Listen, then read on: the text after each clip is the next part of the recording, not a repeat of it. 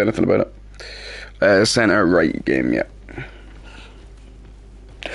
Oh, let's try this again, Sam. Take 6, yeah.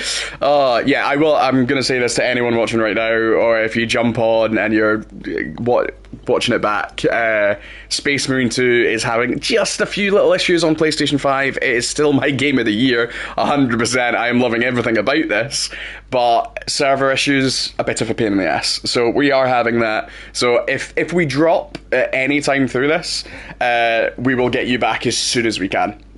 So basically, if we drop at a really crucial point in the mission, we will get to a safe place. Basically, for anyone who hasn't played Space Marine, there are certain save spaces where you can cool off for a minute or two.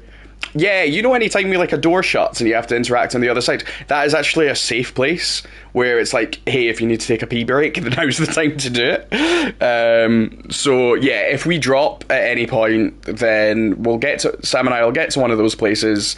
You can't hear Sam, just again, Discord and PlayStation, stupid. But yeah, Sam is kicking about. Unfortunately, Sam doesn't have a PlayStation, so you can't hear him.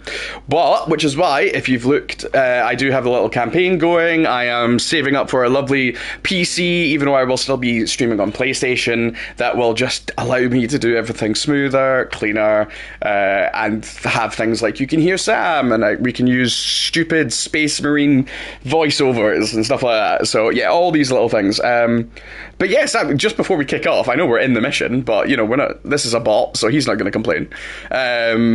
You were kind of saying like, oh wait, are we starting a podcast? I didn't know about this. So essentially, if and when, you know, I do get the PC, it's going to allow me to go back to doing really good editing of YouTube videos and doing more reviews again. But I said it on my Instagram today that I've been invited to be on the What Culture Gaming podcast next week. I say the What Culture Gaming podcast. It is one of the podcasts within it called the Untitled Banter podcast, which is the UBP, which is with the fantastic Scott Tailford and Josh Brown, who you guys know I've mentioned umpteen times, that I just absolutely love the podcast. So I love how you're just looking about the place. He's like, I'm just gonna have a look in the sky. But yeah.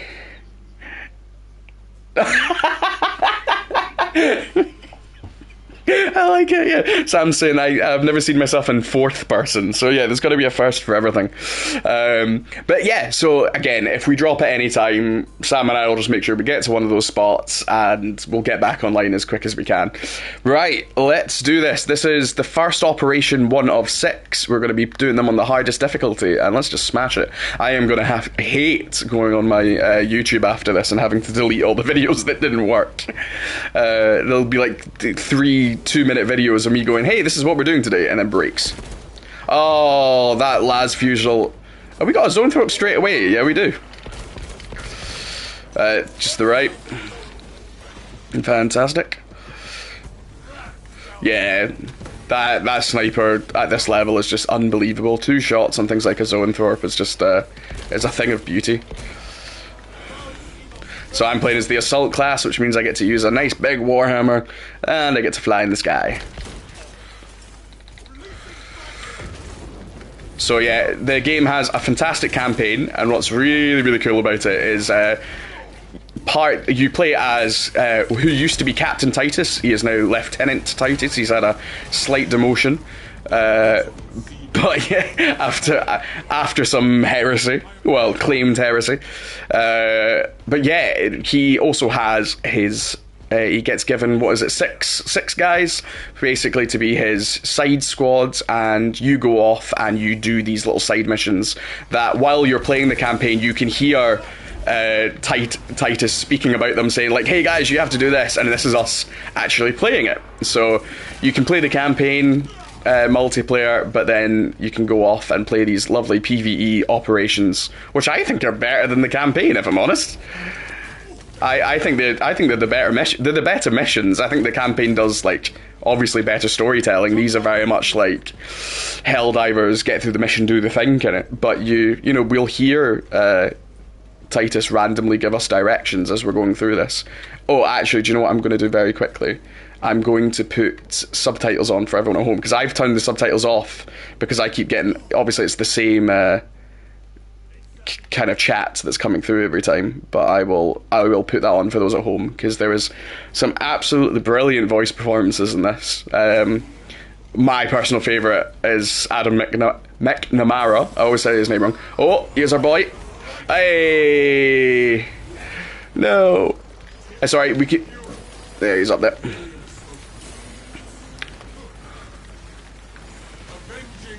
You can actually do something quite cheeky here. You can run. You know how the next zone has like the big ammo crate. You can just walk him to the ammo crate. That's alright. Oh, I'm just gonna get rid of any of these little guys popping up from the side. Yeah, I can do sweet nothing because I am a melee glass who's getting his ass kicked. I think my bolt pistol is better than yours. It's bigger than yours. Sorry, I was clearly making inappropriate jokes. Oh mate, this is a bad start today. I've clearly been thrown off by our crazy start to this. Oh, sorry, Bulwark's got me. Yeah.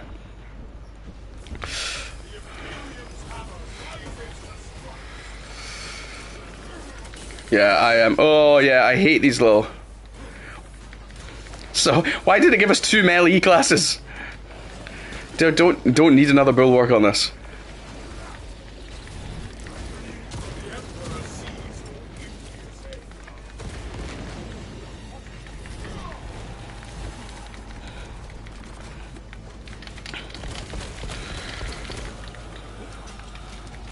What? Have you, is it because you've like upgraded your weapon to like a relic, that particular relic weapon doesn't have the ammo that you had, your ammo reserve? Oh, you're right, no, yeah, we practiced this one last night. Maybe it was just like we had a heavy in our team, or attack in our team that's given the extra ammo. It could, yeah. So yeah, every class in this, there's 6 classes you can pick from. Every class has like a whole bunch of perks, so I think this is why I prefer Operations over the campaign. Is like, as much as I think the campaign is incredible, what's nice is you can really make these characters your playstyle. So my whole thing with the Assault is like getting in to like biggest trouble, surrounded by as many guys as I can, because the more I'm taking damage, the more I can force people into a situation where I can do a thing called a gun strike. The more people I gun strike, the more likely I can do an execution. So basically every time I do that, I get like another armor piece, so it just gives me like unlimited armor. Where Sam's thing is like doing, oh, what I don't know what happened there. This is not how we normally start. We're normally much smoother than this. Honest, I promise. But yeah, I'm looking forward to kind of this nice week of streaming, because we've got this today and I got my other games I need to get back to. I've been having way too much fun on this. But I'll do a bit of Outlaws and a bit of Black Myth Wukong again. But I have just unbelievably mainlined this game. I'm only got 20 seconds, man, so I'll be back.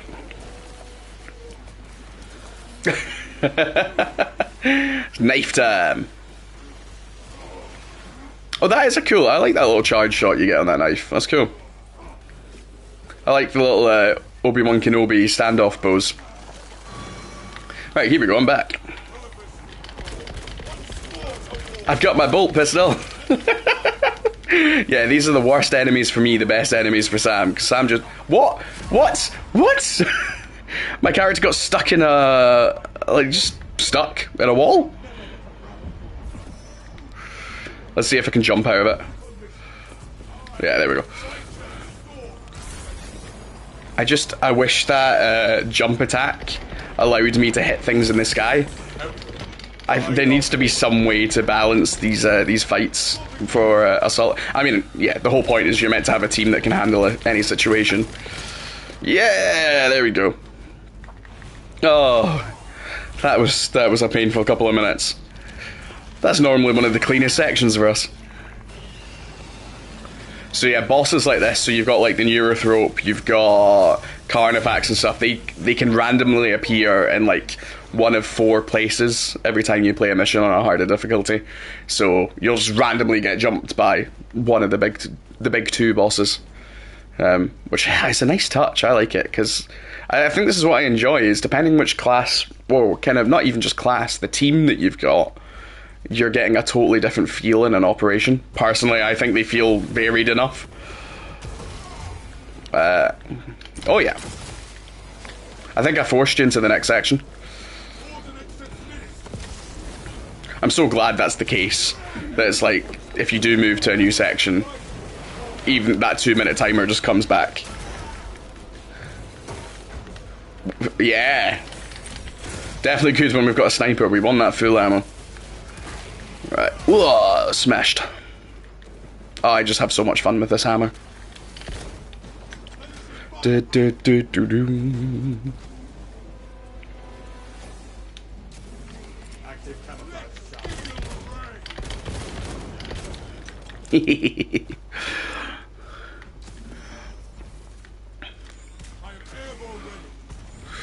The good thing is, I'm hoping that the Bulwark assault class is a nice combo for us defending the generators.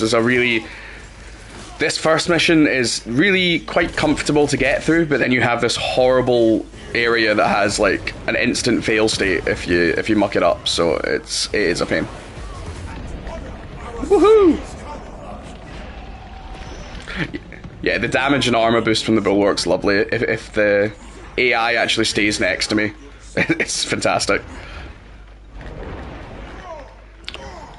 There's an ammo cache here. We never get an ammo cache on this difficulty.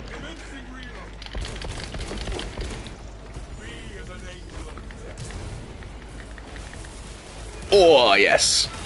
A thing of beauty.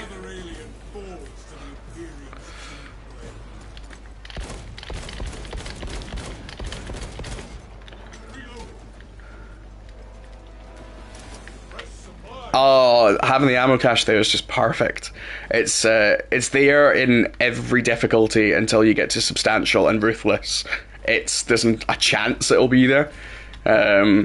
So yeah, the first 2 difficulties are the first one's dead easy. You can basically walk through the level. The second one, you don't get any better armory data. It's just you get slightly more enemies. Things are slightly harder. Then substantial is where the game just takes off and is just absolutely, I was going to say ruthless, but that is the next difficulty. The game just really likes to take the piss in the best way. I love it. You sometimes feel it's just a bit crazy. But I do love it. I just like this moment. Look at this. I'm just surrounded. It's brilliant. Proper Space Marine power fantasy. I think by far this game just captures what 40k would feel like. Just endless war, endless enemies, especially fighting the Tyranids. Of all enemies, this is what I imagine fighting the Tyranids would be like. Oh, we're getting risky. We're getting risky. I was getting cocky.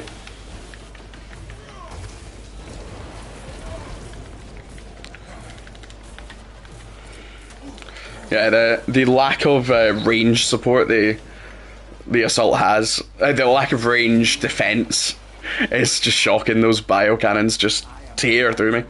Right, come on, Sam, you've got this. Camo away. So it's 100 seconds till I'm back, and that AI cannot die. So I say that the AI can die, but so the AI health system is quite cool. I didn't realize this, but it's a timer instead of health. So if you're struggling in a section, if you're not killing enough enemies like quick enough and you're leaving the AI to do it, the AI just like slowly dies. It is taking hits, but it's like it will only take a hit every 5 seconds. It'll only take a hit every 6. So yeah, it's quite smart how they've done it, because if they gave the AI the exact same health as a player, it would just be horrendous. I am loving that relic sniper you've got, Sam. That is a thing of beauty.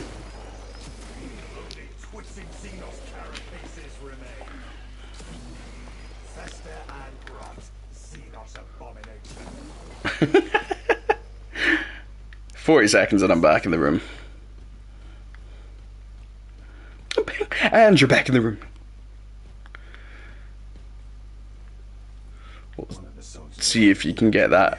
Hopefully there's a wee... So, yeah, so what we're looking for is, in every operation, there is armory data, which is what allows you to master weapons and unlock the next rank of weapon. We're at the top rank of weapons, but it means, like, the other classes, because every class you have to rank up their stuff individually, it means that, like, we can just immediately buy them. It just makes leveling up way smoother.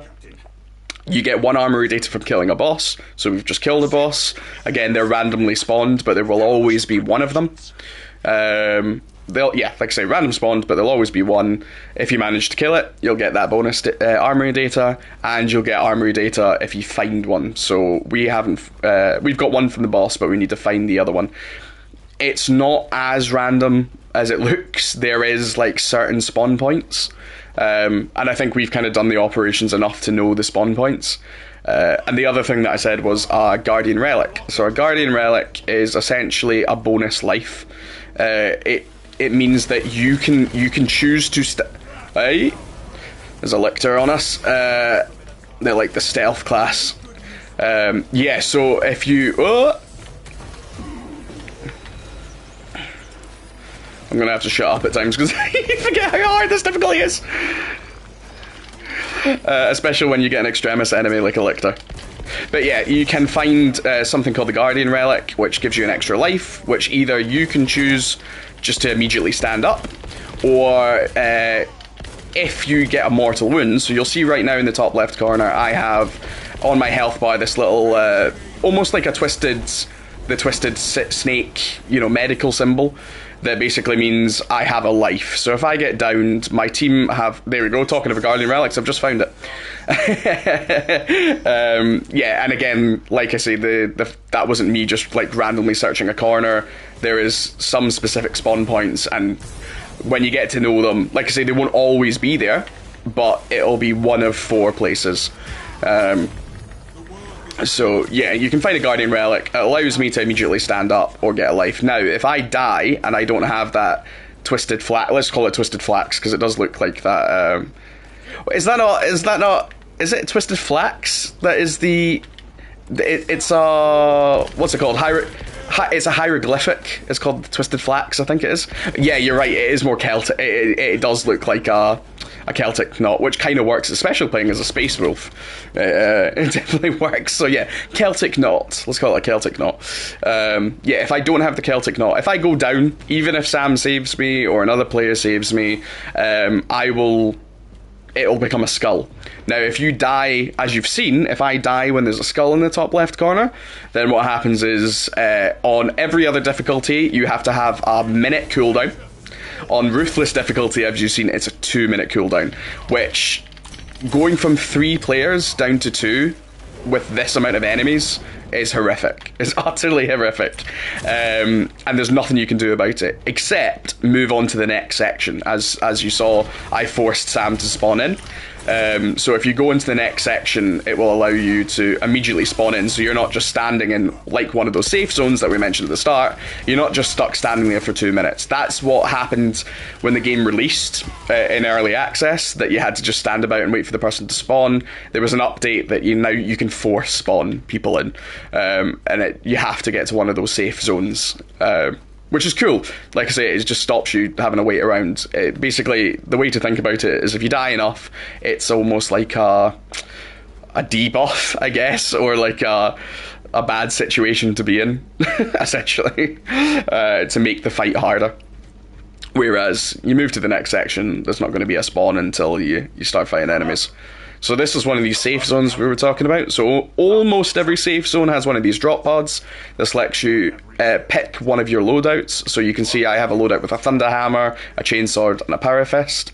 Heavy Bolt Pistol is the only weapon I can use. If I select this, I immediately get full ammo, and I also get full of my ultimate. My ultimate's that thing of me jumping in the air. The only other kind of secret thing you can find, so there's ammo boxes and grenades about. The only other secret thing you can find is something called a Gene Seed.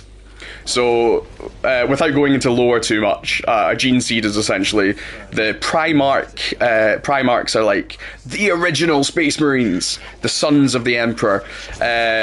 These are like their DNA codes and all the data about them. And if you find a gene seed, it gives is it 30% extra experience? Yeah, so if you find that, you get 30% extra experience, but this is only if you can carry that gene seed through the entire level. Now, it's not even if you like completely die or lose the game, it's if you die once holding onto the gene seed is lost.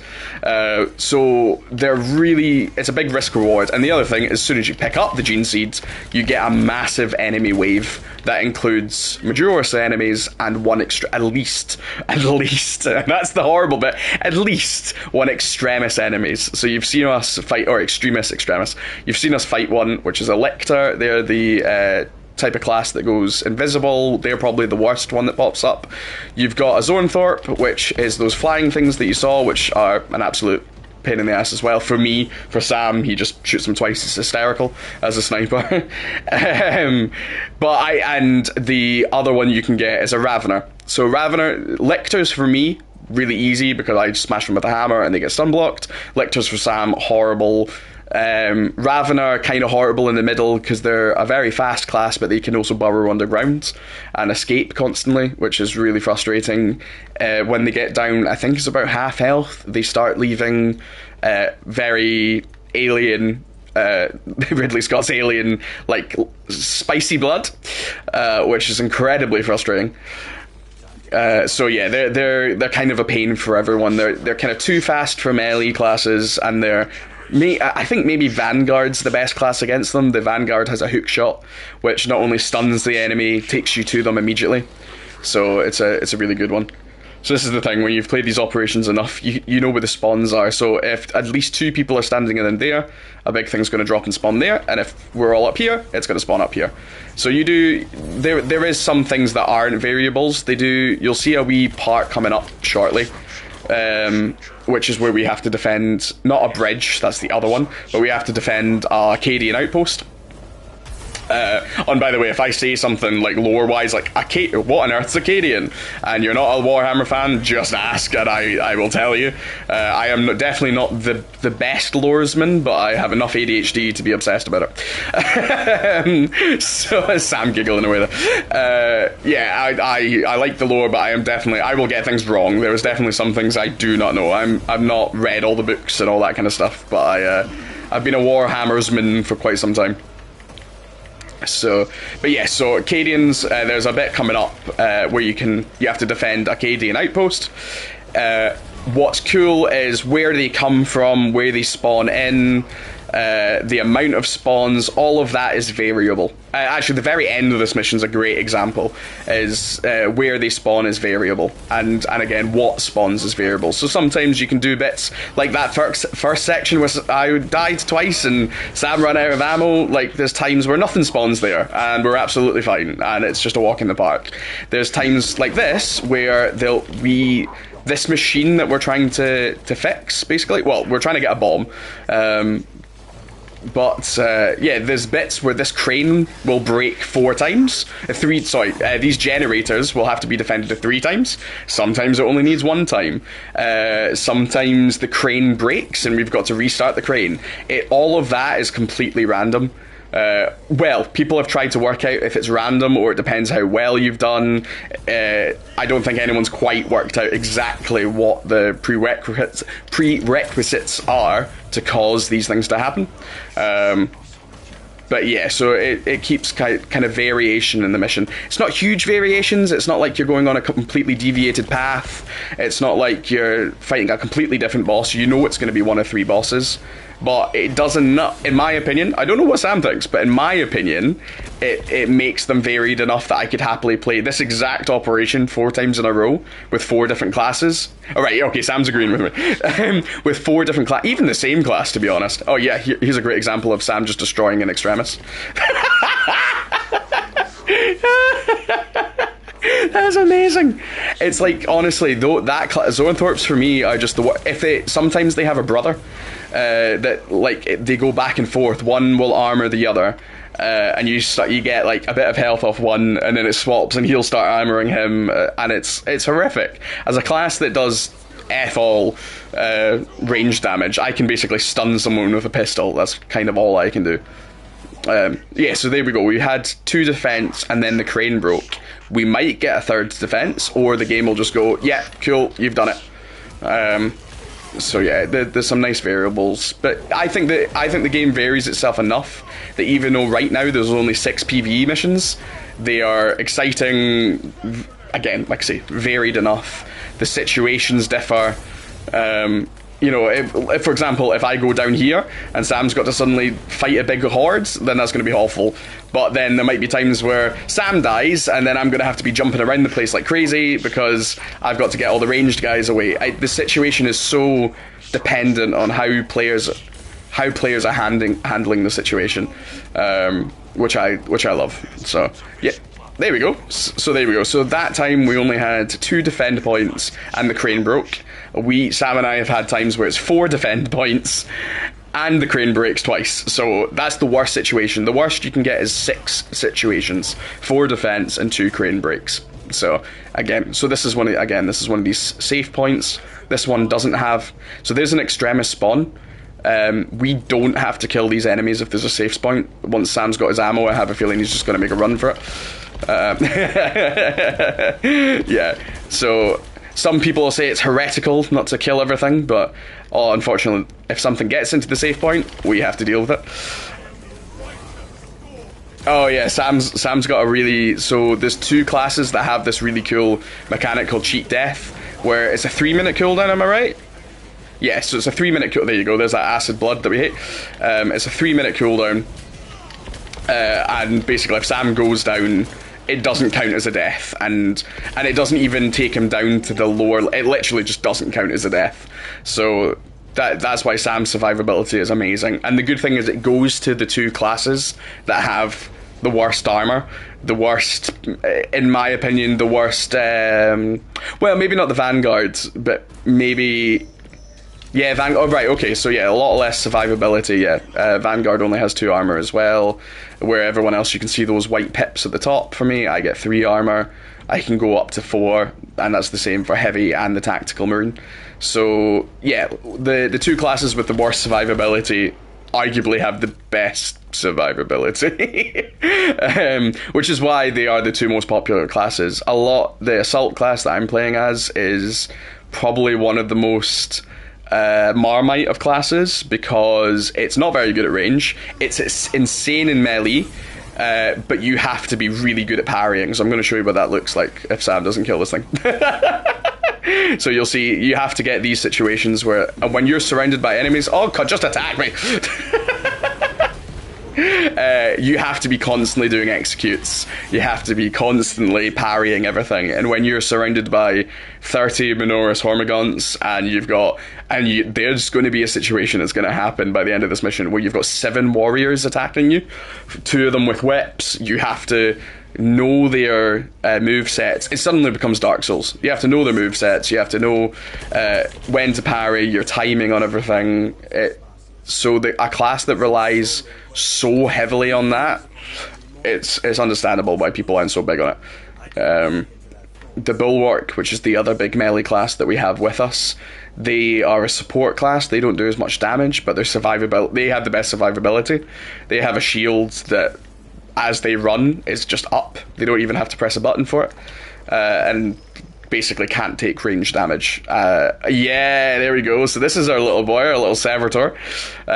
We're looking for one of these. Not Servitor, what are these ones called? I always forget. I get the Servitor and these guys muddled up every time. Servo Skulls. Yeah, Servo Skulls. So yeah, Servitors are like Servo Skulls, but it's a human body and they're basically slaves. But they're also not, because they choose to become a servitor, or not always, sometimes it's criminals, but it means they're forever in service of the Imperium. Servo Skulls, a little bit nicer. There's not really good guys in 40k, as everyone always says, but yeah, there's I think what I was saying was just there is enough variation in this game for me that just keeps it fresh, and just enjoyable as well. But yes, I love your cheat death. I think it's such a cool thing. It makes me want to play Vanguard next because I love. I think I love just being able to dive into enemies with this, and the Vanguard has a hook shot, and it's very similar. It's not as powerful as the dive, because this, if I charge it up, is ridiculous amount of damage. I love you just sniping. I always love seeing that big Lasfusial like shot just coming in from the distance. Oh, you got the armory data, so that's not going to spawn there. Again, that's what I was saying before, is there is very particular points where things spawn. So the fact that we haven't found a Guardian Relic, I can tell you I know exactly where this last Guardian Relic is. So I've got one, yeah, I've got that one from earlier. I can tell Sam exactly right now. Do you know which one I'm talking about in that back corner? It's almost a guarantee. It's not a guarantee, but it's almost a guarantee that we've not found any other ones, that the one Sam is running to right now will be there. It's just how it works. If it's not there, I'm going to be really sad. Is it not there? Oh, okay, so we've been really shafted in this mission because there's been one Guardian Relic. We've checked every point that the Guardian Relics would spawn, and they're not there. So that does happen. Sometimes the game just serves up a big F you. And you just have to really work as a team. Again, people have tried to work out if it's like, if you have a bulwark or a heavy, you don't need as much health, stims and that, because the bulwark can heal you, and the heavy can give you like bonus armor and stuff. So people have tried to work, is it down to class composition or something? I'm sure the code will finally come out, and then it'll just get patched, and then it'll all change again.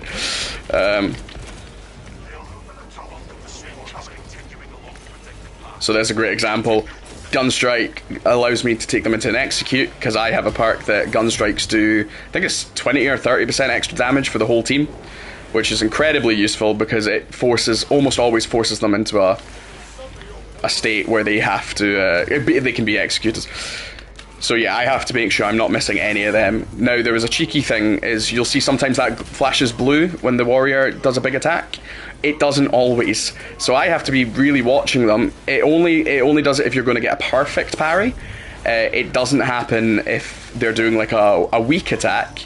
So you can actually parry even Hormagaunts. That's something that isn't like explained very well. Like there, I just parried him, so that's why I got an instant kill. So if you parry a Minoris enemy, they will just automatically die. But yeah, it's just not explained very well. And to be honest, you're normally better swinging a big weapon than... Oh, well, let's see. So, yep, there we go. So that's what we're talking about how we kind of know the spawn points. This is a very common spawn point, but they can also come from the sides. There's two broken bridges on either, well, I guess one broken bridge, but there's a broken bridge kind of just above us, and sometimes they'll come from the sides there. So you see, the problem with this class, if there's a lot of ranged enemies, I get screwed like that. Now Sam can come rescue me, or the Bulwark can come rescue me. I don't have to use that Guardian Relic, but if I die again with a skull, I have to use the Guardian Relic, because no one could revive me. I would just immediately go into that 2-minute clock if I die again. The Guardian Relic gets rid of that 2-minute clock and takes me back to not having a mortal wound. That's what that skull's called. So it's a really good system. I like it. I much prefer it than the Hell Divers. Yeah, you can only die 4 times, or you can only die 3 times depending on the difficulty. So again, that's one of those situations where I just know it's attack. So even though I screwed up on the... There you go, and he's coming in for a second. Gunstrike, and that takes me to an execute. So with this class, you need to know every enemy's attack pattern. Otherwise, you're screwed. Nice. So this is what I was saying. They're probably going to come from that side, or this side this time, or there you go, or you get one from the top, from the bottom. So yeah, it's all random how that happens.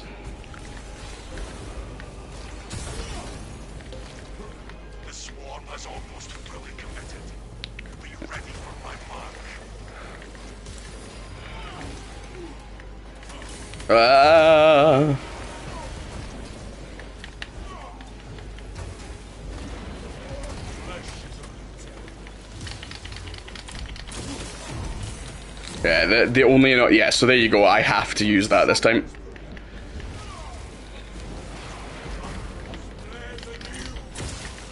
Come on, we're almost there.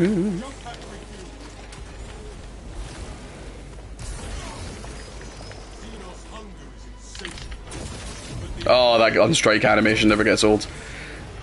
So, the good thing about a Gunstrike over an Execute is a Gunstrike is quicker, and you can get back into the action. The only problem with a Gunstrike is you can get knocked out of it. You can get attacked while you can't. Yeah, it's very annoying, especially when it's like a warrior and it says you can Gunstrike, but they come back in for an attack. So you need to either hit that Gunstrike immediately, or you need to hold off on the Gunstrike. It doesn't last very long though. An Execute will always kill the enemy. It does the exact same thing of if you manage to kill with a Gunstrike, it'll give you armor. If you don't kill with a Gunstrike, it won't give you armor unless you have a specific perk. And that's what I was saying about the Assault class, is there's a perk that even if you don't kill with a Gunstrike, you'll still get armor.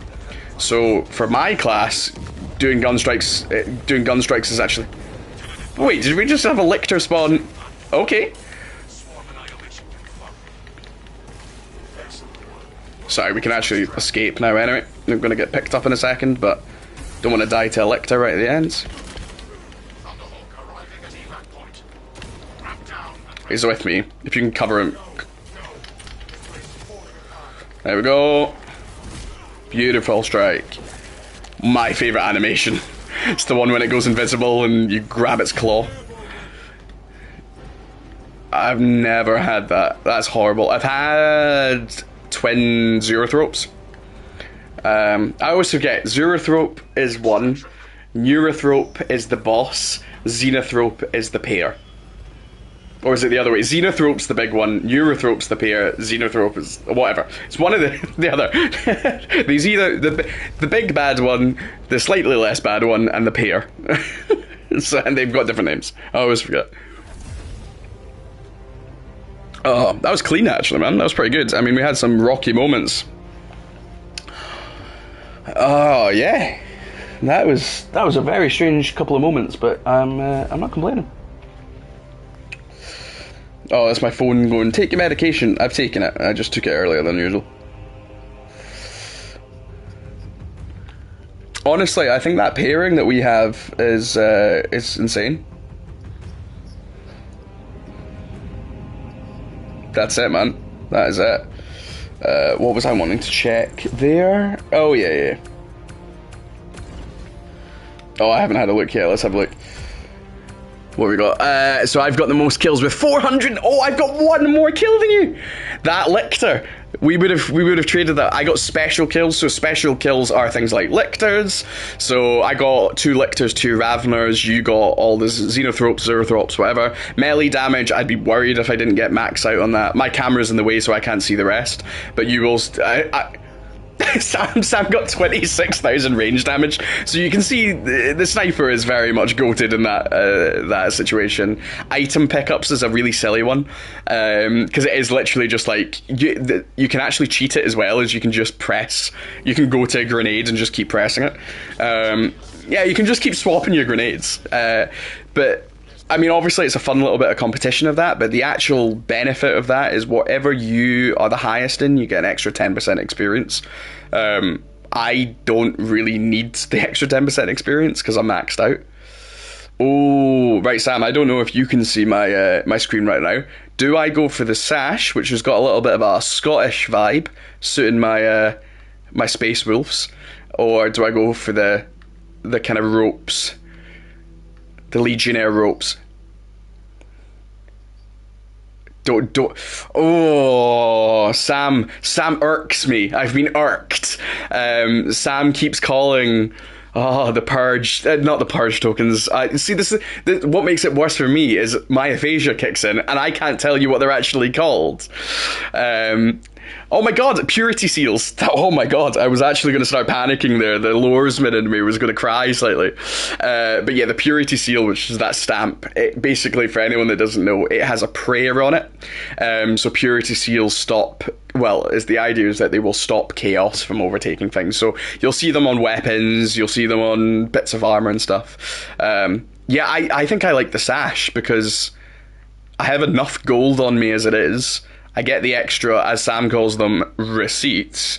I know, so I like that. It makes it feel a bit more Scottish Space Wolf for me. Do you know what I mean? I think we're going to say, and they're both relic anyway, so I think I'll and I like the little key hanging off as well. My car key. Yeah, cool, so that's another relic bit for me. I just love how much money we get from them. Because I'm getting nothing for this class anymore, except for armor. So armor unlocks is really cool. Basically, how you unlock armor is complete operations. It doesn't matter what difficulty. It's just an amount of operations you need to complete. So, but with this class, I should say, it's not that if you complete 30 operations, you've unlocked armor for everyone. It's got to be that class. So let's, for example, three more operations and I'll complete this. So I think this was like 48 operations, which shows how much I played the game, but I can't remember what it was. But it basically counts down for you as well. It's not like, hey, complete 40, well, how many have I completed? No, it counts down, which is really nice. So you'll see I've got 3 more to get that one. I actually prefer that one anyway. There's a special one at the end, so you can unlock Deathwatch armor. I won't go too deep into the lore of what the Deathwatch is, but to get the Deathwatch, you basically come to the heraldry screen, and you have to basically unlock all of the Astartes, the foundlings, unknown foundlings. They all have one piece of the Deathwatch armor, and then you can have Deathwatch gear. That's the only one that's slightly different, besides the DLC ones, because there is a season pass kind of vibe. But there you go. See, like, I complete 4 more, I get that. But that's way more my vibe. So, yeah, that's basically how you unlock it. You can also do the Astartes chapters, so you can play as your favourite chapters. So, Ultramarines, you can do Space Wolves, you can do Blood Ravens, just about all the chapters. I mean, all the main big chapters. Omega Marines, there you go. There's the Black Templars, that's who Sam's kind of running. You can be the Salamanders, they're arguably the only good guys that exist in 40k.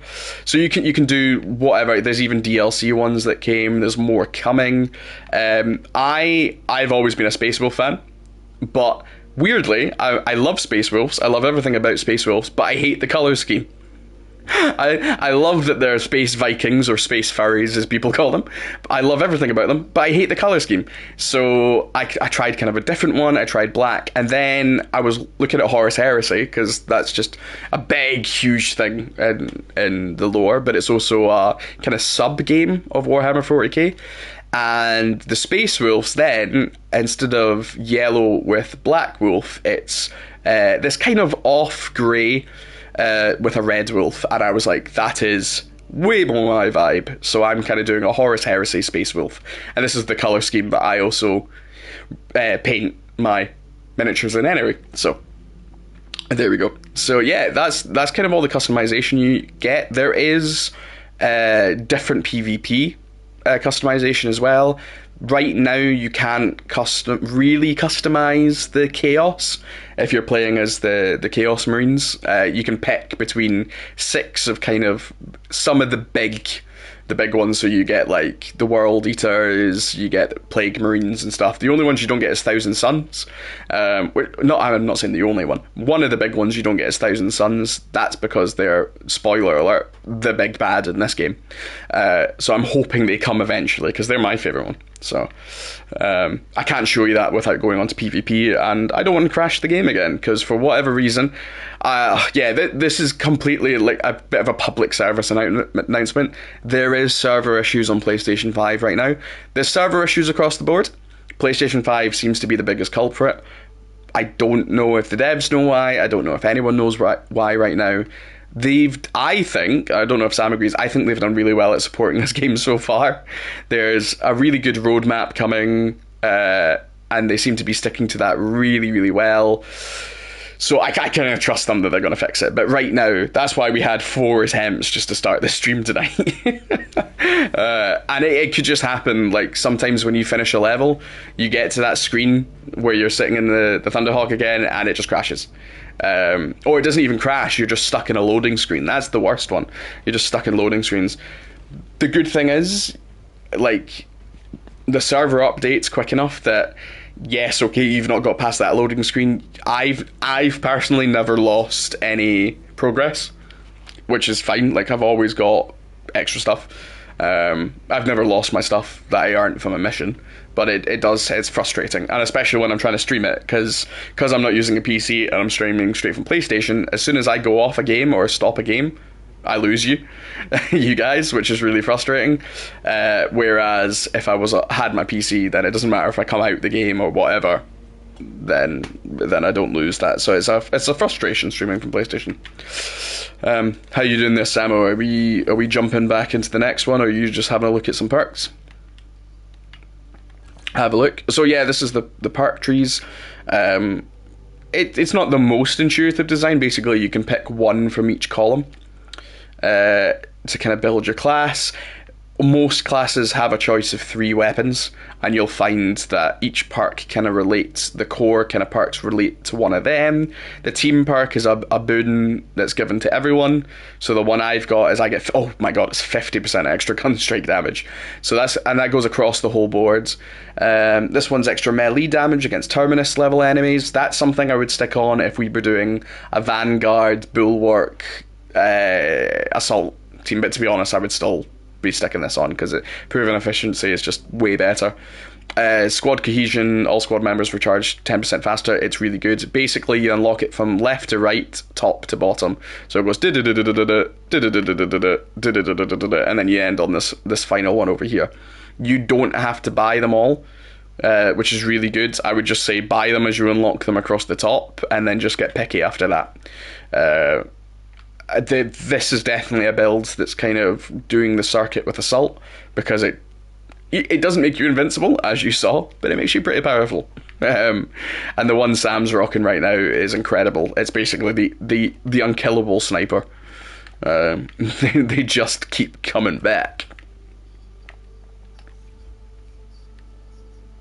Ooh. So yeah, Sam's just saying he's changed a perk that allows him the Las Fusel, which I can just show you from my end of the, because you can't see Sam obviously. You've got the Bolt Sniper Rifle, which is very much, I like bolt weapons more than Sam likes kind of more pulse weapons. So the Las Fusel is kind of like your, let's just call it the Spartan laser of the 40k universe. You charge it up and it has a shot, but it has the highest firepower in the game next to the multi-melter. So it's a charge, whereas the Bolt Sniper Rifle is exactly what you'd expect it to be. And you can also have the Stalker Bolt Rifle. If you're playing with the Stalker, the kind of vibe is you go invisible, you sneak up on an enemy, and you shoot them like crazy. It's not really good for PvE. For PvP, I don't think this game has a meta, but it's the meta. People are basically going invisible and then just shooting like crazy up close and personal, and no one can do anything. So yeah, you've got that kind of for different classes. So what I don't like weapons that have to charge. It's never been my vibe. They're always the most powerful weapons. I just don't enjoy them. But Sam has basically turned his Las Fusel into a Bolt Sniper Rifle. I will say Sam is slowly turning me into wanting to use the Las Fusel over the Bolt, because seeing the sheer amount of damage it does is quite horrifying. Yeah, it's painful. It's painful to watch. It just makes me sad, because I'm like, I can shoot you with a bolt pistol, and you're just like, and dead. Oh, at least, yeah, the normal bolt pistol is awful. I at least get a heavy bolt pistol, which it is good. It stuns. One shot with it will stun any Minoris. It can stun most Majoris. It's fine against Extremis. It does nothing against a boss. But the good thing is I have a giant hammer. So there's that. Right, man, you are party leader. Do you want to give us the next one? No, you're good, man. You're good. I'm just riffing away, man. This is my favorite. I think that this is currently everyone's favorite. The first one is probably the easiest, but except for the fact that, so I started saying it and kind of didn't, as I know always do. When you're defending those generators, if any one of them gets destroyed, it's an immediate fail state. There's nothing you can do about it. It's just, yeah, it's really bad. It's not bad. It's a horrible moment to have. So easiest mission, but it has a fail state. This one, reasonably harder mission, especially because you've got a big, huge boss at the end. We're hunting down a hive tyrant, but there's just moments in this one that is absolutely brutal, and you'll see it. The final boss being one of them. Unless you luck out and have like a sniper rifle that does a shitload of damage every time it shoots things. And also my favourite is crack grenades, which are like sticky grenades basically. They're not, but we'll call them sticky grenades because they do stick. They're actually like beacons for a gun cannon to be shooting things down. As far as I'm aware. Yeah, I'm... Oh, okay, so Sam... Okay, so yeah, Sam's just saying he's dropped a damage, but he's quadrupling fire rate, and to be honest, Sam is overclocking damage most of the time anyway, so he doesn't need to do as much damage as he does. The only thing it'll take you down is it'll take a couple of more shots against the big bad Zoanthropes, or Neothropes, or Ceothropes. But there you go, yeah, he's just firing through it now.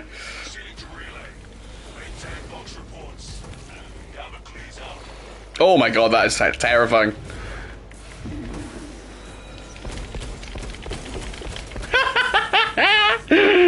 Oh, I love this. That is absolutely terrifying, seeing that. That just looks like I've got like a Tau, you know, hammerheads behind me, just absolutely tearing through everything. It's just like... No wonder everyone hates Tau, it's just because they just shoot you like that from miles away. Oh, that is... I just see those red beams and I'm just like, oh my god, he's here.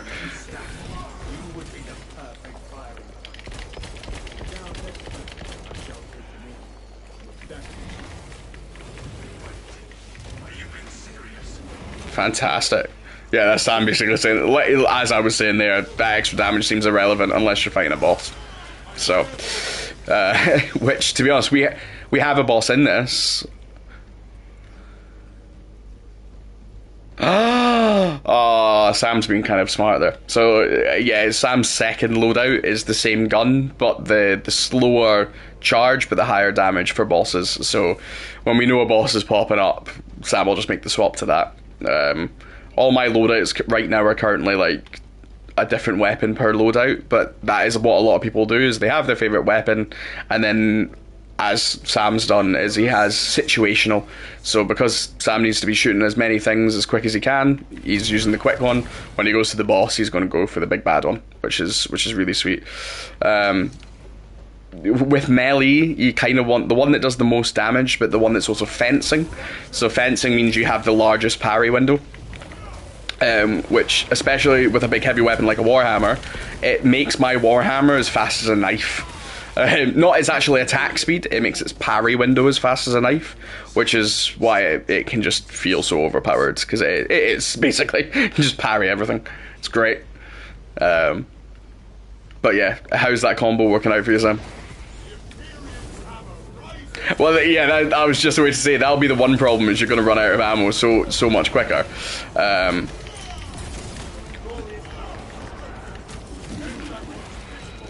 Yeah, so that's something I might have started saying or missed, but there is kind of 1 to 4 weapons in every rank. So you've got standard rank, where I think there's only ever like 2 in there. Then you've got your mastercrafted rank, which is slightly better, and then you've got, again, what's the next one after that? Not after mastercrafted, it's like expert or something. Yeah, it's the purple rank, whatever the purple rank's called, and then the last one's called relic. And like I say, within them, you kind of have one of 4 weapons you can pick from. And I get it's the classic, like, hey, this one does more damage, but it's a longer charge. This one has more ammo, but it doesn't do as much damage. With melee weapons, it's really interesting because what you're normally sacrificing is, this is going to do the most damage, but you're not going to be able to swing it as fast. The middle one is normally what's called cleaving potential. So it does kind of mid damage, but as you swing, it hits more enemies. Now, you'd think that's amazing for a hammer. The weird thing is, the hammer always has the highest cleave in the game anyway. So you don't, sacrificing a little cleave for both better block and better damage is insane. Because that's the only thing I think it doesn't explain very well, is comparing it to other weapons. Because you see the cleave and you're like, wait, well, that's the thing that I want to have as a hammer. I want to hit as many enemies. I'll try and find some for you. I want to hit as many enemies at once as I can. But the thing is, the cleave on the hammer, even the lowest cleave, which I think I have, but I've got the best block and the best attack, is still higher than just about every weapon. So yeah, comparatively, you're always better. I think they've got a partner there, do they? Or are they just boosting? Yeah, there's definitely going to be an enemy down here. We can get him to the door.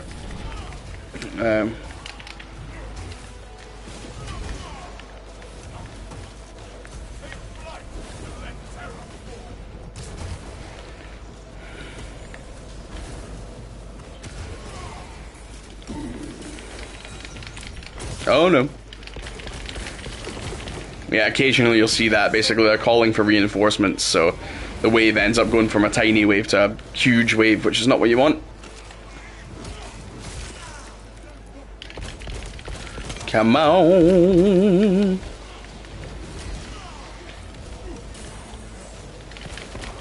Hey, nice one. I've not seen one ammo drop.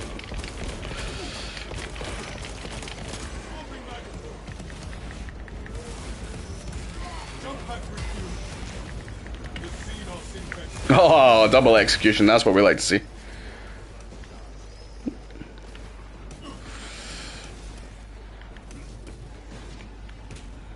Now, I don't know if that's just my iPad mucking up, but it's not showing that a stream right now, but I'll just try. Yeah, it's just my iPad, it's fine.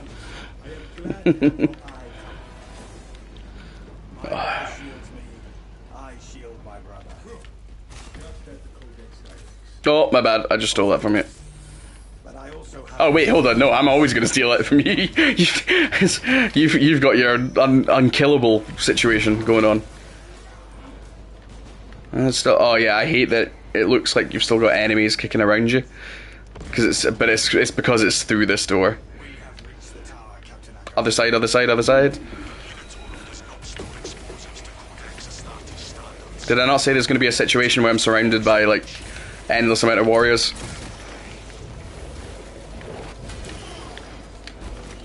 Being surrounded by warriors, for me, is a better situation than being surrounded by loads of small guys, because it's easier to tell when they're a way to attack you.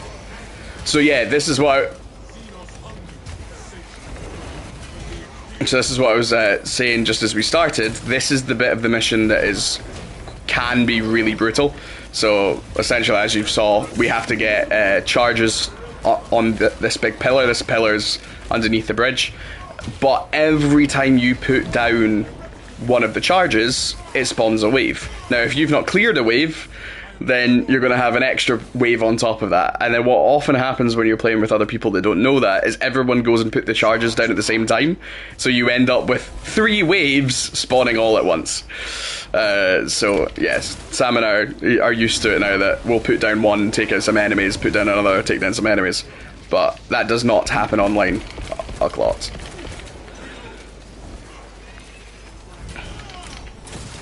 So you see that weird kind of blue glow around that enemy that I'm fighting right now? That means it's been a reinforcement. So Sam and I didn't kill that guy quick enough, or at least stun lock him.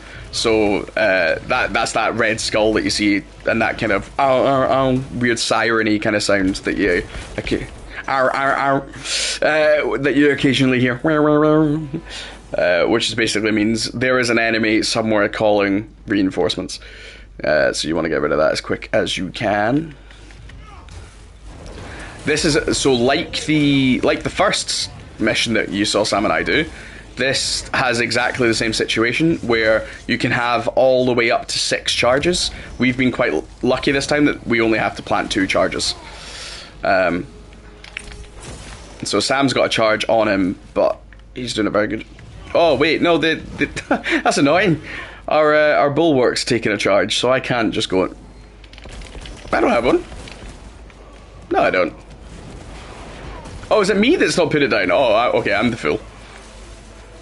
I could have sworn I did it. I don't know. I'm clearly going nuts.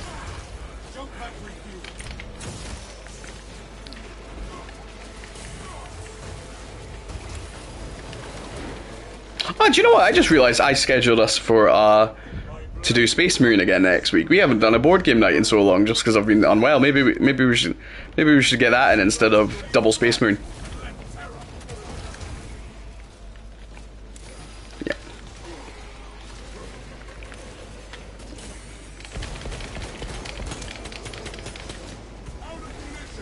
Yeah, is it working for you?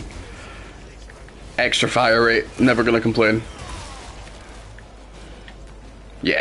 Yeah, and am I right in thinking you've got a perk that every time you kill a crowd, or kill an enemy, you get ammo back or something?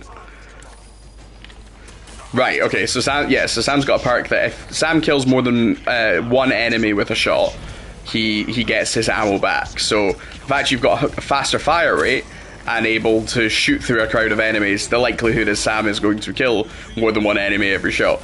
So it's kind of you've basically got a long-range repeater rifle going on right now. Yeah, so it is like you've got the bolt-action rifle without having the bolt-action rifle. I badly need ammo.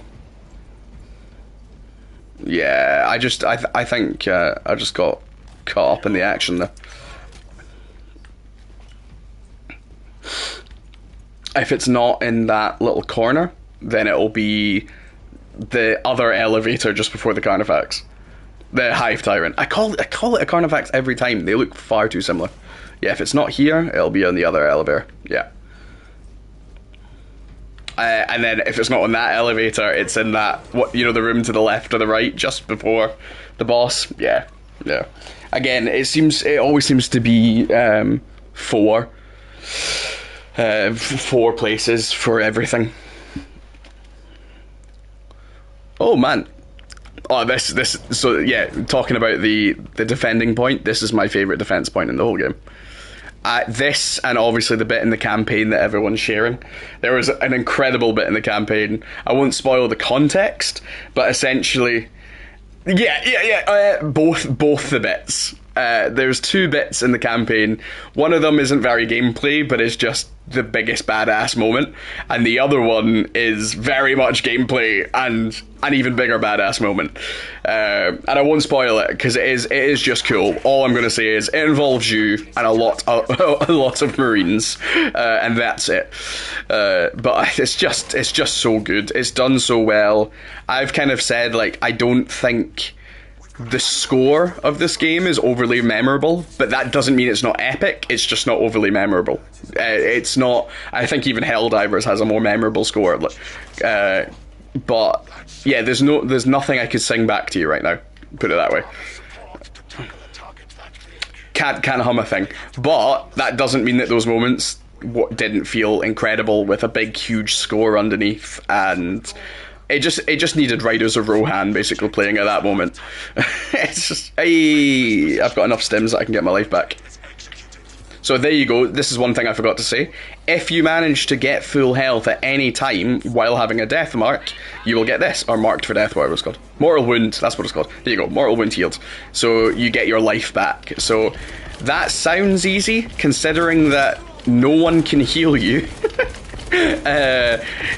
And you can get armor back from your allies, but there is no way to get health back apart from contested health.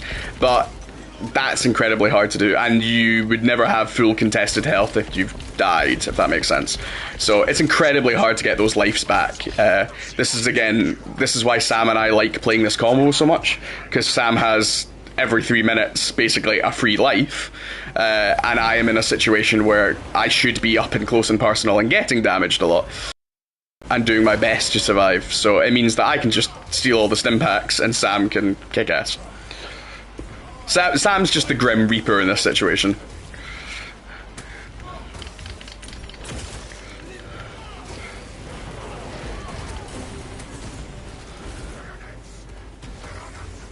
But yeah, if you're liking the look of the game, one, I would say get it. But also, I would also say have a look at the roadmap that's coming up. They are doing some really cool things. Very, very quickly. There is some absolutely fantastic content coming. There is a Gears of War style horde mode coming in the new year, which I just cannot wait for, because by then I've probably played these operations to death. But saying that, there's going to be new operations almost every couple of months, which is really, really cool. So yeah, they're supporting at least the roadmap. If they, at the moment, if they manage to stick with that and they do nothing else after that roadmap, they've still released a huge amount of content. If they finish that roadmap and this game is still doing well and they decide to do another roadmap, this could be one of the best live service games that isn't a live service game.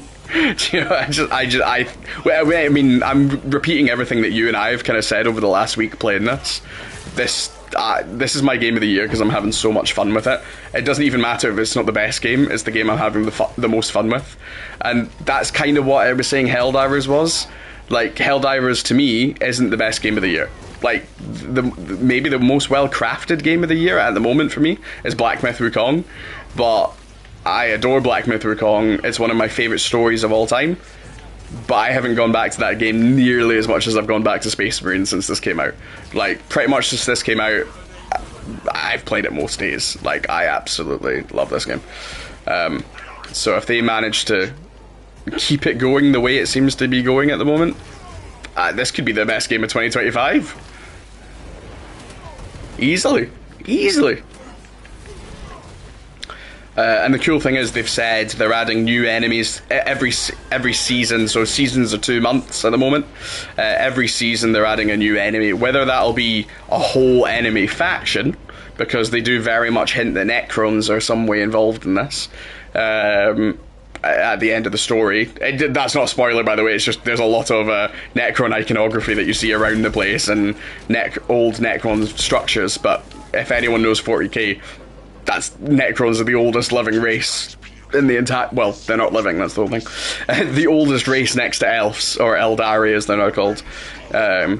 So yeah, there's Necron stuff on just about every planet because they did rule the galaxy once upon a time. Yeah, so a lot of people are thinking is that. I personally think just every season they're just going to add like one new type of enemy, because if anyone's ever gone on the Games Workshop website, you will see Games Workshop being, again, this is stuff so many of you guys will know, but Games Workshop essentially being the guys who make Warhammer, and Warhammer 40k and loads of other great games. There is so many Tyranid types that we don't see in this game. We see Gargoyles, the flying type, but there's different versions of them. There's loads more enemy types that could be added to this game. So this is what I was saying. This can be in this corner, our little armory data. If it's not here, it's at the top of this elevator, and if it's not there, it's in one of the 2 rooms at the end of the game. Have we hit a boss? Is there an opportunity for a boss? Oh yes, there is in the tunnels, isn't there? Yeah.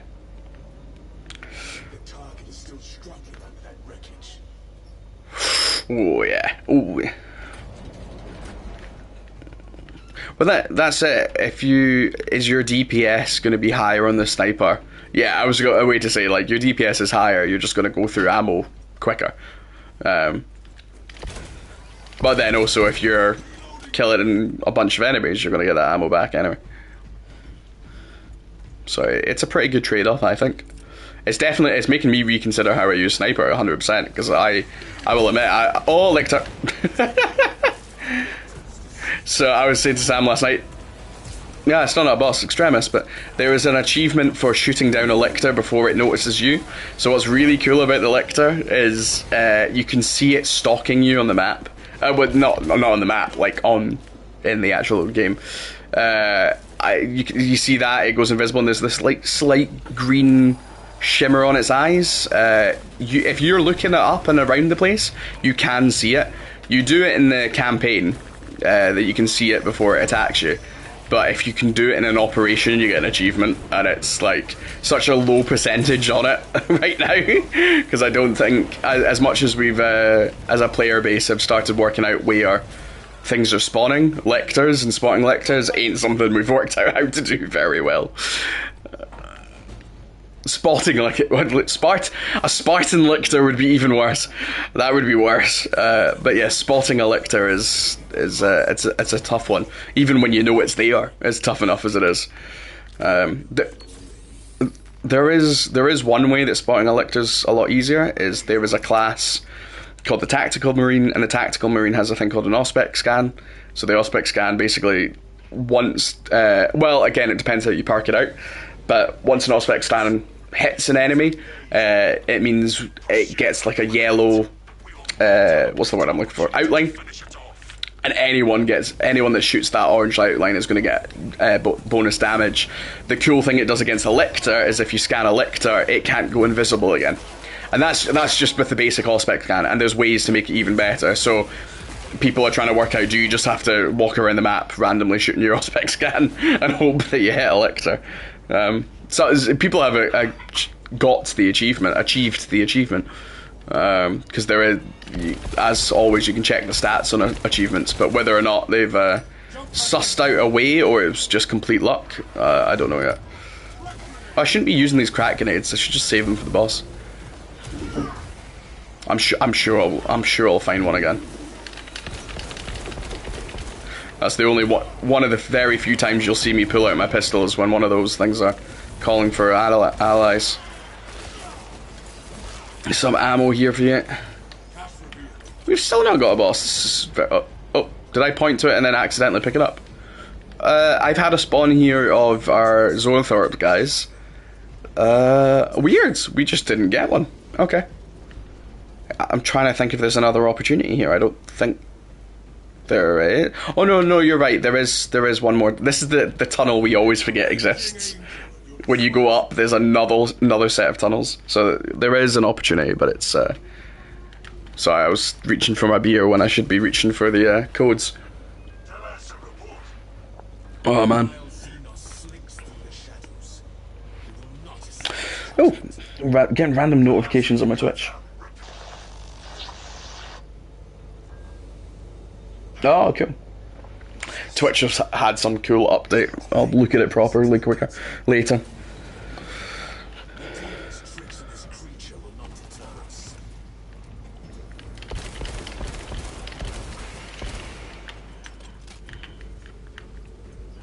Yeah, yep.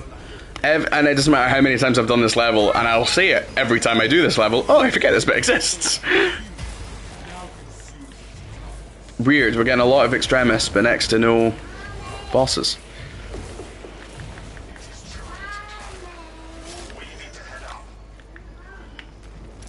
Right, I've got frags, but I'll try and get a crack grenades before we meet our big guy. Yeah, weird. You can get a boss here. It sometimes jumps out of this bit, but it's so rare for me. I've almost never had it. And that, yeah, we were trying to work out again what the prerequisite for is to spawn a boss. They're just, it's. I think it really is just luck. I think it's just completely chance. Yeah, the armor data. If the armor data is not in this corner, then I'm gonna cry. I mean, I'm doing these runs for the money. The armor data is a bonus to me. Yeah, there's our boy. Oh well. Oh wait, no. Did we not suss this out? That you get armor data for killing the Hive Tyrant? Because the Hive Tyrant is the boss of this level. Oh no, we asked that exact question last night, and then my game crashed on me, so I couldn't actually check if that was factual or not. I'm gonna guess. The annoying thing is I can't remember. Do you remember how much armory data you had before we went into this mission? Precisely what I shall wait until all are present. Yeah, right. Yeah. So yeah. Right. Yeah. Yeah. Well, we just completed that last mission. Did you buy anything with it? Did you master something? Okay, so let's presume you had 0. So I wouldn't have bought anything, so I'm going to presume I have 0 too. Because I upgraded a bunch of things last night. Favorite boss in the game, next to the big boss at the end that I won't spoil in the campaign. I still think that fight is unbelievably good.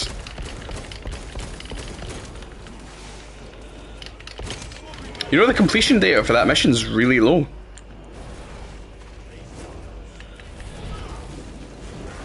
I see crack.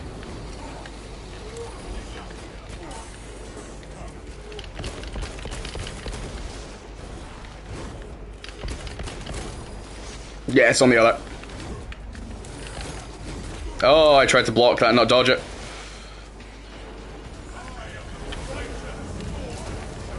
So it's the frustrating thing in this level is occasionally... Oh, yes! I love having a bulwark against this boss. Just getting that extra shield constantly. Honestly, I do think this is my favourite team. This team, because as a sniper, does it feel like you're never getting targeted? Right. They're cool. Yeah, I think, well, for us, I think this is our favourite team, because you love being a sniper, I love being the big melee berserker guy. It's definitely my favourite setup. The other setup we were doing is really nice, where you have a tactical marine who acts as the spotter for your sniper rifle. That's really good, because basically he will auspex scan something like a boss like this. Oh my god, this is only his first health bar. Are you sure? No, this is first health bar. Yeah. So yeah, this is when he goes into kind of a rage mode, and he learns this skill, which is really frustrating. If you get into them, it's and annoyingly unlike the Zorthorpe boss, you can't get inside it and block yourself from it. It's just you'll get hit from it, so you just have to have perfect dodge.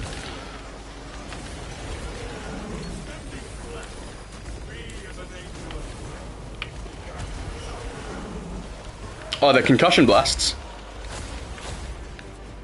No, yeah, you've just been lucky that he's never targeted you with it.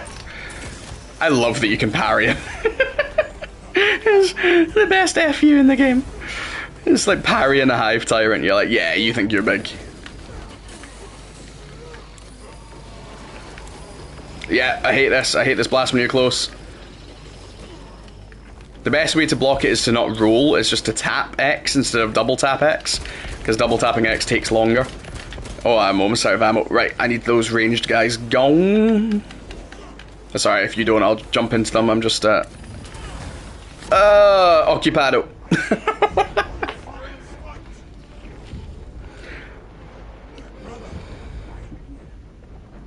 I actually do think I'm gonna go Bulwark next. Well, it's funny because I started it and I hated it. I just didn't like the power swords.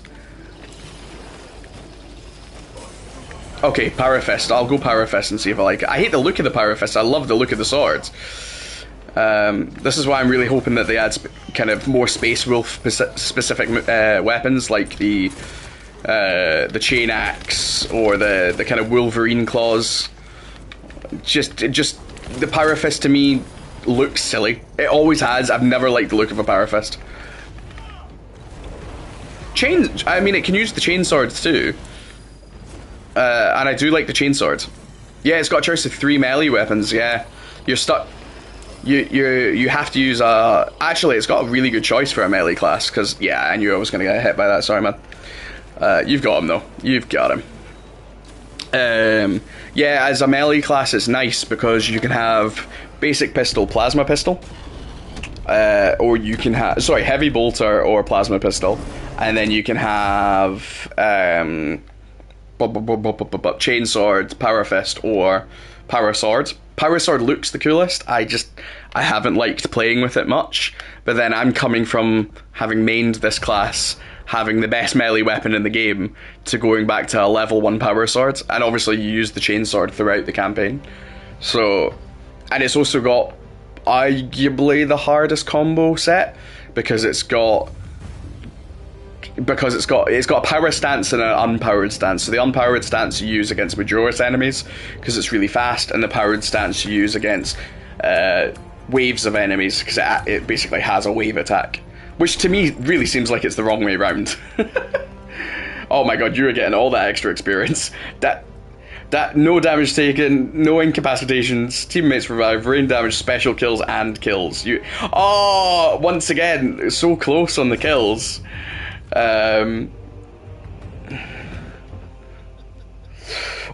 So Grandpa Max was asking, is this game like Destiny or Helldivers 2? I think I might have explained this earlier, is what you said. So, it is like Gears... Oh, right, do you know what it's like? I actually thought of this the other day. It's like Gears of War with Helldivers 2. The multiplayer is like Helldivers 2 for sure. The PvP is like Destiny. The boss battles are like Dark Souls. The parrying is like Bloodborne or Sekiro. Honestly, I think this is just the perfect blend of game. The campaign is awesome and you can play it with 2 mates. The PvE is awesome and you can play it with 2 mates. It's adding a Horde mode in the new year, which is going to be like Helldivers meets Gears of War. Visually, it's like Gears of War. It's got 40k is unashamedly a thief. Like, it's a complete thief of a franchise, because it's Dune, it's Star Wars, it's like, you know, the Necrons and all of those things. They're all stolen from something else. The Tau are basically Gundam Warrior meets Bushido Japan. You know, it's like, it is the biggest thief. But because it's the biggest thief, and because it's been about for 40k it hasn't, but Warhammer is almost 40 years old, which makes me feel horrific. It's the best lore, because there's something for everyone. For example, Sam hates Space Marines. You don't hate Space Marines, right? But your fascination in the lore isn't really in Space Marines. I used to hate Space Marines. Then I discovered Space Wolves in my like 20. I mean, I knew Space Wolves existed, but in my 20s, discovered Space Wolves, and they are kind of part in the Horus Heresy. And I'm like, they are the coolest guys. The Thousand Suns are my favorite chaos because they're not really chaos, and all of this kind of stuff. There's so much to it. So look, this is a lot of people are saying, if you just walk around this battle barge, there is things that will make no sense to some people. You're like, what on earth is this little floating skull? Who are these red guys? You know, and you get some of that information in the story, like here, you know, like, okay, there's Thunderhawks, what are these things? If you go upstairs in the campaign, there is random babies that have wings, like cherubs that look like they've got horrible mechanical parts on them, and there's so many people who haven't played or know 40k lore going, what on earth is going on in this game? But what's really nice, and everyone knows my big thing with games is community. Like, I want a good community, be it a Discord channel, no worries, Sam. Sam's just having a quick run. But it's having a player base, and what's really nice is you'll always have some gatekeepers, especially in the Warhammer world. There is gatekeepers and, you know, people giving people hard times for not knowing the lore, and you're like, you've got to learn sometime, you've got to start sometime. My kids don't know the lore, but I'm pretty sure I'll get them into Warhammer at some point. You know, there's got to be a first time you discover it. But what's really cool is you're having some really nice people giving lore dumps on Facebook or during the game. I've had someone play with me who's like, oh wait, because he was using basic skin, he's like, oh, how come you've got a wolf on your pauldron, what does that mean? And I'm like, oh, there's a whole other chapter called the Space Wolves, and yeah, so it's great. Honestly, it's my game of the year. I said there is some caveats at the start, and the caveats right now is the servers are a little choppy. There's a couple of server issues right now, specifically on PlayStation 5. It is existing on the other consoles. The PlayStation 5 is kind of the worst for it. But the support for the game already has been absolutely stellar. So I don't see them. Oh, that's cool. Yeah, that just feels like a kind of upgraded version of that. Yes. Yes. Oh, I'm loving this. Oh, do I put a bit of red on? I think I'm going to put the dark red on that shoulder. And this is the other cool thing, is you just get to play. Yeah, people really are loving it. If the other cool thing is it's crossplay, and I'm saying this to any of my followers and subscribers and everything. If you get the game and want to be part of this, jump on. Like, absolutely. We'll invite you, we'll play with you. I've maxed out this character. I've got some gear. Sam's almost maxed out his sniper, and it's like, if you get the game and you want to play with us, we will get you in and power level you and help you out and support you, because I think Sam will agree we're loving this game.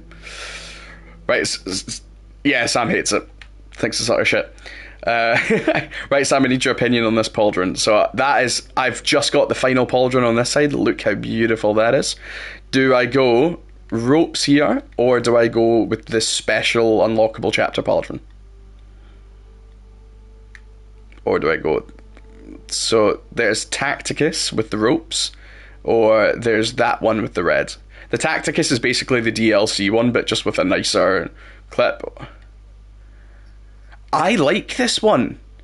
Yeah, I love this one. So, for anyone who's considering getting this game, this is so easy to miss. When you're on the home screen of the game, it says, do you want to pair up? And every time you log in, you can do this, right? Do you want to pair this to... And I can't even remember what it's called. It's just basically Focus Entertainment's, like up Uplay for Ubisoft or something, right? And I've had no emails from them. It hasn't affected my game in any way, so I did it. But the cool thing is, you unlock this. Whereas the other ones will say, like, hey, you have to do this, or it'll have, like, DLC on it. This one just randomly pops up, and I was like, how on earth did I get this? And that's how you get it. Loads of people are like, oh, I randomly got this. That's how you get it. And I think it's the coolest one, especially if you're like me and red is part of your armor set design. But yeah, you might have missed this earlier, pal. But yeah, Max, if you see, you can play as any chapters you want. You can make your own chapters. How you do it. So, for example, I've got 480 coins. Let's just unlock a chapter. So I quite like the Dark Angels, right? So what I would do is I click on the heraldry, and basically I have to buy these. So I buy the emblem, I then buy the color, and then I buy the other emblem which goes on the shoulder. So that, what was that, 30?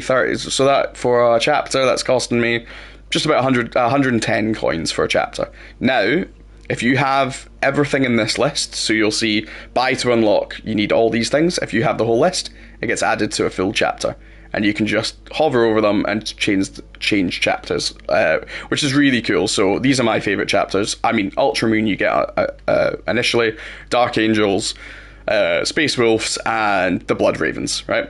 Now, what's really cool is you can then customize chapters. Now, I said this earlier, I am a big Space Wolves fan. I've always hated the colour of Space Wolves, right? So you can customize it. Now, I love the Horus Heresy. This is the Horus Heresy colour of Space Wolves, and you can do that.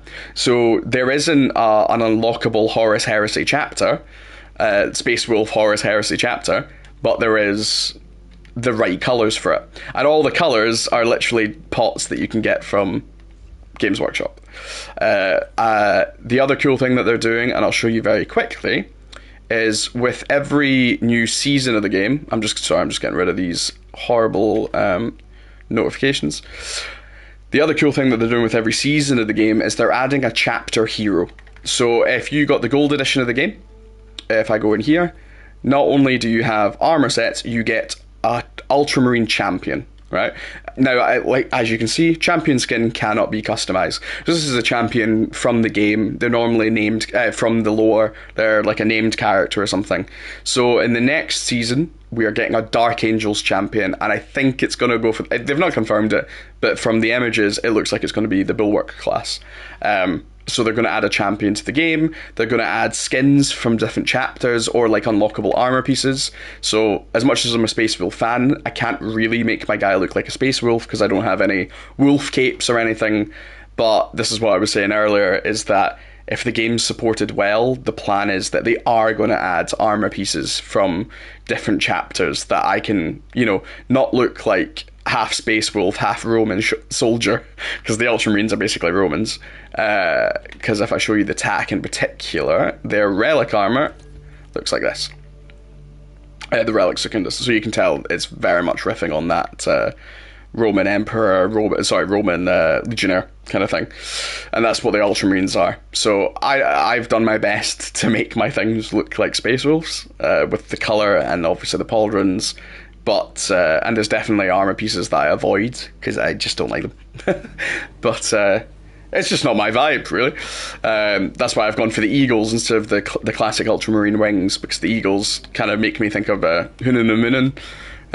But the Space Wolf version of this jump pack is 2 wolves on the side, 2 Fenrirs, or Fenris.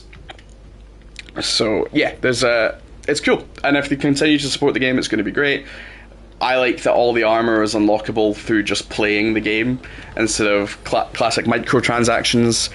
To be honest, there was a more premium price point to the game, and all that really let you do was it gave you a couple of skins for some weapons, gave you a couple of extra chapter colours that you can't get right now, but they'll be coming later for everyone, including that colour that I've got, the Horus Heresy Space Wolf kind of colour.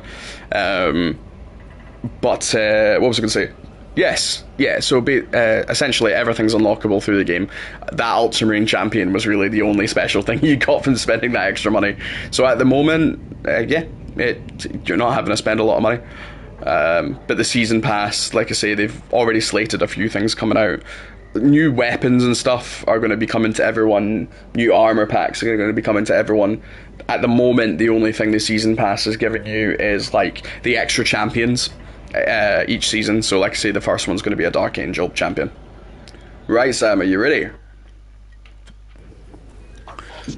Oh no, I just remembered this one. Okay, I just remembered that it's Vox Libertalis we're doing, isn't it? Oh, okay, so this is a great mission. A lot of people are power leveling by basically cheating, because this mission you can actually run all the way through. We're not gonna, because that's boring. But this introduces a new enemy. So like I say, this is a little, I do warn, this is a slight spoiler to the story. To be honest, it was in the trailers, so they spoil it themselves. But we will be fighting Tyranids for a wee bit, and then we're going to be fighting someone else. So yeah. I mean, I've already said it. who it is. But yeah, what I like about it is it very much changes how this game plays this enemy type. You'll see that where right now Sam is always going for kind of the more Majoris enemies, while or the ranged enemies, while I take off the wee ones. We're kind of really swapping roles now, where I'm going to get up close and personal on some enemy types. Sam's going to focus on another one. So there is one that uses a flamethrower, that's going to be Sam's focus, and then there's ones that just use classic bolters, and they're going to be my focus. So we're going to be fighting Tyranids for a wee bit, and then the game flips over. But yeah, you're going to see how much this changes. Because yeah, the flamers against the assault class are just horrific. No. Flamers for the heavy class is hysterical against flamers, because the heavy class just puts up its shield and they can't do anything, and it's really cool. It's brilliant, and you just see the flame slowly whip around this huge. It's called Iron Halo in the lore. It's a big iron halo that basically creates a shield. It gives a damage boost to them as well. To anyone nearby. It's so cool. It's so cool to watch. I definitely prefer playing heavy against against who you're going to see very shortly, and I love playing assault against Tyranids because it's just hysterical, because I can parry everything like that. Oh, in the face. Oh, and I should say, anyone watching, we've got Twitch drops running for this game. So if you watch, I think it's for at least an hour, you're going to get some brand new skins for your weapons, the Prospero gear, and it's really nice looking gear. And you also get a unique shield for the Bulwark class, which is really nice, because that's actually one of the few classes that gets an extra customization option, which I really like. So yeah, Sam and I'll get it, because we're obviously playing the game. We'll get it almost immediately. once the stream finishes. But anyone watching, yeah, you're gonna get it too. So. As Sam saying, yeah, you can roll barrels in the game, so some people try to keep a barrel or a chair with them for as long as they can. There we go, so there's our other enemies. We've got some Chaos coming up, and they are my favourite Chaos faction. They're called the Thousand Sons, which are kind of a riff on Egyptian mythology. They've got a very kind of Egyptian look to them, and they're very cool. And they're kind of the most questionable Chaos, because they are Chaos, but they're also not quite Chaos because they know the truth of certain lore situation. I could talk to you about I have you for another 3 hours, so I could just give you a Thousand Sons deep dive, but I'll let you decide if that's something you want to do. And I would say, if anyone is interested in Warhammer lore, I am not sponsored by this guy. I just think he's great for Warhammer 40k. There's people that do Warhammer Age of Sigmar, the fantasy one, arguably better. But he is a Warhammer 40k YouTuber, and he's called Wes Hammer, W-E-S Hammer. And if I don't know a bit of Warhammer lore, I go on his channel and I know his Warhammer lore immediately. So yeah, he's great. He's really good, and he gives opinions on things too, but he keeps up with the lore. He's read just about every single I think he has actually read every single 40k book, which is quite some feat, considering I think I gave you the number the other night, Sam. What was it? It was like 480 or something, or 382 or something. The Horus Heresy, which is a particular war in the year 30,000. Well, the Imperial year 30,000. Oh, you're Emin? Yeah, I'll come get you. Oh no. Okay, so there is these very frustrating enemy types that are called mines or spores, but again, this is the other thing that happens in 40k is most enemies have like 4 different names, because the Imperium will call them something different than the Tau will call them, or but the spores or the mines are these little spores that float around the place. They're normally come alongside a type of enemy called a Biovore. They're not in the game yet, because like I say, seasons are adding more enemy types. But yeah, they do this really frustrating thing where they almost wait for you to come out of an execute, and then they dive bomb you, and that's what happened to Sam. So after me saying Sam never dies, Sam died. That's the first time you've gone down tonight in 2 missions, so let's just say we're keeping you with that perk forever. But yeah, if anyone does get the game and wants to join in, we will happily power level you. And, well, we'll either power level you, or we'll just abuse the fact that you're lower level and play as some lower levels ourselves and level up our other classes. But I'm kind of power leveling Sam right now, because I've maxed out this character. That was beautiful. There is a benefit to playing classes you've already maxed out, because obviously you're going to be the most powerful guy in the level. It means that you're actually going to succeed the level. You're still going to get the money, you're still going to get the armory data, which means when you're leveling up another class, it happened. Like, because Sam was shocked, because we were leveling kind of together, my assault and your sniper, and we were like very much the same level. Now I went off and then played heavy for a while, and my heavy is like the same level Sam's sniper is. So, and the reason why is simply because I have more armory data. I can basically just buy weapons, money, and also armory data. I can not just buy a weapon, I can master it immediately. Like, I don't have to go in a level where Sam has to go off and get some more experience. So that's kind of what we are doing now, is even though Sam doesn't really... Do you have any more relic stuff to get? Do you have, like, swords and stuff to get? Alright, okay. So, like, Sam and we don't need relic data for these classes, but relic data is really hard to get. And now it just means as soon as I go to another class, I can just buy that weapon. So yeah, it's a really nice way to do it. Shall we not be sweaty and just run through this level, but also just do these bits like super fast, because we know that we can just stand in these and actually finish the objective way quicker than killing everything. I'm still going to kill everything before we move on, but Yeah, so here we go. This is the introduction. This is the Thousand Sons. They are Chaos. They are the only Chaos faction that is aligned with the Siege, which is a Chaos demon. There's a fantastic bit of lore about them that if you want to find out how they existed and why I say they're technically not Chaos, go look at the Horus Heresy and what happened with Magus the Red and the Space Wolves, because it's brilliant. I love it. I think they're the absolute perfect enemy because they're not really an enemy. But yeah, they do some really cool stuff. So as you're seeing, oh wow, that fire rate is beautiful on them, man.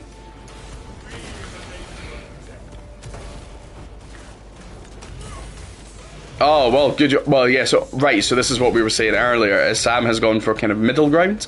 So it's not as fast as what he was doing, it's not as powerful as what he's doing, it's in the middle, but he's got a lot more ammo. So it's a nice, again, yeah, and this is what, nearly twice as much. Okay. So the trade-offs in this game aren't crazy, but depending on your playstyle, you really notice them.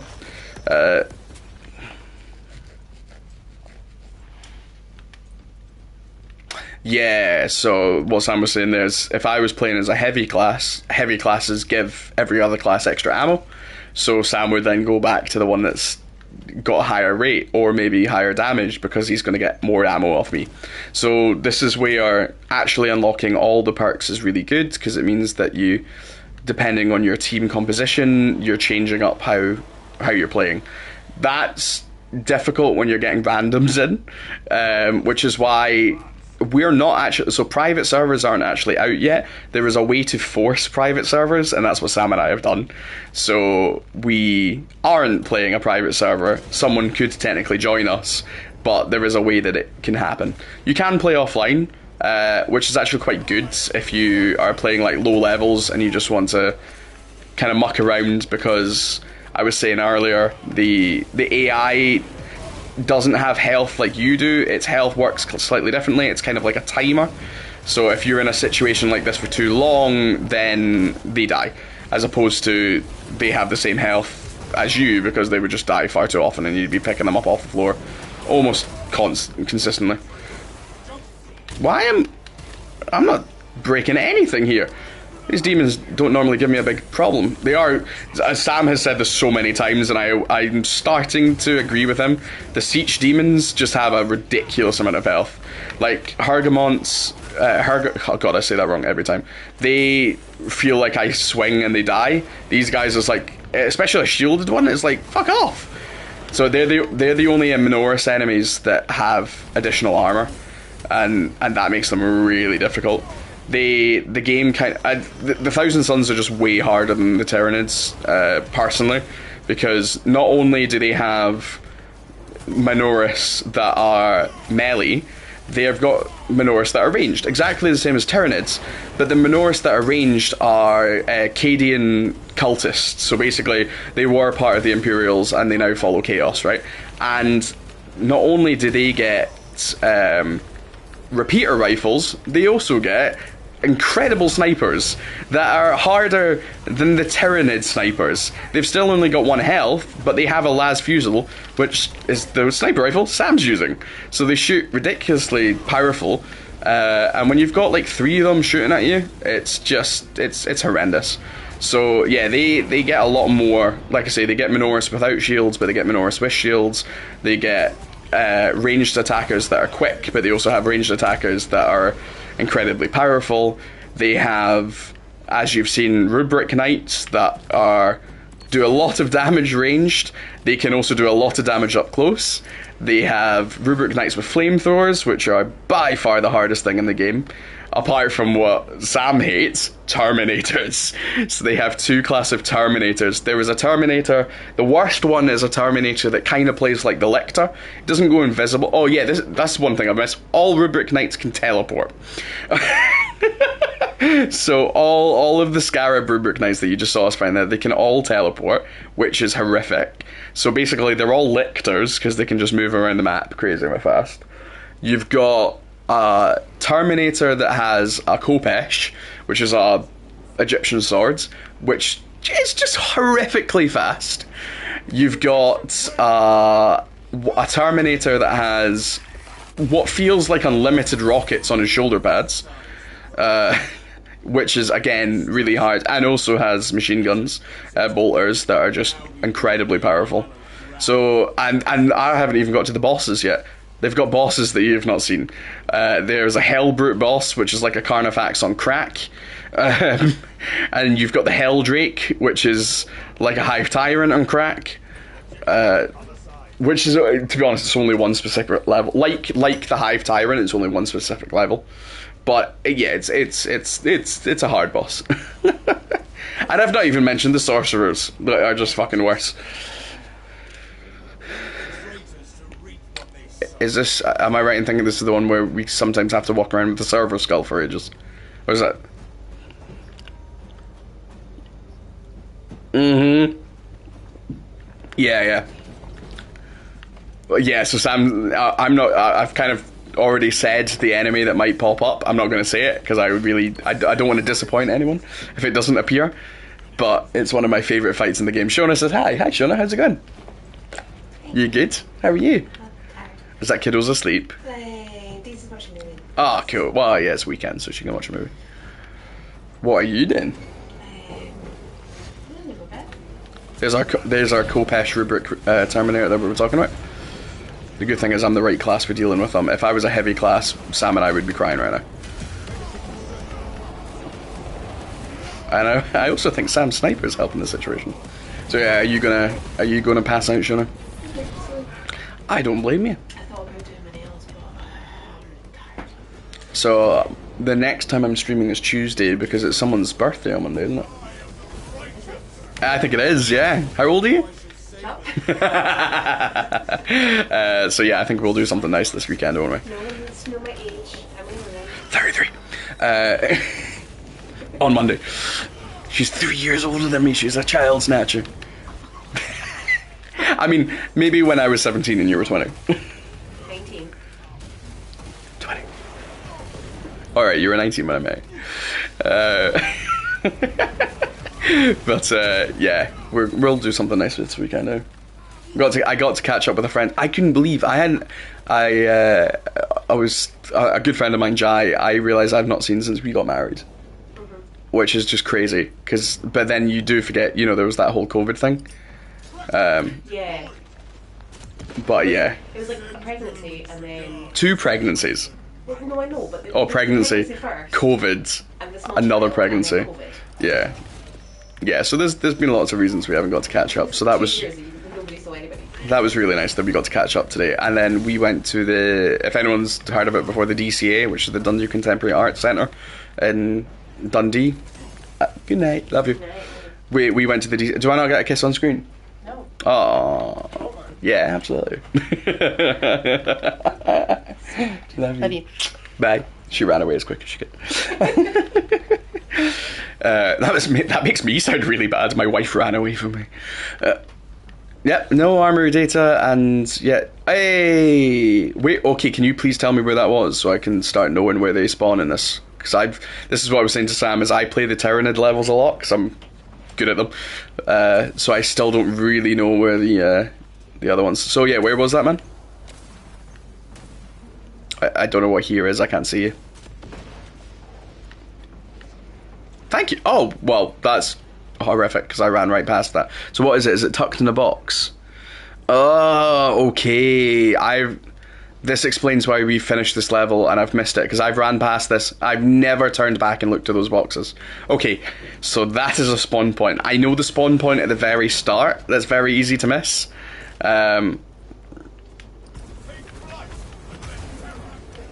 Oh, sorry, I've just went. Thank you. Oh, and it's a flame one, so watch this. Whee! Thank you. I will never complain about you taking taking away my execute on a flamer. If you can leave it for me, I'd love it. But yeah, they do need to die as quick as they can. Yeah. Oh, yeah. All right. So this is my favorite location for a fight. It's nice and open. It just looks cool on the water as well. The nice thing is Tyranids can spawn here too, so you can get Tyranids attacking it. But yeah, this is a Hellbrute. So, for anyone that doesn't know the lore, there's these big guys called Dreadnoughts that are on our team. If they get corrupted by Chaos, this is their version. And they are something else. Incredible ranged attacks. Just horrific melee damage if you ever take it. It's got a huge AoE attack. Oh, there you go. And like kills in one. They are brutal. But I love their design. I love it. I love their lore. They're just badass. Oh no, I'm diving into the AoE. No. I have like 3 maybe iframes. I mean, I'm saying 3 iframes. It's probably like 1. But what feels like kind of 2-3 seconds where I am invincible when I dive because of a perk. So that's why I didn't take any damage there. It's really hard to time it. Oh, I forget he's got that shout attack as well. So it basically means if I go into melee, he just screws me over. Oh, I never knew that. You know, like with the whip that you have to actually parry 3 times in a row to get 1 parry, to get a gun strike. Yeah, the Hellbrute's got the same thing. I just realised I think this might be one of the first times I've used my assault class on against Thousand Suns. Well, at least for quite some time on this difficulty anyway, because I've been doing heavy, because I much prefer using a heavy against these guys, because majority of their attacks are ranged. And as we were saying earlier, even though Sam's class isn't really built for taking out a wave of Minoris because of his perks, he can now.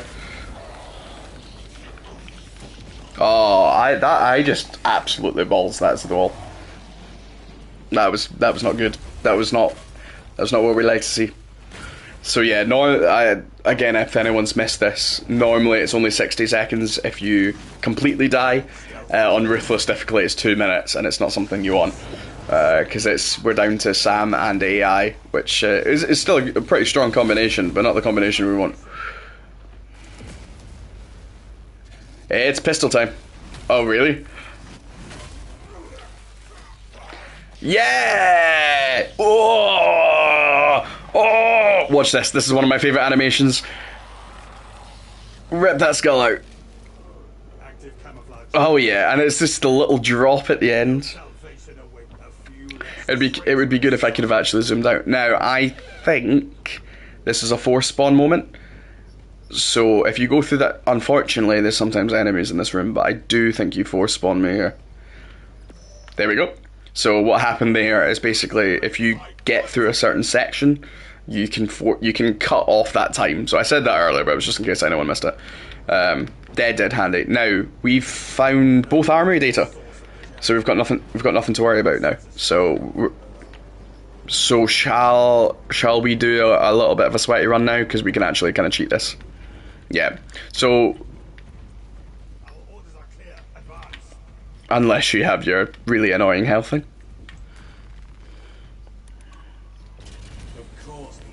Fair enough. But yeah, so why a lot of people play Vox Libertalis is essentially you can skip the Hellbrute, you can skip loads of things, and just run to the very end of the level without actually fighting any enemy. There's only like a few times where you need to stop. And it's just when you'll see at the end of the level, there's like, it's like not capture the flag, like capture the zones. There's a few little zones that we have to capture, but if all of you run to it together, you complete it almost instantly. So it's a level that a lot of people run through to level up super quickly and kind of cheat the game a little bit. But it's also one of my favourite levels, so even though it's really hard, it's one of my favourite levels to play, so I kind of feel really stupid running through it. That was one of those Terminators we were talking about with the big... I'm just going to try jump through everyone, man, and use my jump pack. So yeah, we've got like, what is it, 20 seconds to hit both these buttons as quick as we can. Yeah, and again, this is one of those variable missions where the elevator broke there for us on this floor. The elevator can also break on the next floor, yada yada yada. So hopefully that's the only floor that it breaks on, and we can get all the way down. You'll see we're on 4-3 right now, and we're trying to get to the bottom. You can, I think it's up. I think it can break 3 times, and there can be a certain amount of buttons that you have to press on each floor. But we were quite lucky there because that was only 2 buttons and 1 broken floor. So let's see if we go right down. The horrible thing is we start getting snipers spawning all around the map. The good thing is they're always kind of next to like some sort of like gas canister or something you can shoot. I say that, and then there's a bunch of them that isn't. So they're the cultists. They're the Cadians that have turned to chaos. Yeah, there you go. Oh yeah, I'd say there's always something next to them. There's been nothing next to those guys.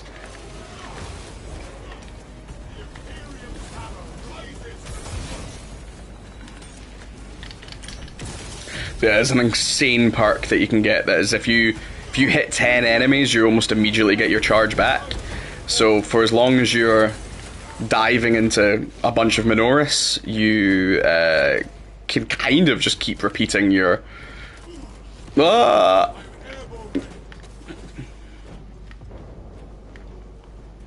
I am, and it is insane.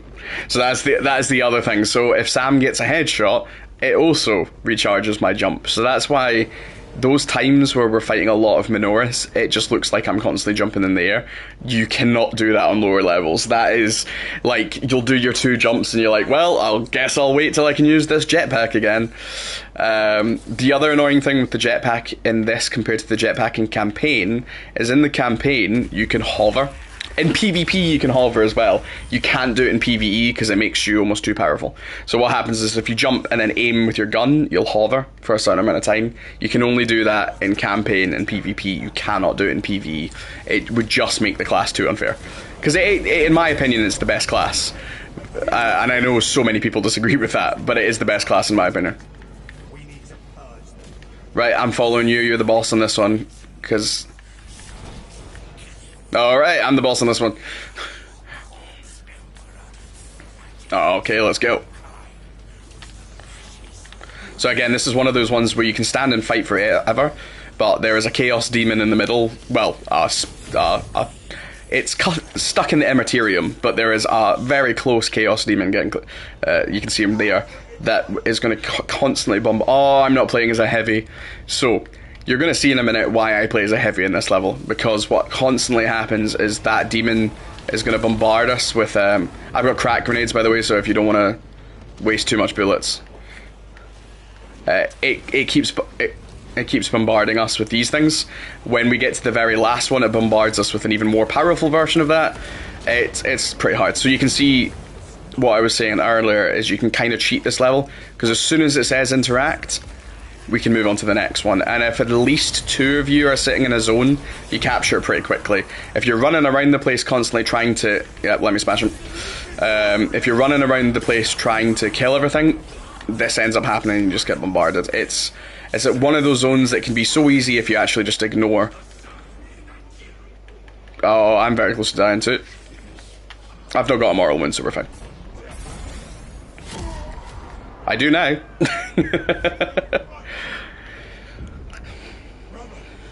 Yeah, the Bulwark's really... The Bulwark's the guy you want on your team, because they can shield as they run towards you. So this is why I think every team should always have a Bulwark, because they can always heal. You have to have a Bulwark or a Heavy in your team. I think if you don't have one of them, you're in trouble. You need a really good team if you don't have one of them, because basically you can perk up... your heavy class to act as a healer, and you can perk up the Bulwark to be a healer. Well, the Bulwark's always a healer, but you can spec them out to be that. So if you don't have a Bulwark on your team, you need a heavy in your team, and if you have neither, you just get into bad situations. Because both of them have shields in some capacity. Oh, I thought he teleported away while in execute state. No, it's just you tearing him to shreds.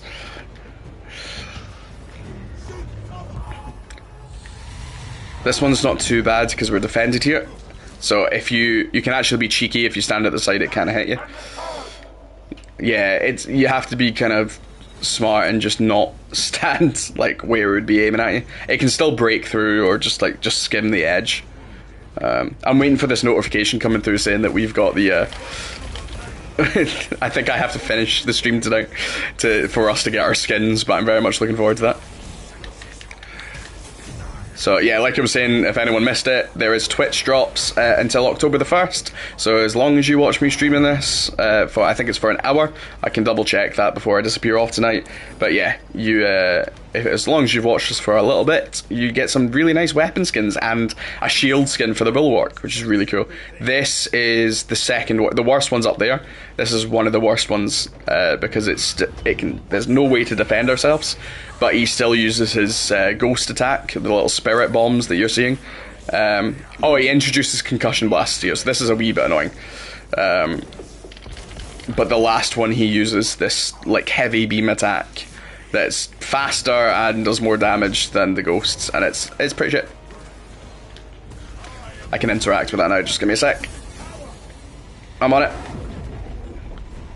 Right, here we go. So the last one's a wee bit brutal, but as long as we're all standing together, we're fine. So you'll see he does this multi-beam attack that always takes like 2 dodges. Go for it, take it. I'll take a frag for as long as we're doing damage. Oh, yeah, there we go. So you see, it's this one, it's like super fast version of it, and it goes on for fucking ever. Oh, Bulwark's got his thing down if you want unlimited shield. So yeah, the Bulwark, basically they can put their special abilities, they put a flag down. When they put the flag down, what happens is anyone in it gets their shield constantly regenerated. So for any moments where you're doing standoffs like this, it's insane. But the other cool thing it can do, again, depending how you perk it out, if you want to go down the kind of more healer route, then they're basically bards, is the way to think about it. They can either give even more damage. My bad, man, I'm down for 2, so just grab that interaction and we're done. Your Bulwark's still kicking about and you've got an extra life, right? Have you got a life? Oh, okay, wait for that camo. So Sam and I might just lose this right at the very end of this. This is one of these levels that's just oh, okay. 90 seconds to survive. So I would just run and do a whole circuit of this place. But hopefully don't go too far from the Bulwark, otherwise you'll Does he? Okay. That's fine. During combat though? Oh, that was a Khopesh. That's a Khopesh. It's a Khopesh. Watch out, that's beam attack coming from your sides. Right, if Sam interacts with us, for as long as he hits it and doesn't die, we finish the mission. If he dies, we fail the mission. Okay, 5, 4, 3, 2, 1. Yeah, so you can die in those 5 seconds, basically. So yeah, as soon as you hit the last, there's a couple of missions that finish like that where you hit a button or you interact. You have to survive 5 seconds after. Oh, we haven't had that many cinch moments. I hate them when they happen. Yeah, it was a bit squeaky bum time. Oh, that was good. That was good. Man, no fails so far. What are we, 3 out of 6 with no fails? Fantastic.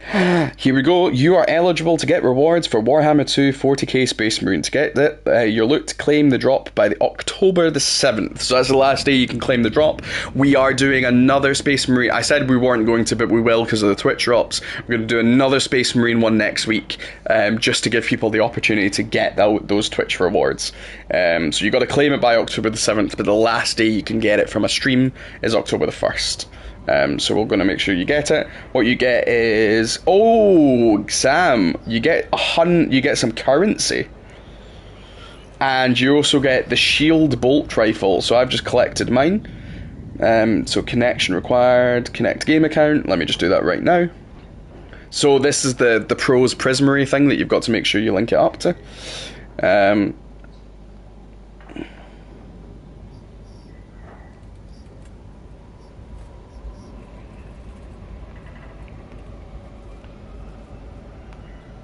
And that was how I was saying that you get that special pauldron. If you link your account to that, then you'll also unlock this. So I have just unlocked a Prosper Shield bolt rifle, as well as some extra coins, which I am not complaining at all.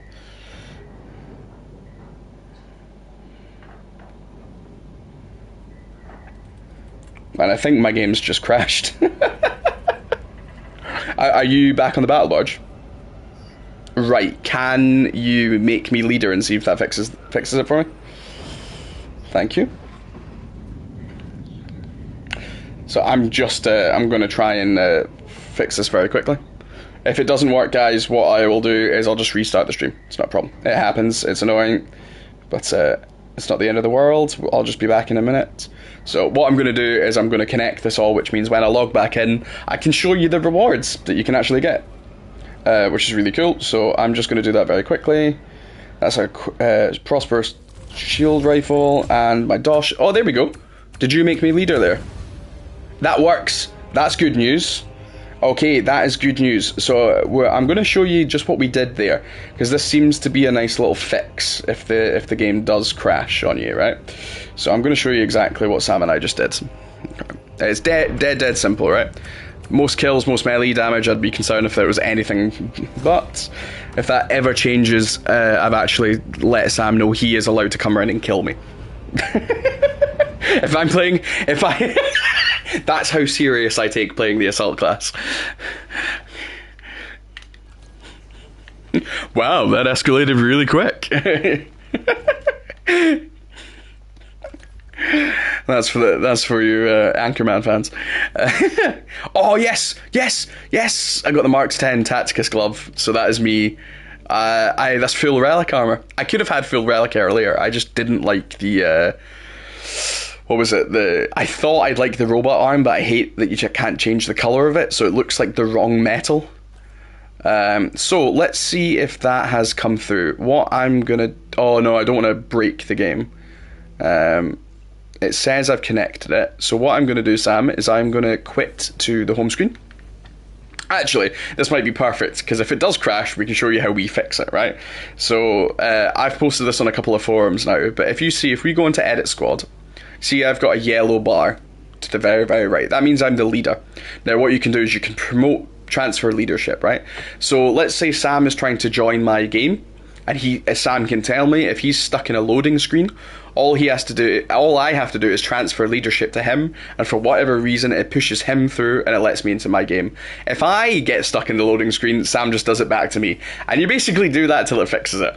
Now what happened there was I was stuck into the Thunderhawk screen and Sam made it back to the battle barge. All that happened is, and it seems to be whoever isn't the leader can get trapped, because basically you're working on someone else's ping. So if I pressed oh, you can see it during the mission. You can see my ping. If the person who is a leader has lower ping or a higher number, so lower ping or high ping compared to the person who is playing, and I have really low ping because low numbered ping because I've got really good internet compared to Sam. I mean, you've got good internet, but I've got really good internet. It seems to have a hissy fit, and it's also having a hissy fit if, as you can see, Sam's got a little PC tower, and I've got a PlayStation logo if you're cross-playing.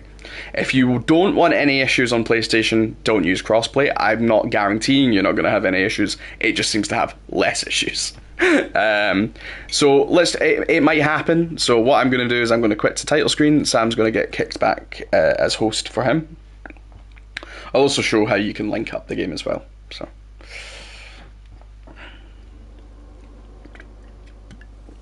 So before I jump back in, what I'm going to do is I'm just going to double check those Twitch rewards, make sure everything's paired up the way it should be.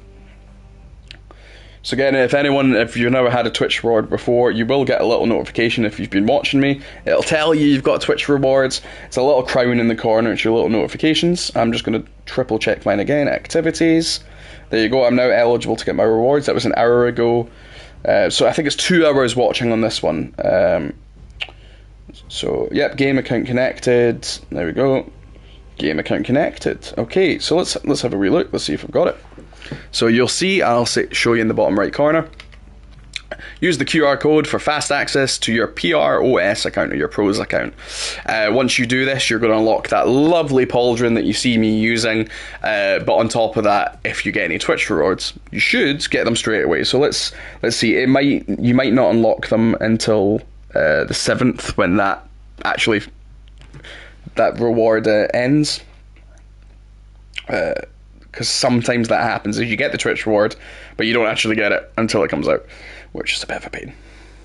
Sam, you should have that. Are you getting that notification on your Twitch? Good. So let's see if you get yours as well. I'm gonna guess so because maybe not. Maybe I don't. So like I say, it might not be until I'm going to say it'll probably be the 7th of October that you actually get it. But if you've linked it up, you should get it, which is really, really cool. So I'll just double check, because I can't remember what weapon it was, but it's got an appearance. Let's have a wee look. Was it the shield pistol? It might be the bolt pistol. It might just not be out yet, which is absolutely fine. But yes, yeah, it looks like we're not getting it quite yet. It's when that rewards drop. Let me see if we can get a little bit more details on that, because they've not again, Twitch drops sometimes, man. They're not clear enough. They are not clear. Drops and rewards. Let's have a look. All campaigns, and let's find Space Marine. Okay, how to end. So you've got to be a participating live channel, which I am at now. It's watch for 1 hour and claim the reward. It's actually a Power Fist that you get. So it started on the 4th of September, it ends on the Tuesday, the 1st of October. All rewards earned require claiming. Watching the stream, you can claim it later. It doesn't actually say when it drops, like as in when you actually get the stuff. But let me just check. It is a Power Fist, and the other thing you're getting is the Bolt Pistol. Yeah, so you got a Bolt Rifle. So you got Currency. You've got Shield Bolt Rifle, Shield Bolt Pistol, and you've also got the Power Fists as well. So yeah, if that hasn't dropped for me, and sometimes it might just be that it takes a little bit of time for the drops, it's for you to actually be sent those rewards. But we'll keep an eye. If I get it dropped tonight, I'll show off what it looks like. Let's have a look. Yeah, I'm not seeing anything coming in yet for me, but we'll just keep an eye. But once we're playing it again next week, so we can show it off then. Right. Well, actually, let's triple check. So. Power Fist, appearance, are we getting anything special coming through? No, not at the moment. Okay, so yeah, we'll keep an eye for that though, because they do look pretty nice. Yeah, see, Power Fist just looks goofy to me. Look at that big. Whereas, give me a nice big sword, yeah, look at that. And especially when you get to the relic version of it, look at these. Oh. Yeah, I'm looking forward to that. That's not bad, mate. I'm sitting on 10 purple, 5 relic. Oh yeah, what's it called? Artificer. There we go. 10, 5, and 535. That's not bad. And I think I got some new... Oh, did I change the armor? That's right, it was the glove. Let me just see if I have anything else to earn on my assault class. Can be purchased from the heraldry screen. I showed you that, guys, like earlier. Heraldry screen, that's the... Deathwatch gear that you can earn. Got my pauldrons, got my chest plate, got my jetpack. I've got 1 war gear, so 2 more missions. So I've got war gear. Do I have any gauntlets? That's a Deathwatch one, which you earn differently. Oh, I think it's Greaves. It's Greaves and war gear. So 2 more missions, which is perfect because we've got 3 left. Yeah, 1 more mission for 1 Grieve, 2 more missions. Yeah, so 2 more. So I'm just going to rock assault class till the end of tonight. And next week I'll probably do heavy then in that case. Because I'm, level 19 on heavy? I love the look of my heavy. So cool. So you can see, you can have helmets or not. There's, if you've got the extra DLC, you've got the season pass, you can also lock specific helmets. So there's like the Ultramarine helmet, Brazen Consoles, there's also a Lieutenant helm. You can actually just get the the streak that looks close enough to the lieutenant helm, in my opinion. Although I'm now rocking enough money, maybe I just get the proper lieutenant helm. I think I'm gonna. Let me. Yeah, well, I might as well. I'm trying to think, is there anyone that the lieutenant helm I like just a basic helmet on? I think my TAC Marine would look good with the lieutenant helm. Let me have a look, because I really don't like the big over the top Roman Emperor look. No, it's disgusting. Yeah, lieutenant helm. So this is one of the DLCs. So let's get Praetorius, Lothar Blue, lieutenant helm. There we go. So yeah, that makes me happy, and it's a relic class gear as well. So yeah, that's my lieutenant, looking cool. Started chapters, and oh yeah, of course, because I got some different colours, didn't I? Let's get rid of these. So I will say that one is a DLC only one. Oh, I realised that I've not got that on Runelord of Brass, which I absolutely should. That's why you're looking awfully shiny. It's also...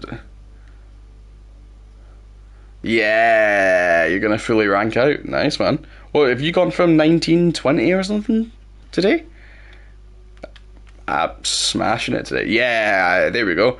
So that's a Lieutenant Titus... Lieutenant, whatever you want to say. They're are they exactly the same thing? It is just the American. So it's lieutenant the American and lieutenant's the English. Is it? Well, that makes sense because Ultramarines are all English, aren't they? It's all like Roman emperors and stuff. So there you go, because that's bugged me my entire life.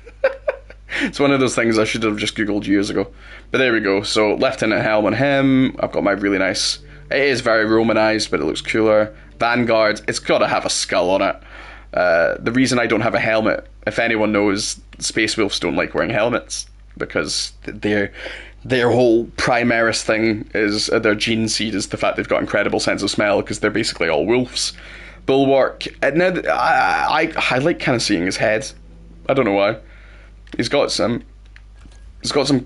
does have some cool helmets. You can go proper hooded. Yeah, I'm going to end up with the hood on it. It just looks too cool. I love the eagle, and I think that does have a little bit of kind of... It's still very Roman, but look at the hood.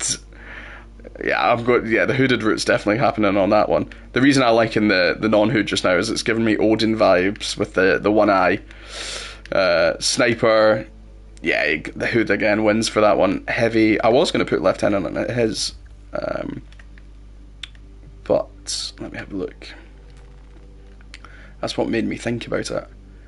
Let's see what his ultimate's like. No, I like that with the skull on it, so I'll probably... The wings or the skull? Oh, they're both skulls. Yeah, I'll probably end up getting that when I eventually get it. Do I just go lieutenant until I get it? I know I'm talking to myself, that does happen. Right, okay, so the lieutenant with that one's just the pure red across the top like I had it. Yeah, I'll go helmless until I get the relic gear on that one. Sweet.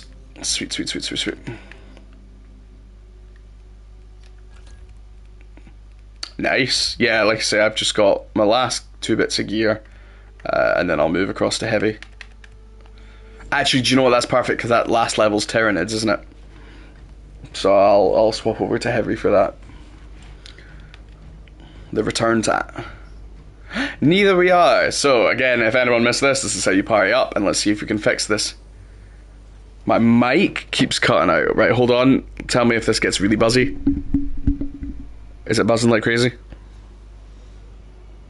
Oh no. Well, let's party up. Let's see if that helps first, right? So, Sam, well, you can see the screen. There you go. So Sam just types that in. He should squad up. Now, again, hopefully Sam will drop in no problem at all. If Sam doesn't drop in... Oh, Shax has joined us as well. Oh, there we go, Sam was starting. I feel really bad, but I'm going to kick Shax. Our team's been working really well.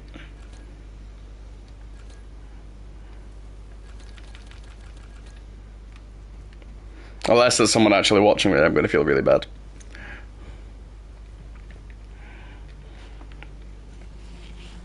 Yeah.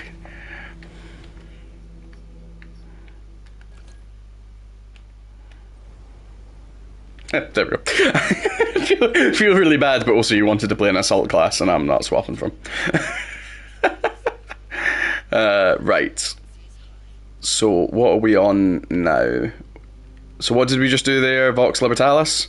So we've got 3 more. So these 2 ones are big. So it goes Tyranids, both. To Thousand Suns, Tyranids. And then number 7 is coming next season. This is a tricky one, I think. This is a brutal one.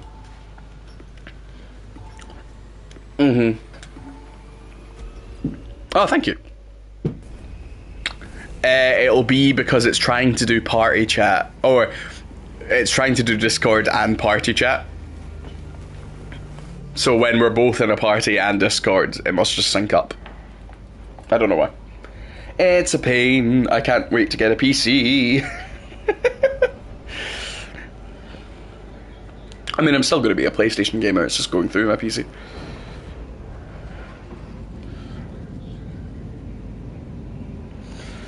Let me have a look, see while this is loading. I bet you it gets us caught in a cutscene now.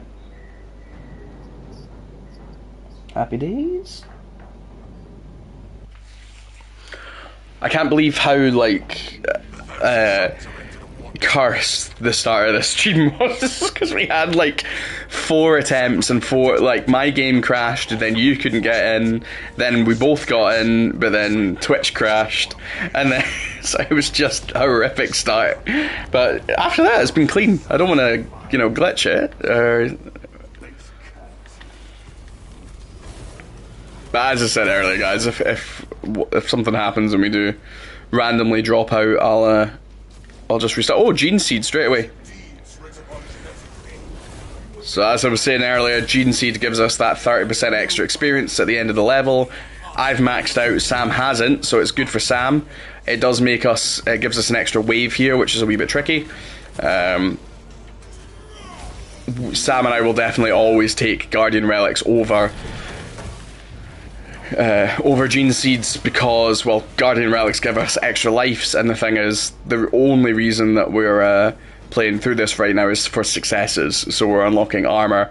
If you fail a level, you do not get to keep money, you do not get to keep your armory data, the only thing you keep is experience, and as someone who's maxed out, that is absolutely useless for me.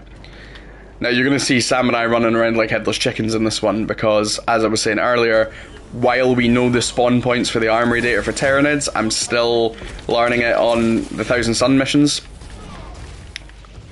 They could literally, and as you saw earlier on that last level, I have finished that level multiple times on Ruthless, and I've never known that spawn point where Sam found it to exist. So, yeah, it's frustrating. This is, am I right in thinking this is the one where we get our big dreadnought, bro? It is, yes, because it's the one with the big titan in it. So I know the spawn point's okay in this one, but I still haven't played these levels enough, so. And I also don't even know where half the Guardian relics spawn either, so I'm gonna be super careful to not miss them. Oh, wait, no, I know the Dreadnought one has a very specific spot at the end. Oh, that's a Guardian relic, it's not an armory data though. So, yeah. Again, as much as Guardian... Oh yeah, Sam's favourite factoid is that you don't even have to shoot Cadians, you can roll through them. It counts as a kill, it doesn't count as damage, because a roll technically isn't you damaging the enemy, but it gives you the kill, and it's just such a stupid thing that you can do. But it is handy if you want to conserve some ammo, yeah, just roll through Cadians.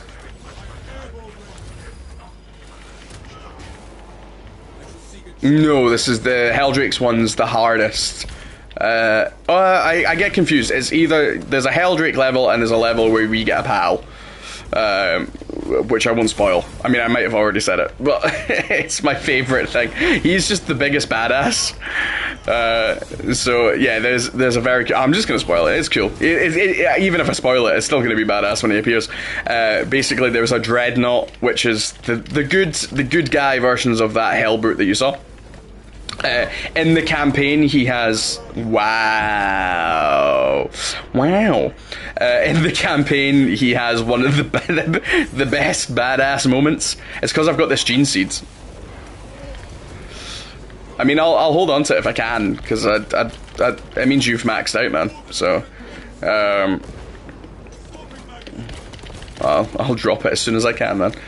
Yeah, so basically having the Gene Seed just makes the... Oh, wait, no, I just died, so I've dropped it. Yeah. Yeah, that's horrible, getting the Gene Seed that early on in a mission. At least in some of the other ones, you get them pretty late. Why are these guys teleporting everywhere? I'm not getting a chance to actually shoot anyone. Or even hit anyone.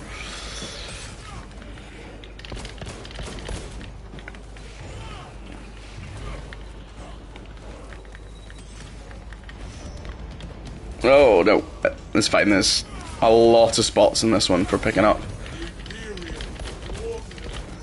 But yeah, we get our Dreadnought buddy, who in the campaign has one of the funniest moments in the game, which I missed. Because, well, yeah, because you played with me. Sam and I played like half of the campaign together, and there's this really good bit in the campaign where the Dreadnought does something funny, and you will see it. But if you're not looking at it, you miss it. And I was having too much fun doing this and looking at the scenery, and I missed it. So Sam was like, "This bit's really funny," and I just kind of laughed because I felt bad that I missed it, and then had to go watch a video of what's the funny bit with the Dreadnought, because I didn't want to admit I missed it. But it is very funny. There you go. Yeah, right, okay. It's this, yeah, our least favorite one. There's just, this bit has, where every other mission I say there's normally 6 random things that can happen.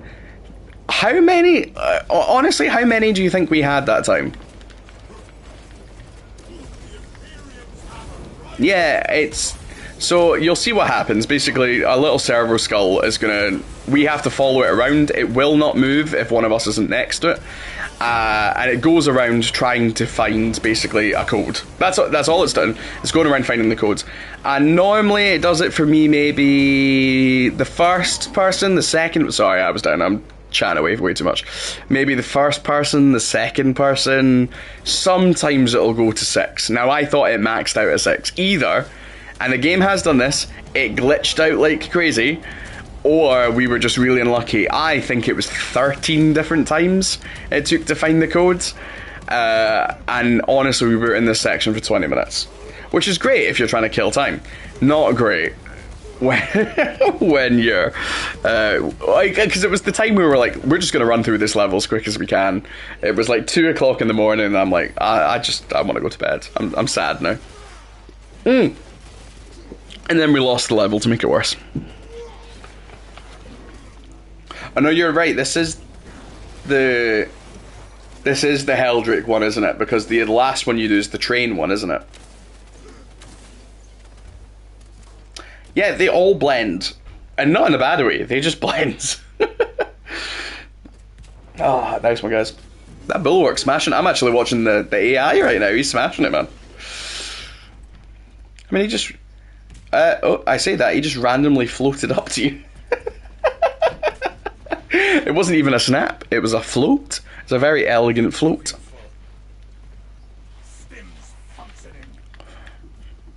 Right, here comes our little servo buddy. What also doesn't help is there is so many locations at this point, because you've got both bits up at the top. Then when you come down here, you've got tiny little corners. Then these doors open, and you've got a whole other section down at the bottom. This bit feels huge, and yet you realise, oh no, we've just managed to get through one door. And that's an extremis. Yeah, that noise you hear, you guys can't see it at the top because there is my banner's in the way. But essentially it comes up, it always tells us if there's like Minoris enemies around, you hear that sound, and that means there's an extremis, which is right there, and I'm gonna smash him. Smash!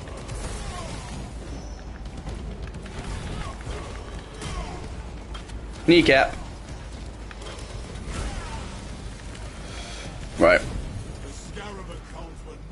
Yeah, like I say, this is just such an annoying section because there's just so many corners. No, you don't. So many corners. Oh, data slate. Have I got this? No, I have got this. I was like, I wouldn't be surprised if I'd missed this. Avenging angel at your disposal. Oh no! So I got Metal Bomb. Metal Bomb time! Metal Bomb is an instant kill grenades. Yeah, so there's almost no, apart from the big bosses that randomly spawn in, there's no enemy that can survive a Melta Bomb, and it's so satisfying. The difficulty with a Melta Bomb is you can't throw it, it just drops on the floor, and then you have to manually detonate it. So that's the downside to it, but besides that, it's just gruesome, as Sam just saw. So I don't like, I like them as an assault class. Oh no, I like it as the assault class because you can just drop in and leave it. That was the most well-timed stims in my life. Beautiful shot there by Sam. Yeah, I like it as the assault class because you can just drop in and leave it and then jump away. It's probably best with the Vanguard class or the Sniper because you can, Vanguard has the hook shot and can just jump in and get them, and Sam can, as a Sniper, can just go invisible and just go drop. It's really good when you've got an Extremis or like loads of Majoris that haven't seen you yet, and you can just go invisible and just plant and walk away.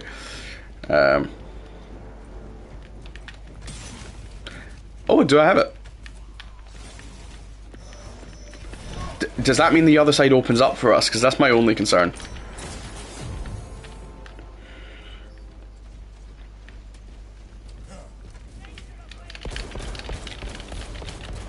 Oh, right, yeah, that's right. I have to get it back.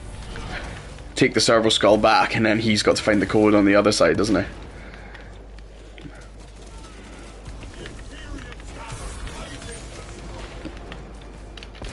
I am loving your headshot refuel, by the way. Can you imagine how good that's going to be when I'm playing with a heavy? Because if we complete these next two missions, I'll do the last mission with the heavy.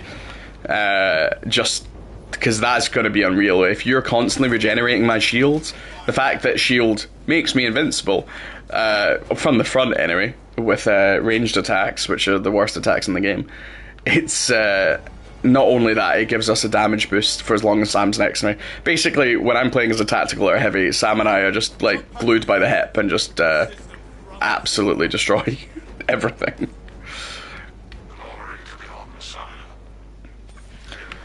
So there is a absolutely fantastic PvP mode. I'm just not a big PvP guy, but if you liked the PvP mode in Destiny or Gears of War, my god, are you gonna love the PvP mode in this. It is phenomenal.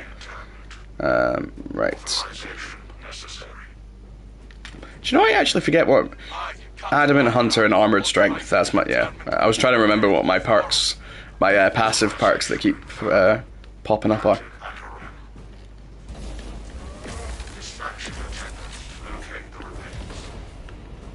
I have no idea where you are. I'm back in the main chamber. Oh, there's our... I've got my Servo Boy. Right, now this one's open now. So, again, this is what I'm saying, how there's a possibility of three different locations that can open up in this one.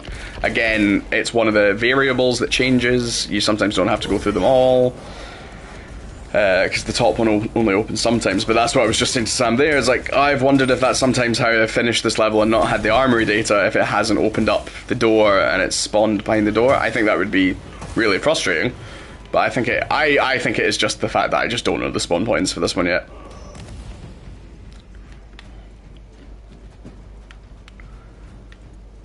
Right.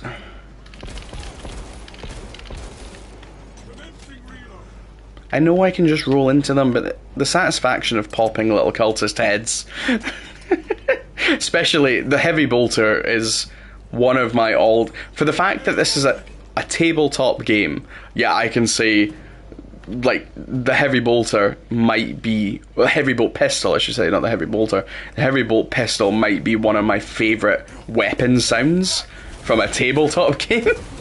Just in any version, any extended media, it's a shotgun that's a pistol. It's so good. I'm getting close to dying. Hey, I can't cheat death. What's the symbol for? Do you get the blue perk symbol in the corner? Yeah, under your health bar, you should have active perks. Have you maybe got that and not turned off by accident? Because you should definitely be able to see your active perk.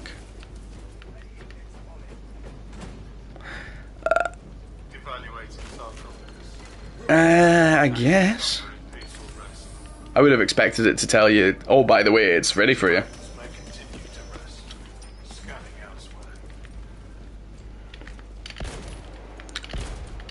It's just Minoris, so it's just cultists.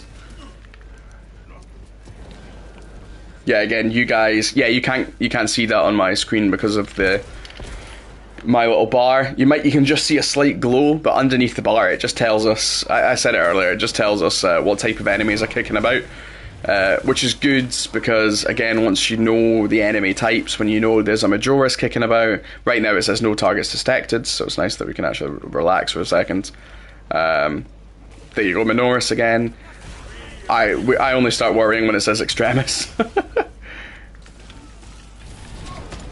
Yeah, there's Minoris, Majoris, and then there's Extremis, which is one of those special ones, which in this case are Titans, Terminators. There's then Titans. Is Extremis still? Is a Sorcerer still count as Extremis as well? Right, okay. So there's, and then the biggest ones are your big bosses, and they are the only times that they're called. What are they called? That enemy type again? Terminus. Yeah. So Terminus is your big bosses that pop up. So while there might still be Minoris, while a Terminus is about, that bar at the top turns into a big giant Dark Souls style health bar. So there you go, it's just got Extremis. So we know it's going to be a Terminator or a Sorcerer. It's alright, Sorcerer are the ones that... Oh!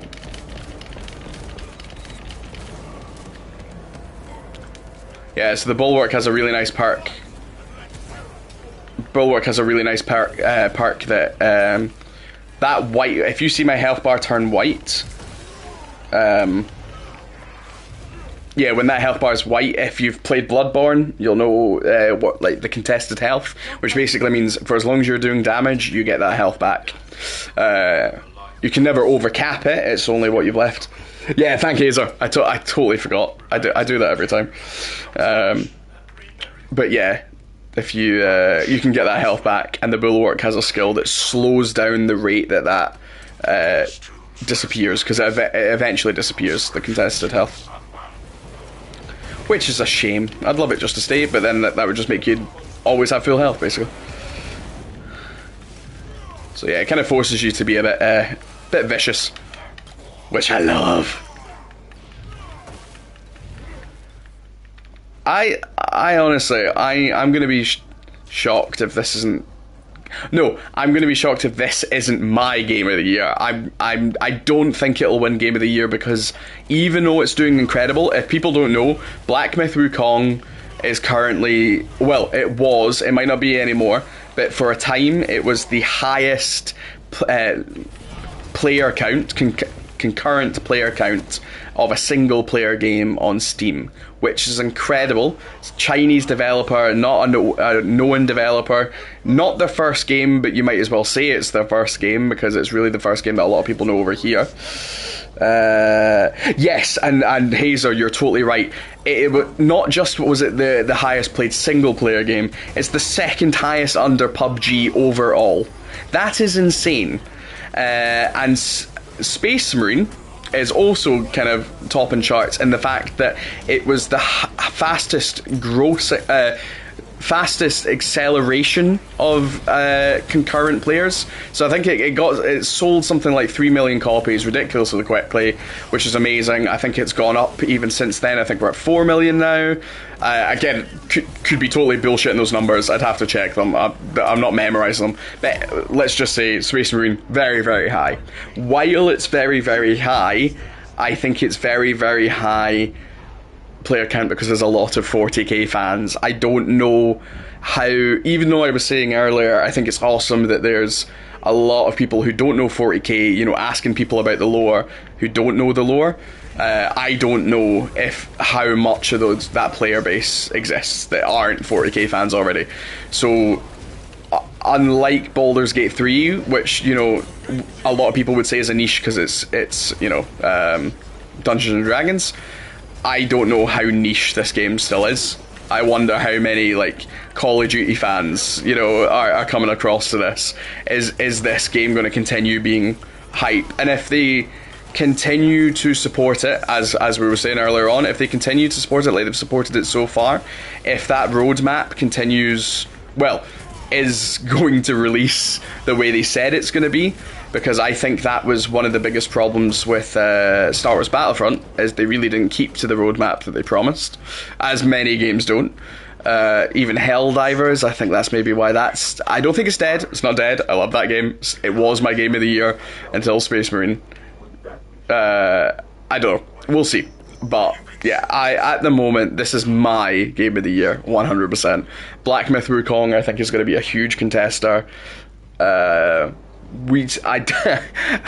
Not to shit on them, because I'm really loving Star Wars Outlaws. I don't think Ubisoft are going to get Game of the Year with Outlaws or Assassin's Creed. What Assassin's Creed Shadows, is it? Yes, yeah. Assassin's Creed Shadows. It might be just what people are waiting for. Ghost of Tsushima. You know, people loved that game. I think this is going to very much riff on the Ghost of Tsushima format. I mean, it's just being a samurai ninja game. It's going to riff on it anyway. I'm really excited to see. We still don't have armory data, by the way, for neither boss or boss or found. So, oh, I just realised our bulwark is up later. I did notice. I didn't. Sorry, Mikhail, if you can hear me. If you're wondering why I'm talking so much, we're currently streaming this on Twitch. So I apologise if you're having to listen to my voice endlessly. I do know where the spawn point is in this one. Remember when you drop down from the bridge, you turn back on yourself? And I've just killed myself. Well, we're going to watch Sam for a bit. Actually, let's watch Mikhail. We've watched Sam plenty. Let's see, Mikhail, come on. I'm glad you're still a bulwark, though. That makes me happy. Yeah, as you can see with Mikhail here, or Mikio, I'm sorry if I'm saying that wrong, but as you can see with Mikhail, you can see that like he is just running right in, or they are, I shouldn't presume, they are just running straight in. That shield is up. It is brilliant. You don't have to trigger it. It's not like you can hold L1 and lift it from a standing position, but if you are sprinting forward, it automatically lifts for you. You are being able to parry weapons. So yeah, Sam, check those two side points for me. On both of those points, there's a chance for a relic, but there's also an opportunity to get the armory data. I think it's the second bridge that we get to, that if you double back on yourself, the armory data is often down by the side. Yeah, you know where I am. And often it spawns the Hellbrute as well, just to, you know, give you a double whammy. But yeah, so, that's a good point. This is another one that has a boss, isn't it? It's the Helldrake boss, right? So we came in with, I had 5 relic data. So if we find the relic data and we don't get a boss, we'll see if we get 7. if we kill the Helldrake. The Helldrake boss fight is definitely the hardest in the game, in my opinion. You'll see, everyone will see, it's almost like playing an MMO, that last one. It feels like I'm playing Final Fantasy XIV, because it's like a puzzle that you've got to do. It's not a difficult puzzle, but it's a puzzle. I'm back in 15 seconds, by the way, that's my KO down. Remember, we can force spawn him at the end of this one, but this is not exactly the easiest run. Oh, yeah. Ammo crate sometimes below us. Rolly time. You got eyes on him? Cool. Fantastic. But yeah, like I say, guys, I think this is my game of the year. I am having such a blast with it. The fact that I haven't even got into the PvP yet, and like I say, I will, once I max out every class. Are you okay? Oh, cool, fantastic. Yeah, the fact that I have had so much fun with operations, and I've only almost maxed out 2 classes, and you know what I'm like with Final Fantasy XIV. You know I'll be maxing out all these classes. Once I max out them, I'll go to PvP, like, because I'm loving this game. And there was a time when Space Marine 1 came out, it didn't have a PvE mode. I was one of the top players of the PvP mode for some time. It's as good, if not better, than the PvP mode was back then. So, oh man, I might get obsessed with it. I mean, I was a younger man back then. I had much quicker reactions. Maybe I'm not good at PvP anymore. I'm just not a PvP guy. I like my teammates. I wanna celebrate with my buddies. I don't want to shit on people. Although shitting on Sam's kind of funny. Oh, remember you can go underneath the bridge? Did we miss that bit?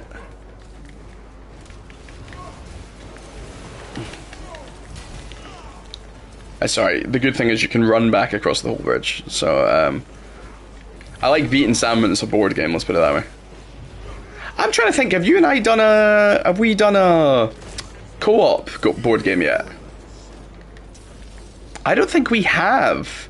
Right, okay, maybe we should get a bit of Gloomhaven or something on the go. You've not played Gloomhaven yet, have you? Oh, maybe we should. Maybe we start a Gloomhaven campaign. We should get Roshi involved as well, actually. She'd be dead up for that. Maybe we should have a concurrent running, because I like I say, I'd want to have a concurrent like D&D one constantly going. But I am waiting again, guys. You've probably seen me post. I've yammered about it a couple of times. My current stream goal is we're looking to earn 1500. If we manage to earn 1500, that's including the 182 that we've earned so far. And as always, 10% of donations will go to Brain Tumor Charity. Because, as they so brilliantly say, a cure can't wait. And as someone living with a brain tumor, I want to beat that fucker. So, yeah, here we go. This is the little secret bit. It's very easy to miss, and I bet you anything. It's not here. It's not here. Okay, so this is a bit that's easy to miss. There's often armory data here. But yes, so 10% of any donation given will always go to the Brain Tumor Charity. So you can do the maths. It's really 1650 that we're looking to earn. But if we do earn that, we're going to upgrade PC. Well, I'm playing off of a PlayStation right now. We're going to upgrade to have a PC that allows me to use a capture card. But also with that, we're going to allow it to have multiple cameras, which means we're going to start doing some very fun D&D nights as well. So there's a lot of things like that. We mentioned it a little bit earlier that I will be on the What Culture Gaming podcast next week, which I am absolutely buzzing for. I've been invited down by Josh Brown and the fantastic Scott Taylorford. I don't know if anyone else is going to be on it's the Untitled Banter podcast from What Culture next week. I don't know if she's going to be joining us. It might be a big surprise. For all I know, there could be 10 of us. Maybe even Jules from Future Game Show might be joining us. But I can't wait. Can't wait to find out. But I have kind of, without conversing with Sam. Sam and I have had some lovely heart-to-hearts the last week, I think. But also, I think you and I have come out with some really good gaming chat, like, over the last couple of weeks. And I think we should, because you guys, you hear it when Sam's playing board games. Obviously, the big shame, because Sam has to use Discord with me, because he's on PC, you don't get to hear his lovely dulcet tones. So unless we're playing board games, so once I get a PC, you'll get to see Sam's lovely insights into gaming. But we have had just some fantastic chats about gaming this last couple of weeks.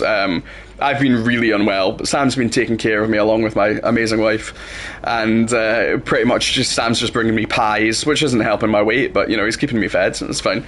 Curry pies. If anyone wants to get me a curry pie, I'll never say no. Oh, curry pies, man! Like I think they're underrated, but it's such a Scottish thing. I think. Ooh, is it a Scottish thing? It's definitely a Glasgow thing, isn't it? Macaroni pie as well. That's a really Scottish one. Fair enough. Yeah, Sam as an Englishman can tell me that it's not an English thing. But yeah, is that a northern thing though? Could it be a northern thing? I would think it's a northern thing. Sounds kind of like a northern thing. I mean, you get faggots, so if you can get faggots, you can get. And I looked at my data. I have got a lot of Canadians, Americans, and people from the Netherlands watch me. So, do you know what? I just clocked. I know who the Netherlands people are. It's our good friend Roland McDonald and Michael, who I have great news. If you guys haven't caught it, you saw us play Rattlesnake a month ago. Which was an unpublished game, a brand new game, board game, fantastic Western game, I think Sam would agree. A really, really cool showdown. The game has got published. It is coming. I don't know if I even told you, Sam, but yeah, it has been published. Michael Hart, yeah, he's got publishing rights, so that will be coming to stores. I don't know when, but it will be. So I'm buzzing for him, because I think that's one of my favourite card games. But yeah, we've had some really good insights over the last couple of months, just chatting away to each other. I think they're good anyway, and I definitely think, you know, if there's some nights where maybe we just don't want to play a game, want to just chill, maybe even do a painting stream, we kind of do it as a podcast as well and just chat away. A paint cat. Oh, there we go. He's got it. Paint casts. That's what we're gonna do. Yeah, so I think anytime we're doing a big painting stream, that's a great time for us just to chew the fat. And if Sam can't join me, I will just paint away, and if Sam can join me, we'll treat it as a podcast. So yeah, if you think that's a good idea, please feel free to donate. Oh yeah man. Right, here we go. Right, so oh, that's a really good point. So yeah, so unfortunately my class is very useless in fighting the Helldrake in this situation. So you're going to see Helldrake is basically, he's been damaged. I won't spoil how he gets damaged because it's a very good moment, but he's damaged and he's hiding here. So we can shoot him in the head at these points, but we've got to block this. Okay, this is really like I say, MMO raid vibe, right? But what you've got to look at these sigils on the wall, right? So we are looking to copy this. So this is the Sun Shield. We've got the Twin Eagle cog, and we've got Mjolnir. So Twin Eagle cog, yep. Oh no, that's a sword cog, and if I get it wrong, I screw it up like that. Oh no, it wasn't. That was the Twin Eagle cog. It looked different. Now what I'm looking for is Mjolnir. So as you can see, I just cannot do damage against this guy. But what's really good about my class is I can jump around the place like a mad thing. So when Sam and I are playing this, I run for the consoles. Sam focuses on Helldrake Blast coming in, 3, 2, 1, and in. So he gets blasted. Sam then focuses all fire on his head. You can see Sam is already taken out a quarter of his health in one go. That is amazing. So when Sam's focusing on that, I try to clean up as many enemies as I can. Now I could do more damage, but I'm doing very little damage, and it's a perfect opportunity for me just to clean up some of the grunts, Right, here we go. So what have we got? We've got the sun shield and the keys. Now these swap, don't expect them to be in the same place. So we've got the keys, the sun shield, and the... What were we calling it, Sam? The sun shield, there we go. The candle.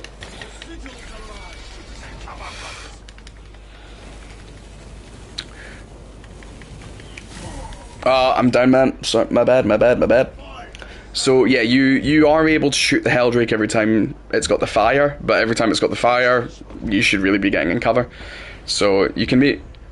Well done. Go for it. You've got it.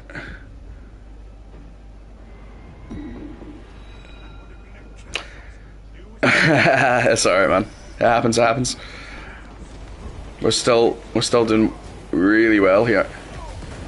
So yeah, this is a brutal fight if you... the fight lasts forever if you're just going for those shots, if you don't realise that this is what you're meant to do.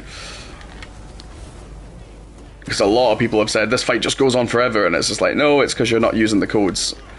And if you fail the code, you have to restart the code on Ruthless. You don't have to do it on the other difficulties, but if you do fail the code at any time, you have to get a brand new code. So we've got that. We're looking for Mjolnir,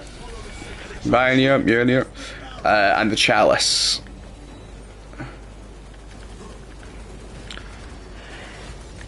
Gonna try and help out with some enemies here, because the boy Mikhail seems to be doing a pretty good job at getting this as well. Yeah, your melee classes here should really just be focusing on the consoles. If you're fighting the Helldrake, you really want a really good sniper like Sam, or you want a heavy... Was that the blast? That's the blast. I'll do what I can.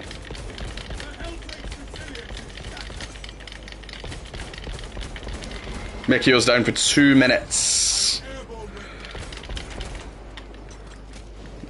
Well done, man. Okay, I'm focusing on Primaris.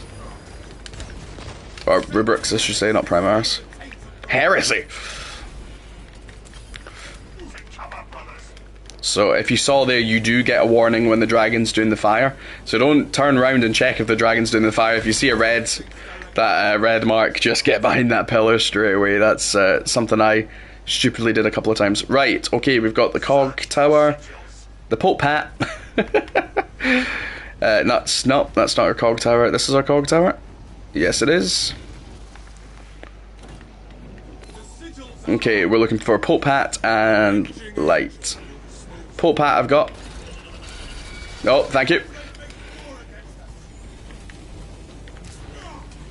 Okay, here we go. Okay.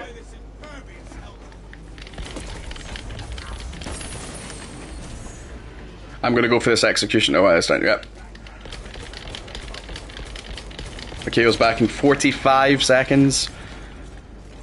Now, by the way, if I go down, that's me out for 2 minutes. So I'm going to do my best. I'm kind of going to focus on survival here, because you could probably kill him while he's in flame mode without me having to invoke this. I'll grab this one while I'm here. I need Chalice and Pope Hat, if you notice it.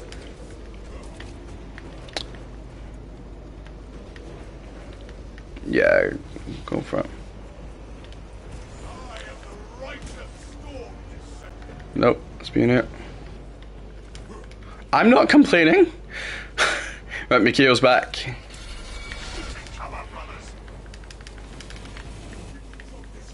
Right, Chalice incoming. Oh, and I'm down. I'm sorry, my man. I am sorry. So your Chalice is on the other sides, but I think Mikhail's going to focus on that. That's what he's been doing. The good thing is the Machine Spirit Strike does actually do damage, but it's... There you go. Okay, we're just looking for the Chalice, and then we're rocking.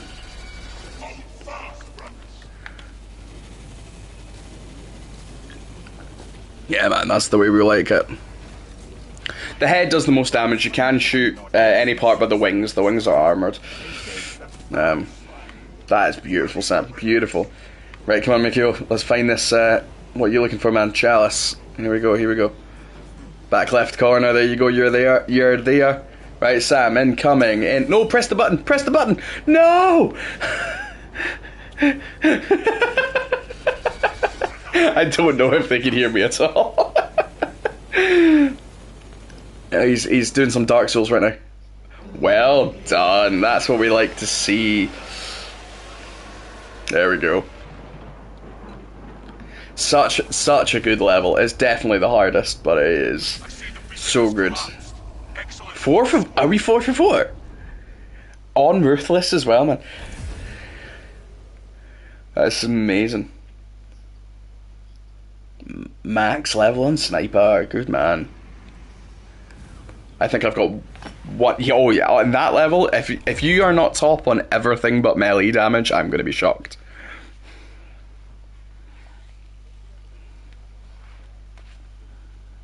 Yeah. Kills I think I might have got just simply because of that early section. Yeah, seats are a pain in the ass. But let's see. I maxed out on special kills, melee damage, and items found. Sam smashed the kills, smashed the rain damage as expected, damage taken and incapacitations. And of course our bulwark, our healer, he got the best revives. Well done, man. Oh yeah, I got my Greaves. Yes.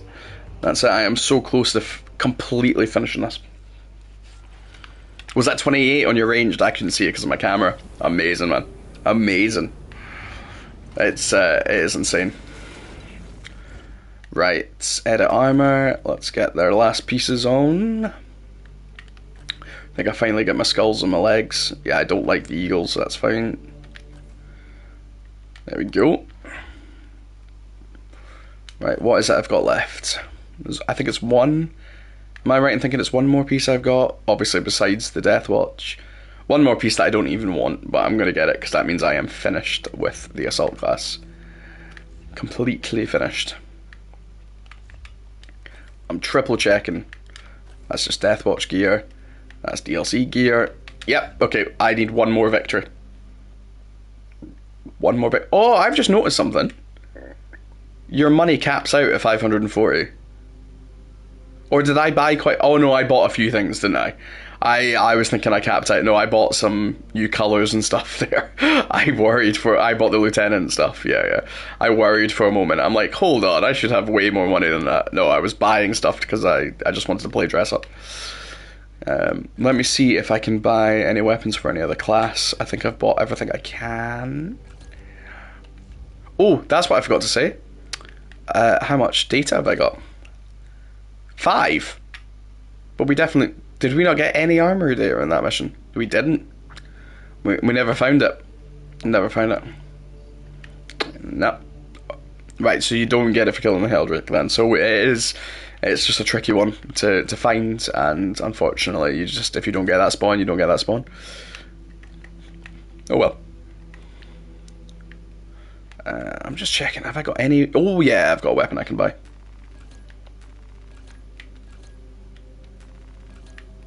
There we go, I've finished Plasma Pistol.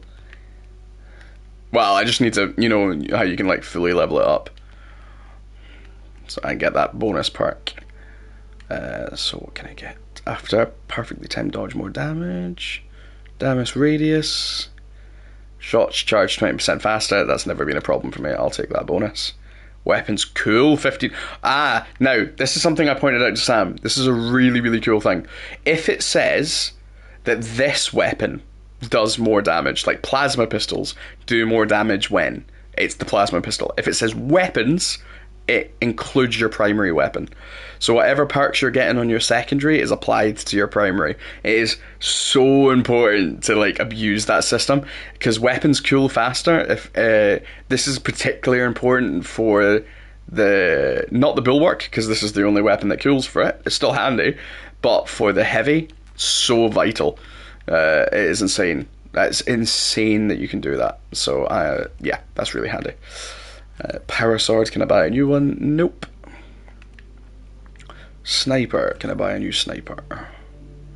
No. You are converting me to that las fusel really, really quickly. I'm actually. Oh, wait, let's. Have we had a look at the perks for the bolt? Because I'm wondering if the bolt has something special. No idea, man. It's a combination of brain tumor and beer. It's not a good mix. So maximum spreads, nothing too exciting. After a perfectly timed dodge, again, not exciting because you shouldn't really be doing that. While reloading, maximum ammo reserve, handy. Headshots deal extra damage. So a lot. I think that last fusel's topping out, isn't it?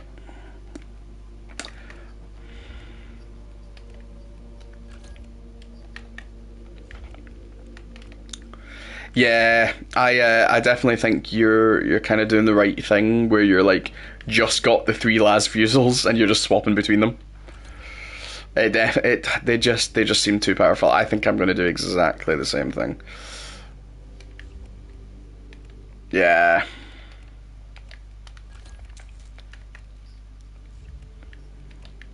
Oh. Oh, I didn't know this. I don't have enough green data, but I can spend a purple data if I want. Oh well, okay, I'll just do that because I've got 10 of them.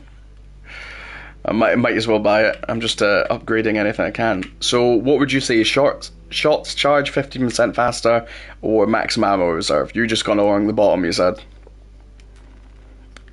That sounds good. I'll do the same. Because clearly whatever the fuck you're doing is working.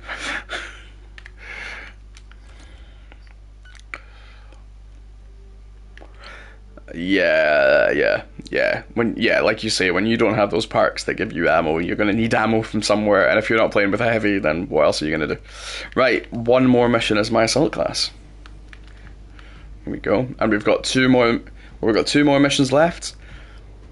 How perfect is that? Because like I say, I stream like 5-6 hours. There's 6 missions, and actually we are dead on time to finish.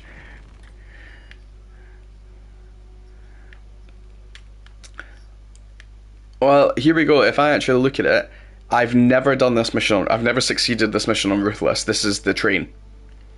And I've never succeeded on Avarax, the ballistic engine, on Ruthless. Yeah. Like, so here we go. If we can do this, man, with max Ruthless, which means the only thing I've got left to do is Oh yeah, so is it Inferno difficulty? I can't remember. Impossible difficulty or something is coming out in the new year. Lethal, that's it. Lethal's coming out in the new year.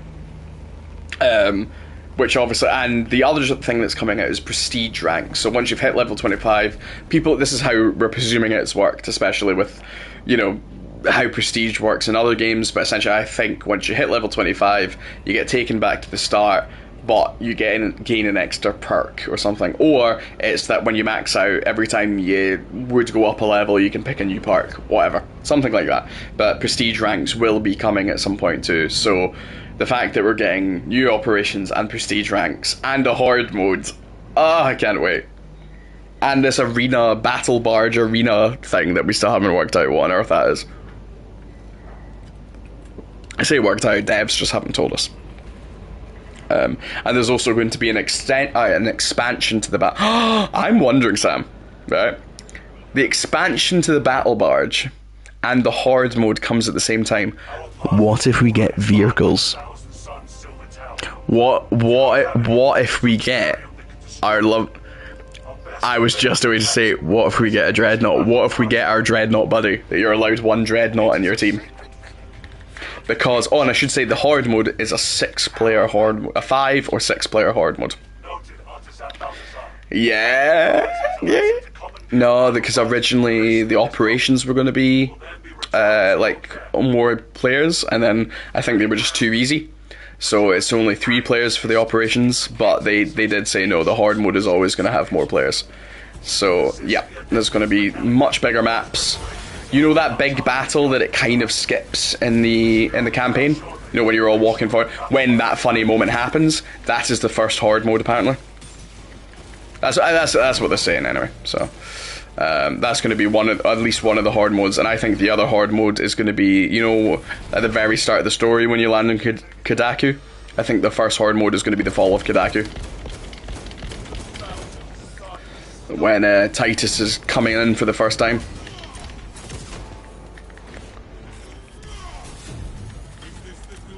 Alright, man. Here we go.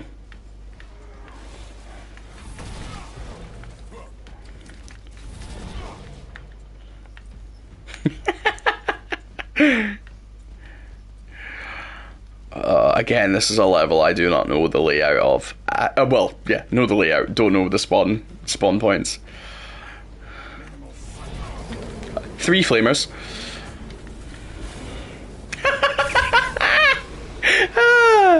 Oh, if anyone missed that, I was basically in midair as Sam just put them all in execute stage and dropped, and I got the kills. That is beautiful. That is beautiful. Oh, this combination is unbelievable. Whoever is saying that assaults are just the worst for operations, what? Just get a good sniper in your team and just team up, and it's fucking insane. Because I can, basically, I've never had to look, can I jump? I just go, it's time to jump. Because 1, I can charge my own jump packs, and 2, you can charge my jump packs. It's just stupid. It's just, in the situations where you are having to jump around the place because there's so many Minoris, are the times where I can charge my jump packs. The times where there's not enough of Minoris and there's just Majoris, you charge my jump packs. It's just stupid. Oh, I love it. I love it. I can see why you'd feel like that. I mean, yeah, we've had the conversation. Yeah, so yeah, Sam's saying there that, you know, again, it's like the classic PC master race. But mice are just better for getting headshots. Or can I say rodents are the best snipers? That's a dad joke for you today. What have you got? Don't pick up the gene seeds! No! Don't pick it up! You're max level! Don't pick it up! Don't. And the only thing is, you can't even drop it until you find it. Yeah. You find that as quick as you can. Yeah, Gene Seed's great when you're... I think you should only really pick up Gene Seeds in like the lower difficulties. As soon as you pick it up in the hard difficulty, just because the fact that you can get an extra extremis spawn and often will get a wave almost straight away after you pick it up. We've been very lucky here. Not had any spawns. Yeah. Did we not have that the other day where it was just like, why are we not? We're just walking through a level. Oh, that looks like... Is that one, or is that just ammo? Stems. Mine. So, oh my god, 2 stems? I have 2 stems? That only happens on the lower difficulties.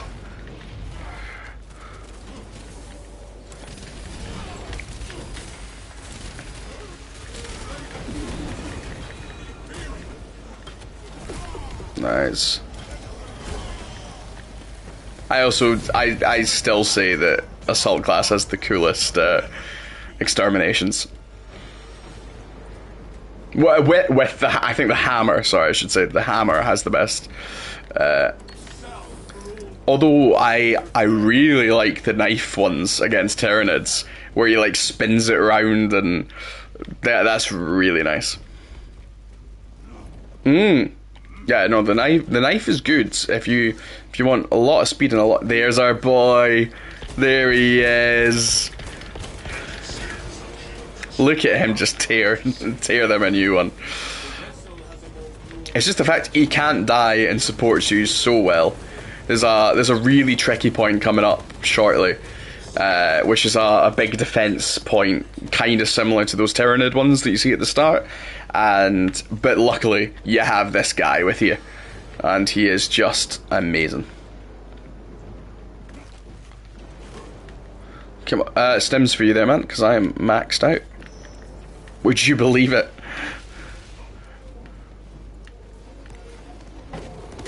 Hey, we've got a player in. I've just noticed we've got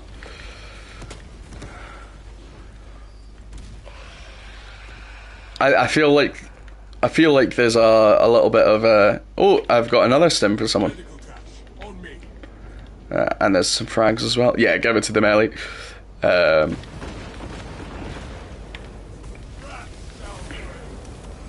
Surely, what rank is he? Is he maxed out as well? It's 22. Okay, well, okay, maybe we do keep the Gene Seed then. Send Gilliman's regards.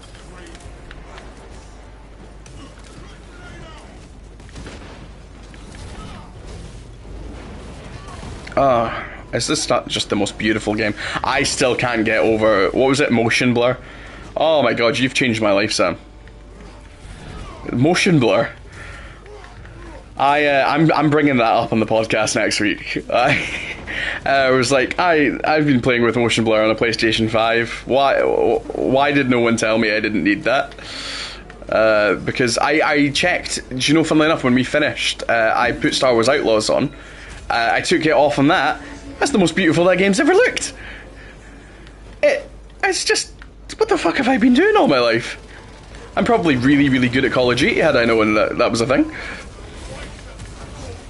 Fuck. If I'm paying for a console, you know, a high-end console and a high-end PC, I want to see everything. I thought it was like ray tracing. I thought it made things look pretty. I thought it was one of those things that you want on because it just makes things look cool. Like you and I were saying afterwards, it's I totally understand it with people who get motion sick with VR. It was something I did not have on because I thought that was its purpose in VR. I thought there was a purpose for it in games other than, as you say, developers kind of hiding the lower frame rate for the coding or whatever, or you know, to make up for lower frame rates, especially something like the Xbox Series S. I totally get why you would want it on that. But if you've got a Series X, a good PC, or a PlayStation 5, you should not have this on. At least that's what. Well, like I say to you, oh yeah, and I checked Black Myth Wukong as well. Life changing. Yeah, if you notice, as you said, like, I think my rule is kind of like similar to yours. Is like, if you start noticing screen tearing, then put it on. Like, because clearly there's a problem there. Do you know what's really funny? I've noticed with my stream as well, it's never clipping. It's almost like having the motion blur on affects the stream upload as well. Yeah. It's just, it affects that frame rate. I mean, it also helped that I realised I wasn't actually uploading on 60 frames per second. Which, you know, I'm like, look how beautiful this game is. Liam, you're not uploading on the 4K that you have. I mean, because when you were like, I don't think you have a 4K TV. I was like, no, I have a 4K TV. And you're like, well, why doesn't it look that good on Twitch? I was like, well, and also, ridiculous internet speed. Why doesn't it look as good? Oh, yeah, Liam, because you're not actually, like, my light stream is set to 60 frames per second. Am I uploading in 60 frames per second? No, because you're a fucking moron. I know. It's just, there's always that setting just somewhere in the side that you forget to click. Or at least in my case. Still no armor data. I'm not liking this. Something is wrong with the crane. Anything hiding in the corner? Requires you to perform rites of restoration. I shall simplify the rites, as there are no tech marines among you. Seek out the cranes with generators and locate their consoles. Like you say, it's just when you get that Zangor spawn, it's horrible because it's always about 20 of them. And half of them are shielded as well. Someone pointed out it's almost always the exact same rules as if you were actually playing it as a tabletop game. So the spawn, like, because the Thousand Sons actually have that rule that you can teleport about the place. When you spawn in the Siege Demons, it is the right amount of Siege Demons that spawn, and it's also the right amount of shields that spawn as well, depending on the points of an army. Which is cool. I like that they've kind of like paid attention to that. I'm just looking around and trying to find shit. Finding sweet. Finding sweet F all. Oh, is this a timed one? It goes to show I don't play this. I don't think I've ever had this in this situation. My crane's clearly never broken. I'm looking for a bright red sign. Yeah, because we've not found it, it's not coming up on my Auspex.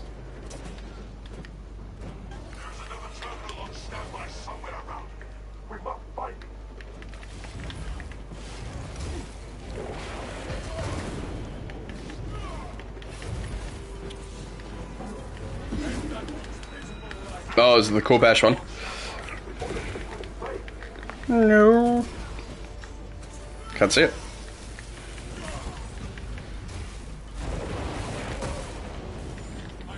Like I say, I've never had the situation where this breaks.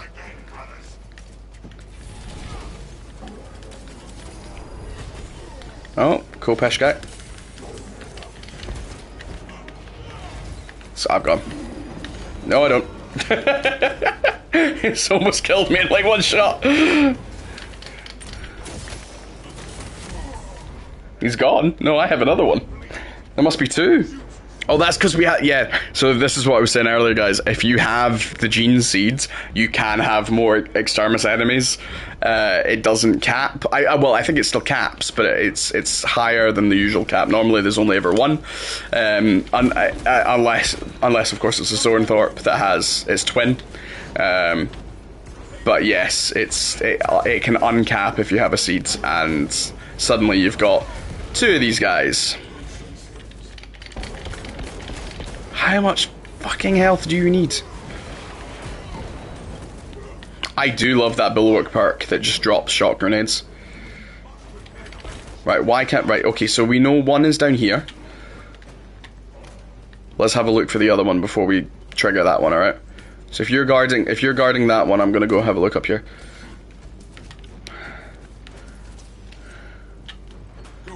Is this it? This is a... Okay, this is one of the consoles, a console, but it's not the console that we need. Avenging angel, your disposal.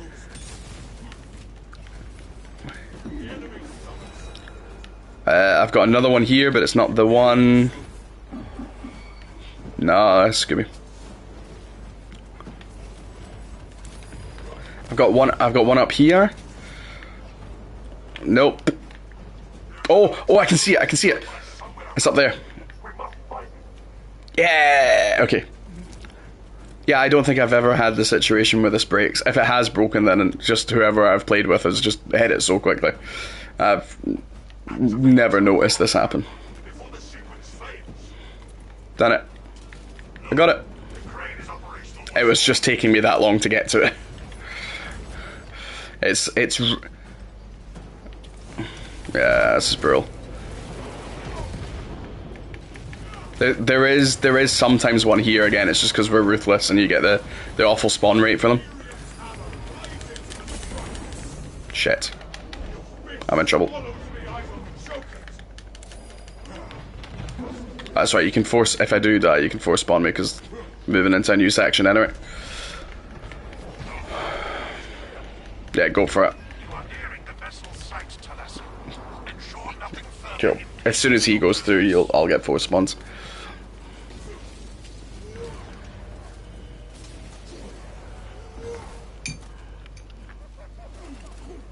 The yellow one, that's Iron Fist, isn't it? I always forget.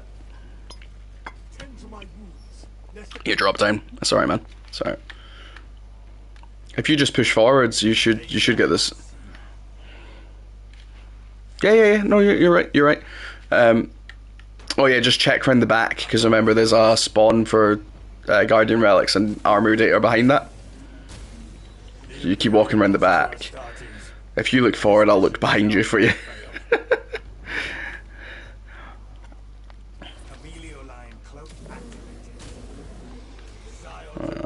Not seeing it. But yeah, if you hit that assemble point, we'll just both spawn in. I'm on 60 seconds. Watch out. Oh, nice shot. Oh, I'm so glad that I caught that moment for everyone. That was a thing of beauty. Camo, shot. I love that you can just put them in that state and they're stunned for long enough for you to get like another shot on someone else. It's brilliant. Right, nothing in here, so you can just spawn us in, man. We'll drop in with ammo anyway. Our orders are clear. Advance.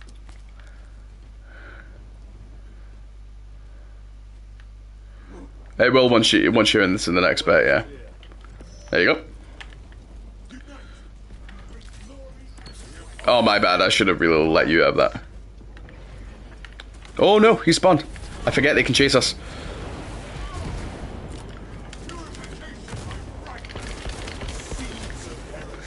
Purification by frag grenade is such an underrated line. Oh, okay, so there's armory data chance here in the corners, but this is the bit that we can just skip. Which I feel bad for doing, but at the same time, there's such a bad choke point that I'm like, fuck it, I'm getting through this. Yeah. Sometimes it's so... That's news! I mean new, but it's close enough. I'm going to try and get any other units first.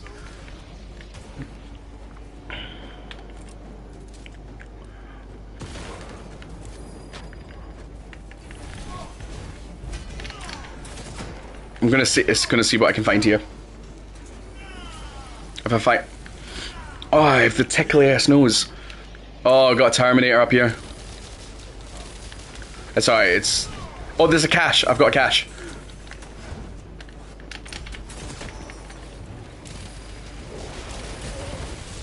Okay. Yeah, we're rocking.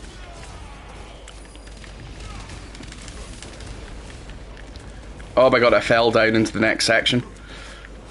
And got Mauler.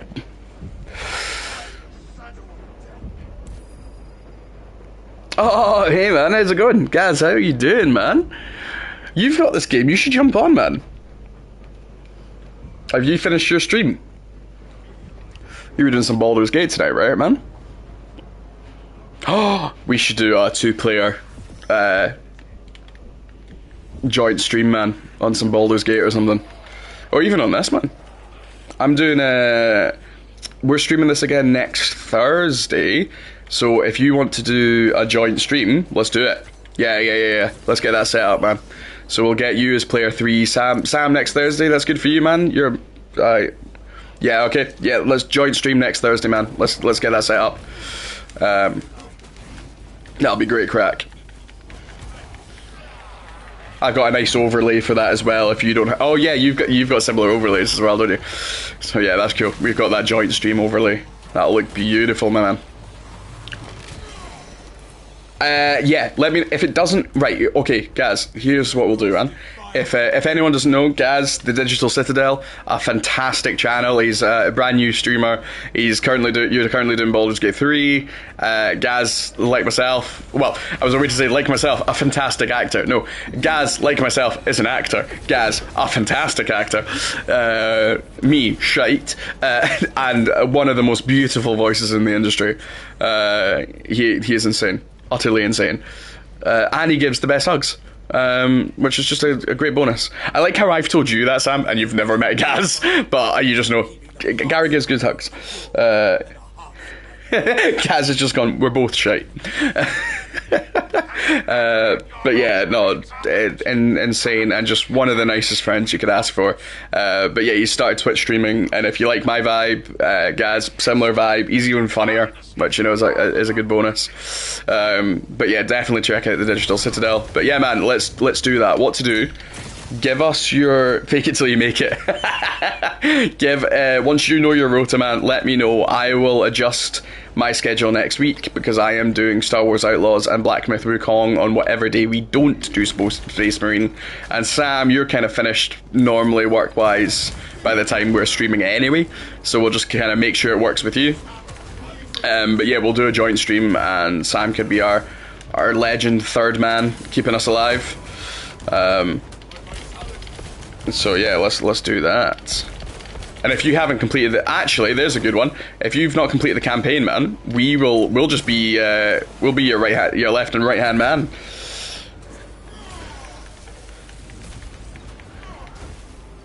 Yeah, if you haven't finished the campaign, we'll just help you finish it. And unlock you all the operations. You've done the first mission and that's it. Alright, okay then. Let's play through this campaign. Get it finished for you, man. So you've unlocked all the operations, because that's where the magic's happening.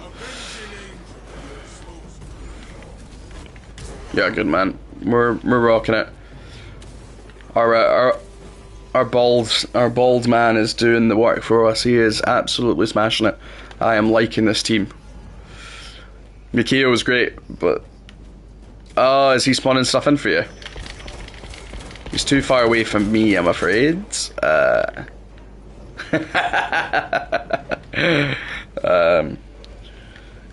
Oh yeah. So Sam and I were mucking about last night with a voice changer on Discord that just makes you sound like a space marine. It was great. Anyone looking at my screen right now? I'm not happy. This looks like a job for Sniper Man. Sniper Man, he'll put a bullet in you. That's a little Lee Evans reference for anyone.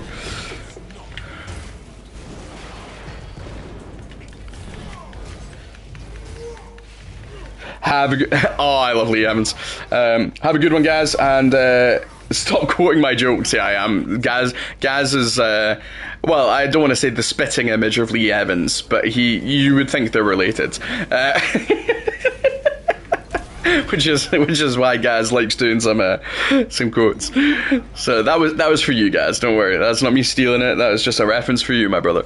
Right, man. Have a lovely evening, and yeah, keep in touch. I'll just adjust my schedule so we can do a joint stream next week, man. Right. Have a good one. I won't say no to that stem. Thank you, brother.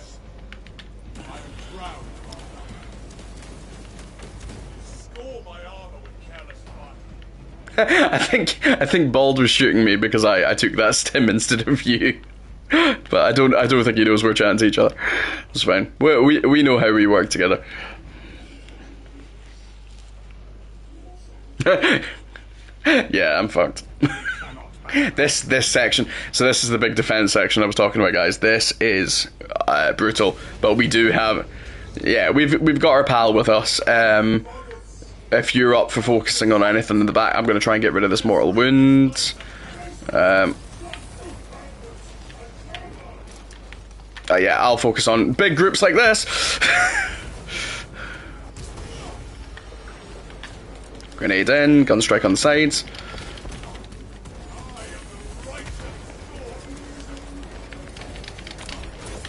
Oh, this is what I mean, this section, man. I just went from like 3/4 health to like nothing. I'm sitting on a Guardian relic, so I'm not too worried. But it's just, I don't know, with the Tyranids, I find it really easy to time my gun strikes. I find it easy to time my executions. Because the Thousand Suns, they don't really follow the same rules. Do you know, it's like when a whip guy, I see him raise a whip, I know it's got to be the whip that I dodge. Like any of the rubrics, although I know the attacks, they don't like use them in the same order. Do you know what I mean? It's like it feels really random when I'm gonna get the flamethrower ground slam. It feels really random so it's always a surprise to me what happens.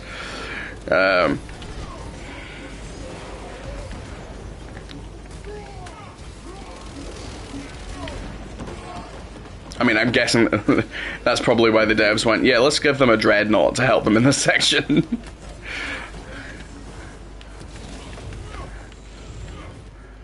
Fantastic. That was good. That should be us. Yes! We still... It's the train. It's the tram. Yeah, but we've killed a hell... We haven't had a hell... Wait, did we not kill the Hellbrute? We must have not killed the Hellbrute. No, it didn't. I think... Yeah, but maybe it didn't... Maybe no one executed it. Yeah, we didn't get the armory data from that. I don't think I think we missed the execution. This, and it's important to I think honestly, I think we missed the execution. We didn't get the armory there. I mean, it's fine. It's fine. We're not needing it. It's just that's frustrating. the general shall be notified. Hopefully we can find the armory data, but yeah, it almost feels like if you accidentally pull them out their zone, like we did there, it screws it up. I mean, games nowadays, until it's had like 3 updates, shit just happens. It's the world we live in nowadays. It's crap, but hey, if we get games this beautiful, I can live with it. Right, here we go. Sam's favourite bit of the game. We return to rekindle the reactor. Please do. Although I've got good news for you. Safety protocols prevented from moving without an attendant. Armory data. Lead it along the tracks to the junction station. Oh my god, why is my nose so tickly? Well, that's just a few of them. Something your foray for only so long. That's it. You keep those execute states coming. Great tasting. Can you cover me while I'm getting this? Yeah, that's what I want to see. That is beautiful. That is a thing of beauty.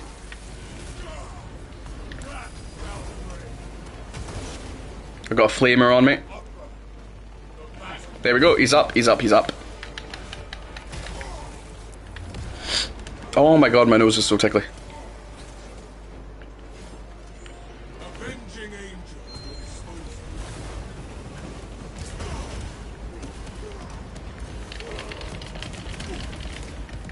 of So we've got a bulwark flag up just now.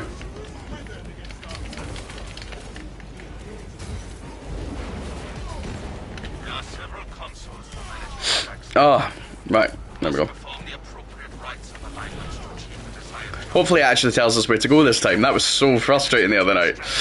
Yeah, Sam and I were playing this. Was it last night or anyway, another night, and it just didn't tell us where to take the tram until we got like right to the other side, and then it was like, yeah, no, not this one. Together we inch closer to victory and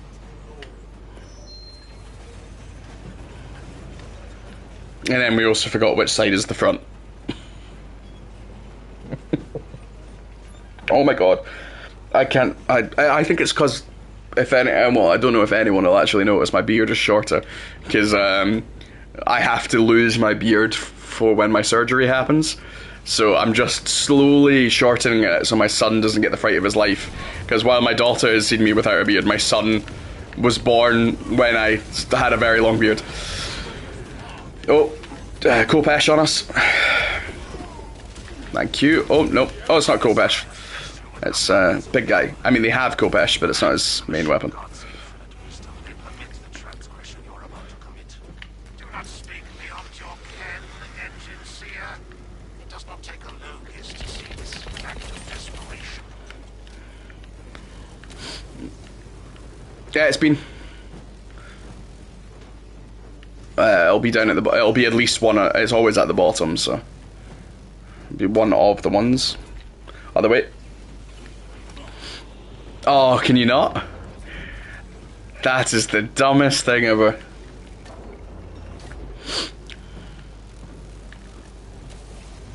Oh, my bad.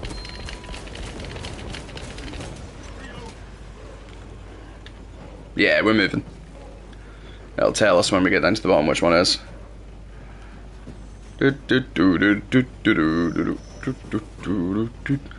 This is when the big giant spawn comes. Normally we have the Hellbrute here, so I'm not complaining.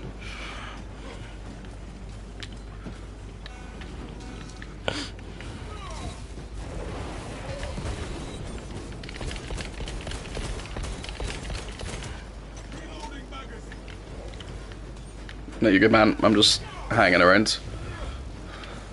There's a place for us.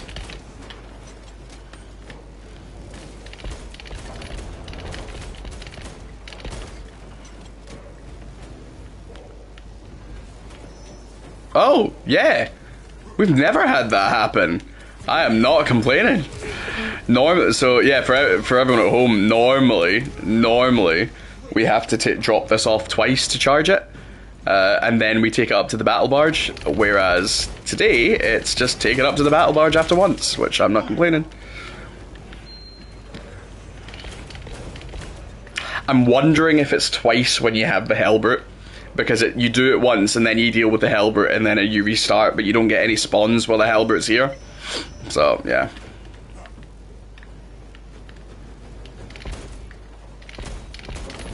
Just some snipers on the sides. Oh, Majoris now. Got one up there.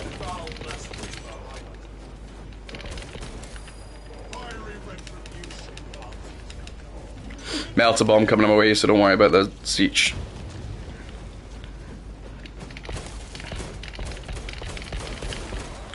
Right, before I start pushing it up, I'm just going to come for some ammo, because you know what this push is like. So yeah, now basically we just have to push this battery up the hill. When we get to the top, it's a wee wait and a button press, but what's really nice is Sam, as a sniper, can just stay here next to this ammo cache, and yeah, and it means Sam's pulling the spawns, and we should just be able to walk this up. If at the very end we get absolutely screwed, then Sam is the one that has to hit the button himself. But yeah, we can do some. You've got your camo, so you just Sam just gets as far up the hill as he can, and then does a little sneaky stealth at the end and presses the button. And then you've got again, as you guys saw, the 5-second spawn. So if you both die, you got the 5 seconds to complete. Right, Extremis. Once we've seen it, let me know. I think it's a sorcerer. I thought I heard chanting. I'm not seeing anything. Oh yeah, it's a sorcerer.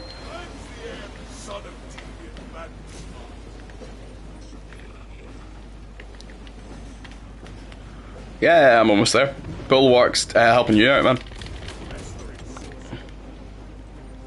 I'll focus on getting this in as soon as it's done. I'll get that button pressed.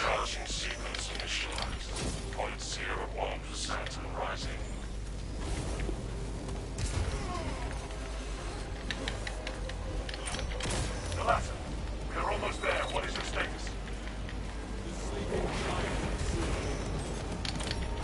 Hold for our signal.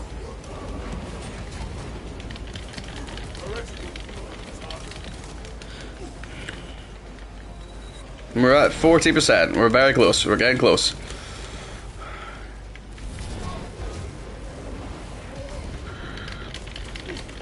We at least got one piece of it. Oh no! We have it. Okay. Your data is clouded, Lieutenant. Maintain close proximity to target. He's got me. And I'm gonna triple check if there's a cache up here for us. Okay, yeah, we've got a cache and health up here. I'm gonna be cheeky and steal it, I'm afraid, guys. Ammo cache. Reactor is primed for ignition. There we go, I'm just waiting for the... Is ready. This machine is seriously forever remembered. Demetrius is ready to launch. Lock target now. Yeah, here it goes. I'm gonna let him do the honors. This error detected due to signal interference. Calculating trajectory. Here it goes. Yeah? Have you not done... You got the... You have not done once. That is amazing, man. That is phenomenal. So, I take it when you cheat death, because it doesn't count as a death, you don't even lose the... That is fantastic. Well, we know who's escorting Gene Seeds. It's got to be Vanguards. Ah, nice one. Gaz is chilling about for us. Well, we've got one more operation left, and that is us 6 for 6. That is 5 for 5, man. 5 for 5. So what? We're just a way to hit 11 o'clock. So literally, we're gonna finish the operations by 12, I think. That's amazing. That is amazing. I can't believe we've actually done that. Oh, that, mate, that is, yeah, so basically always give the Gene Seed to the Sniper or the Vanguards that has cheat death. unfortunately, I'm stuck in loading game logic. There we go. I'm through now. Okay, kills, it's you. Special kills is our man Bald. I'm on melee damage. I'd be shocked if I wasn't range damage. There's a surprise. Items found is me. Damage taken is you. Incapacitations obviously you. And you got revivals as well, man. Well done. What am I drinking? I am drinking Orkney Brewery, as I do, because it is my favourite, and it's the Red McGregor. Normally I would pour this into a glass, because it is the most beautiful looking ruby ale. But yeah, I'm gonna have to try and get sponsorship from Orkney Brewery. I'm drinking it anytime I do a stream. Absolute incredible. I love the stuff. Can I drink something English, please? Absolutely not.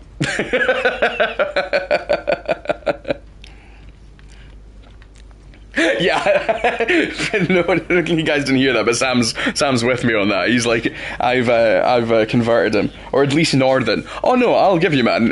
Like, you know, when I was on tour, you treated me to some absolutely beautiful Northern drinks. So no, don't you worry. I'm with you. There's some great stuff there.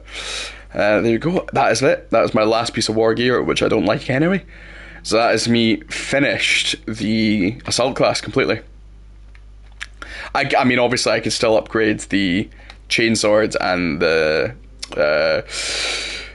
fist, but the power fist, I can. The tactical, I'm doing the chainsword. The power fist, I'll do it with the bulwark if I don't like the swords. So yeah, there's my boy. Have you locked out? Yeah, okay, man. I will get you.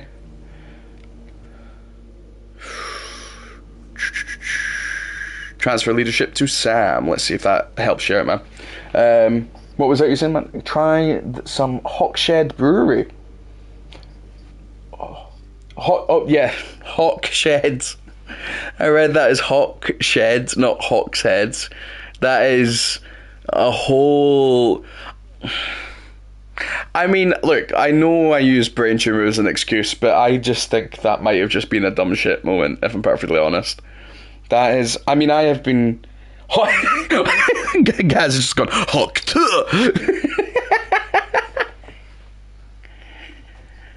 Ooh, there we go. See, that fix works, man. So you literally just keep pushing, keep giving each other leadership until it works. That is brilliant. Oh my god. Sorry, that got me. Right, Hawk's Head. I'm going to call it Hawkshed from now. That's it. It's Hawkshed.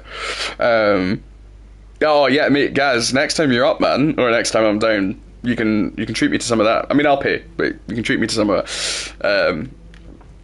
Yeah, we need to get you up sometime, man. Get you on a board game night or something. Oh man, I can't believe we're 5 for 5. But we've got our least favourite mission coming up.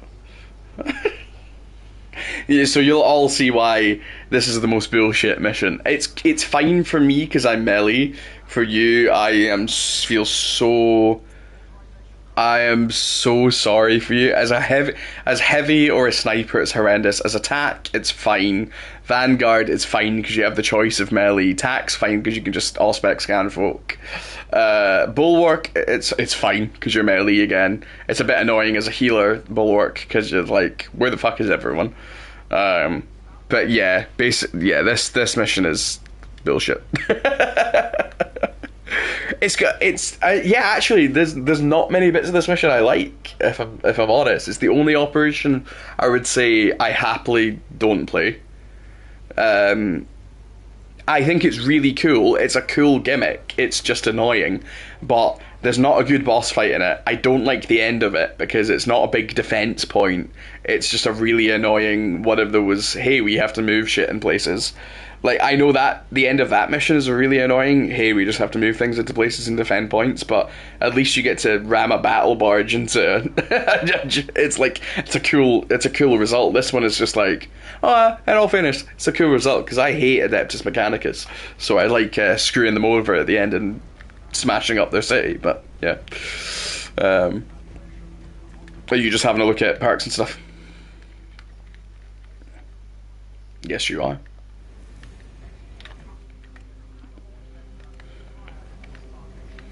Tyranids, this one. Yeah.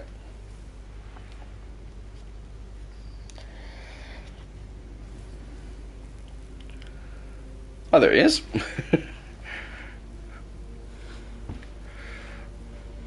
Here we go. Oh, can we make this 6 for 6, or are we gonna have to? If we can do 6 for 6 and not have to do any mission twice on stream, like the fact that every other night we're fucked, right?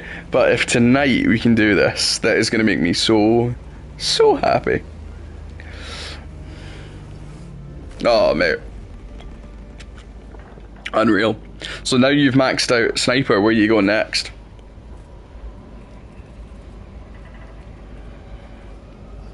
Nice.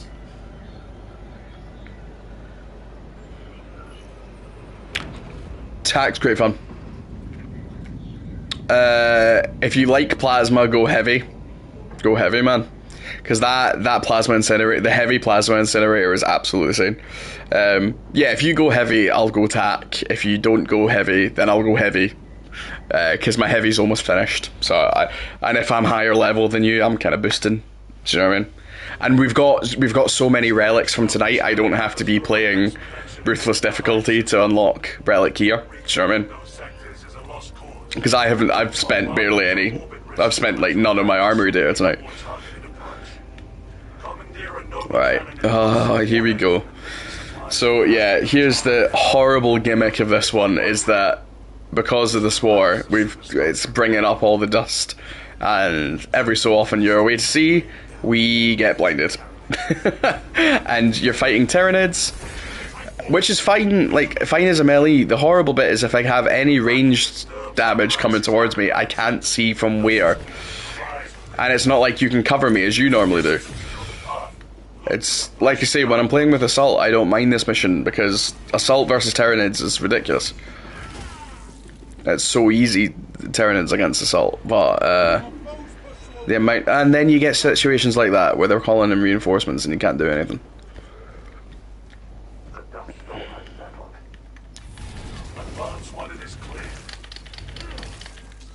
At least you, it's if you get lictors in this situation. It's just stupid. And you can get a Carnifax spawning here as well. Yeah, at least we know the spot to stand in. So basically a Carnifax attack, when it does a dash at you, it does a slight leap. And there was a fantastic video, is if you stand here where I am right now, it leaps at you and falls off the edge. So you don't get the armory data, but you also don't have to fight a Carnifax. So, you know, pros and cons.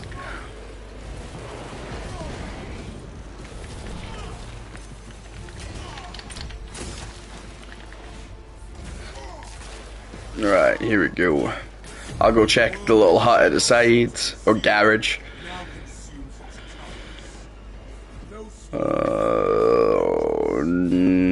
No. I just don't like this level, because I don't know where shit is.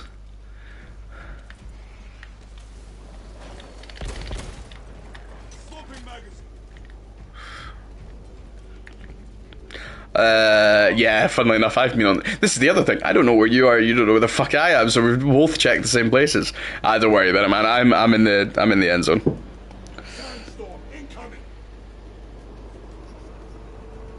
Oh, Gaz is saying he's just watching his brother float through space. It's the oh, by the way, you get an achievement if you smash into 3 things on the way down, and it's, I can't remember the name of the achievement, but it made me laugh. Because I replayed that mission for that moment because I loved it. Yeah, it's something like my face is my shield. Oh, I love that bit. I mean, it's totally just ripped off from that bit in Star Trek. It's like, oh, you can't dive, you're way too close to the surface, and he's like, we're gonna do it, and you're like, yeah, that's just from Star Trek. But it doesn't stop it from being fucking awesome. It's also the first time you see a Helldrake, isn't it? Because it comes out the warp, doesn't it? Yeah, it's such a good moment. The best moment's still to come, guys. Best moment's still to come. It's so good. See, this is the bit. These are the bits that this class just thrives in. Surround me with as many enemies as you like. I am destroying you all. Yeah, assault versus Tyranid's best. Heavy and sniper. Well, sniper against everything is unbelievable. Assault versus Tyranids, great. Heavy versus Chaos, fantastic. Everyone else is great across the boards, but yeah, Assault versus Tyranids is just stupid. When you get those 2 perks that I was on about earlier that allow me just to constantly have armor for as long as I'm doing executions, and not just even executions, just gun strikes, it's just silly. Because I just double gun strike things and have all the health. Yeah, anytime I've found the armory data in this one, it's in one of these corners, it's in one of these rooms. Yeah. Man, I hate this mission. It's, again, this is the funny thing, I'm saying hate, this is still better than just about any other game. Like, it's still my game of the year, this mission. Even if you gave me this mission, it'd still be my game of the year. I just hate this fucking mission with a passion, because of this shit.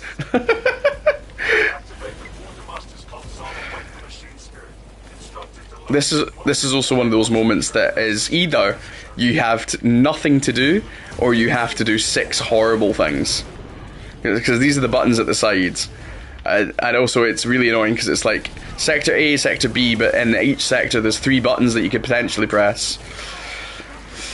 Oh, I hate this bit.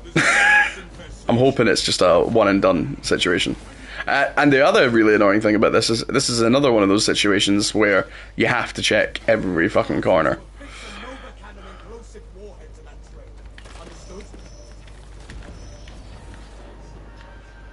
Yeah, I mean, I'll always take them as a precaution. Oh, Deimos, we've got someone joined us.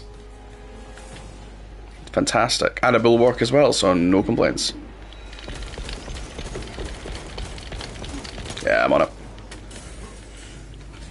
Oh no, do you know the bit that I hate in this mission, and it's the bit I warned you about the first time you did it, is that the train graveyard? When you've got to cross it and there's almost always a boss. You'll as soon as you get there, you'll be like, oh shit, yeah, that's a bit.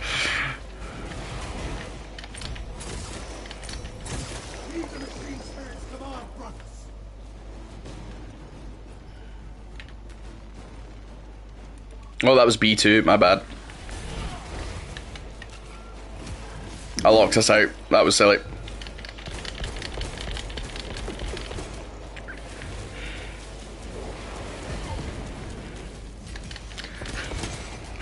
The machine spirit does not like me.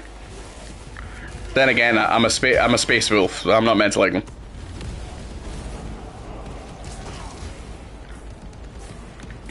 Right, C1, I'm not gonna fuck it up this time, my bad. Oh, okay. How many attempts to call in reinforcements does this wave want this time? It's mental.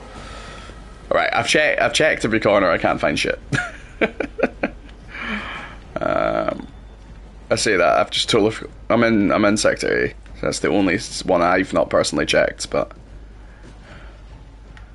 Yeah, can't find shit.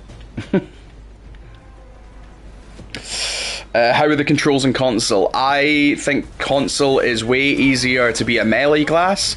I think PC is well easier to be a sniper, because you've got a mouse.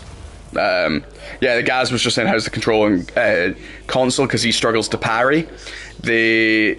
So especially on PlayStation, because you've got the haptic controllers like that, I feel it gives me a little buzz. Not just like I can see the blue light, I get a little buzz when I can parry. And on the parry attacks that don't give you sight lines, that like the warrior's second attack, I can almost always parry it. I think I can seeing as the player base is mainly on PC, I think that's why people say the assault class is the worst, because I'm like, no, it's not. It's just, you just need to be able to parry.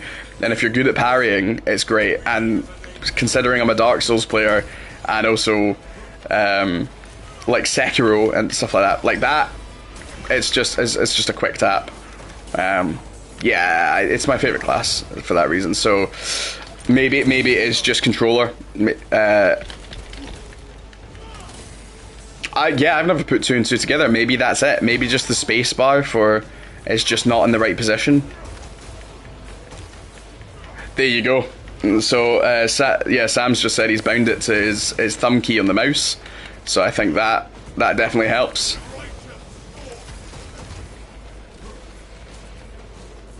But it's always going to be that. Shooters are always going to be easier on... Not easier, you're just going to have way more control on PC, and all the buttons are at my fingertips for consoles, so things like fighters and stuff like that is always going to be...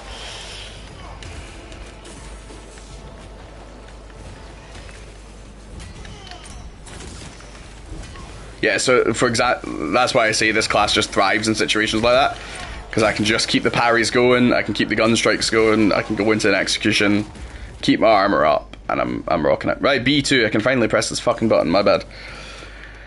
That was 10 minutes of just chaos there. Yeah, that was chaotic. Oh, right, okay. Is someone sitting with a gene seed? Nope, okay, we just got a massive enemy wave for shits and giggles.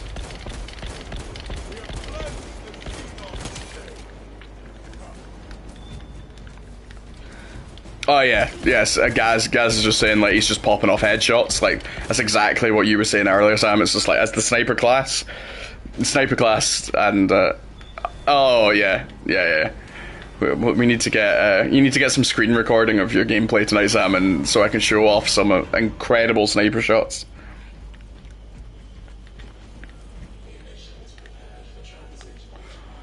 You bet, yeah.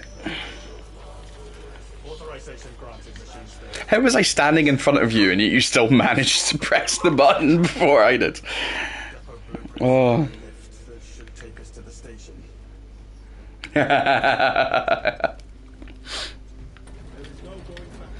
I use console, of course I use aim assist. I'm not gonna even argue that, dispute that fact. Of course I'm gonna use it on console. That was the classic Red Dead Redemption argument that everyone hated, because people realised on console, if you've got aim assist on, all you had to do was control and tap your analog stick ever so slightly and you'd always get a headshot. Because it always went right for their chest and you just went, and you'd get it every time. And once you realised that, it was like, oh, this game's really easy. Yeah. It was kind of a problem. It didn't matter what difficulty you played it on, you'd consistently get headshots.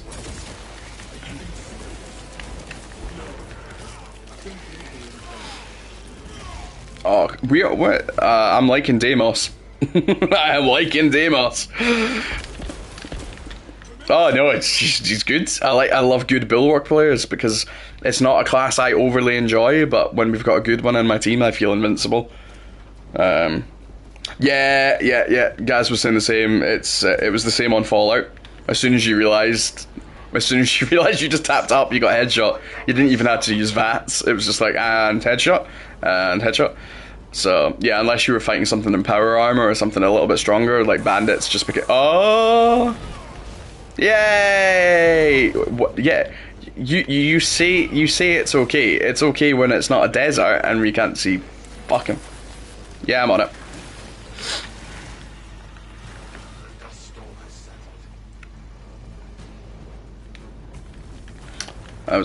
Concussion blasts going everywhere as well.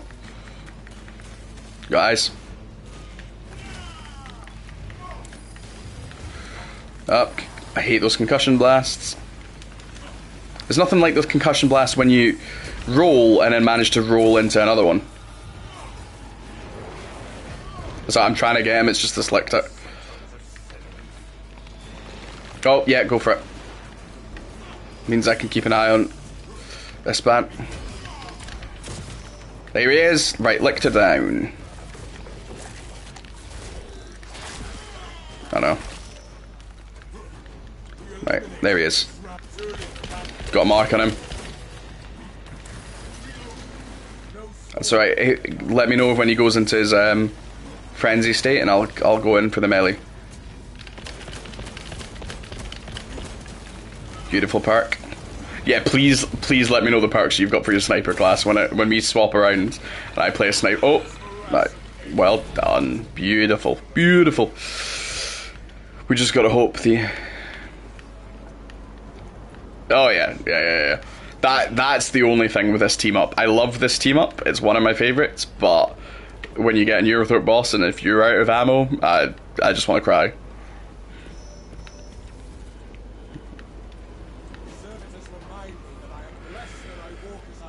Oh yeah, Gaz was saying the lictors suck, but that first cutscene's amazing. It is so good. The first time you go, what I like is every time it introduces a new enemy, it introduces it as a boss, and then it just becomes a normal guy. Like even the first warrior you go up against is that one-on-one fight at the very start of the game. Oh yeah, and then you got 7 at a time. While you've got Minoris, while you're getting shot, and you're like, yeah, this is my favorite part of the game when I've got 7 on them. Yeah, and on the hardest difficulty as well. That was just, I stupidly came into the game on the hardest difficulty, doing that tutorial, which is not a tutorial. It's an 2-hour long mission, and it's possibly one of the best opening to a game ever. When you realise that you can shoot every enemy in the distance, I got a little bit giddy, I'm not gonna lie. Like, have you seen that's what the devs have been sharing on Twitter? They're like, thank you for your reactions, and it's just that opening mission when you realise that moment, I'm not gonna say exactly what's going on, but the moment where you are standing on top of that defense and you can see everything in the distance, you're like, wait, hold on, I'm getting hit markers? is just so, it's just such a, like, when I told you, because I did that at like 2 o'clock in the morning, because I was waited till that game came out just to play it, and I told you, it was just like, mate, you need to get this, and you're like, is it that good? I'm like, no, like, you don't understand, like, that is the strongest opening to a game, I think, in years. I'm genuinely trying to think of a game that's opened. Ghost of Tsushima. Ghost of Tsushima and that is the 2 strongest openings to a game. And Final Fantasy 16. There you go. Right, that's it. I'm giving 3. That's the 3 biggest and greatest openings. And that's how you should tutorial a game. Your tutorial should be exciting. Oh, that's funny. Right, Gaz is saying Horizon. I was just a way to say that was when you've got the young section, yeah, when you get the growth, but when you do that opening section as a kid, that tutorial was agonizing for me, I found. Whereas once you're because it's just, I don't like tutorials that feel stupidly easy. I want to feel overpowered in a tutorial. Actually, oh my god, I can't believe I just forgot, Black Myth Wukong. That opening, and you can go check my my YouTube if you've not seen it. The opening to Black Myth Wukong, you are completely souped up. It actually riffs on, intentionally or not, it riffs on one of my favourite games, which was Onimusha 3. If anyone has played Onimusha 3, the opening to that game, you have... Gaz is like, sorry mate, don't follow you on YouTube or Twitch. Yeah, if anyone hasn't played the opening to Onimusha 3, you start as powerful as you are at the end with all the weapons that you unlock at the start of Onimusha 2. Gears of War does something very similar as well. Gears of War 2 does the same thing, where you start the game, sorry no, Gears of War 3, you start the game as powerful as you were from the last game, with all the power-ups, and then obviously you get, you know, demoted. Very similar to what this game does as well. But give me those games. Give me the games where you are overpowered from the last game. Oh, Ravener.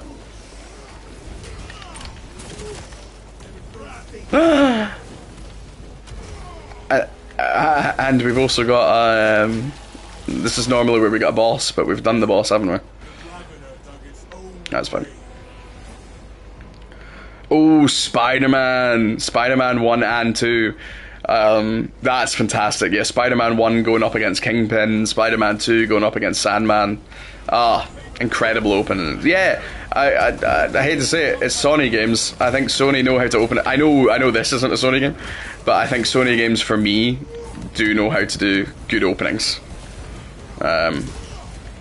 Uncharted, yeah, there we go, Sony again. Uncharted 4, one of my favourite openings. Yeah, give me tutorials that are fun, not like although Helldivers was very funny, I hate the ones that are like, hey, welcome to the training mission. Today, this is what we're like. Call of Duty. Although everyone loved Call of Duty, what was it, Call of Duty 4, COD 4, where you had the classic one that was like people trying to finish it in like 20 seconds and all this kind of stuff. I just hate that. Hey, welcome to the training mission day. Or, oh, and I know some people, this is going to be controversial. Fallout 3, my god, playing as the kid at the start and just having to watch, I hate it. I know some people love it. I know contextually it's really interesting. And you got Liam Neeson playing your dad and all that. Nah, that opening is so fucking long. It's so boring. I hate it. I hate it. Which is probably why I've never done... Oh, and well, funnily enough, both Bethesda's. Although Skyrim opens really cool, it's the, hey, you're finally awake, and you've got to speak on a cart for 15 minutes and all I can do is move my head. No. Oh, Oblivion... even then, Oblivion's better. It's still painful. It's still... You do. But it's still... Oh, I don't know. I still find it painful. Bethesda's games, they don't know how to open games. Hey, you're finally awake. Oh, not this fucking shit again. Oblivion, yeah, guys, you're alright. Oblivion is better than Skyrim. The only thing Skyrim, I would say, is that moment with Alduin, really badass, but it's just that moment. I still have to go through the half an hour, 45 minutes of absolute hell. Let's put it this way, there is an unbelievable amount of mods that let you skip the opening. That should tell you enough. Like, what was that? Senua's Sacrifice. Okay, I loved the first game. I thought the second... I'm on the page, or at least the thought of that second game not being great. I think had the second game come out when the Xbox One was released as like a tech demo, fantastic. The fact it was so heavily delayed, I don't know. I don't think it was a game. I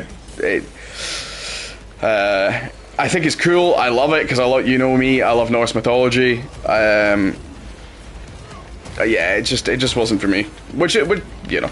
I'd still, would I recommend it? Yeah, would I recommend it at full price even though it wasn't a full price game? No. Saying that, I'm one of those nutters that absolutely loves The Order.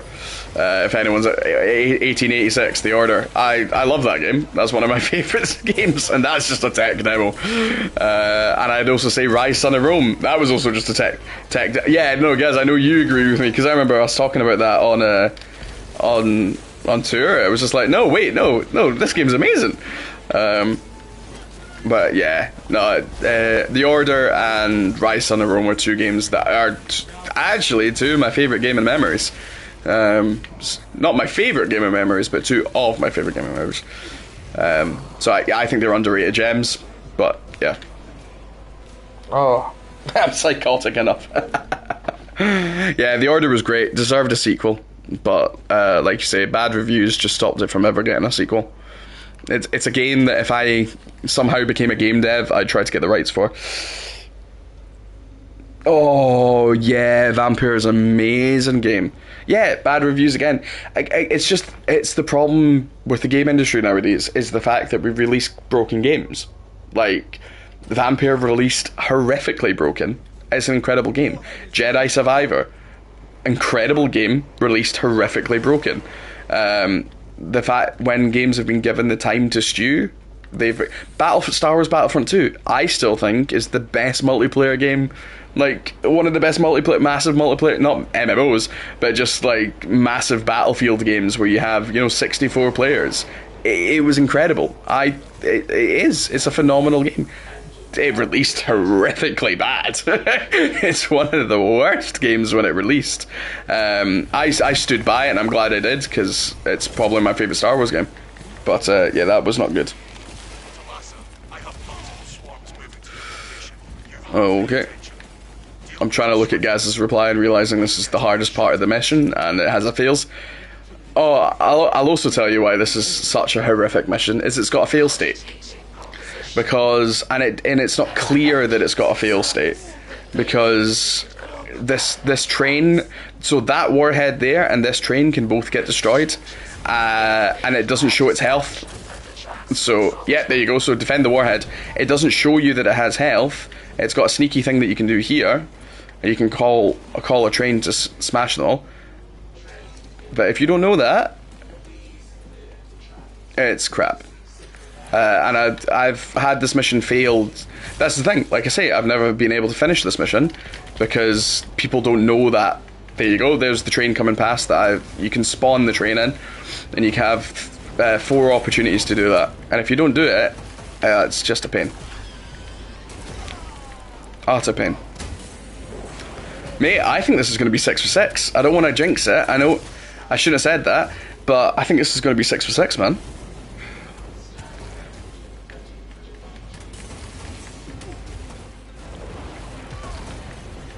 Six for 6 on Ruthless, man. We're smashing it. Just wait till that next difficulty comes out in those prestige ranks. I'm buzzing for that. Honestly, if it's an endless hard mode as well, like, do you know what I mean? And it just keeps going. They just keep sending the bigger stuff to us. Oh, Gaz, thank you so much for gifting that sub. That means the absolute world. Yeah, man, you're an absolute legend. Thank you. I owe you, man. I owe you. Because you've supported me since the start of this channel, so I owe you big time. Alright, here we go. We're so close, man. We're so close. I'm staying on this side so I can call these 2 trains if we need to. So if you see anything on the tracks, just let me know. Yeah. Sorry.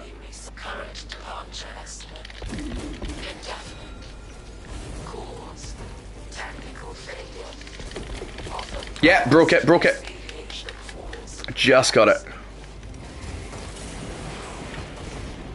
Just keep an eye on those tracks, and I will jump straight to those. Right, I'm holding it.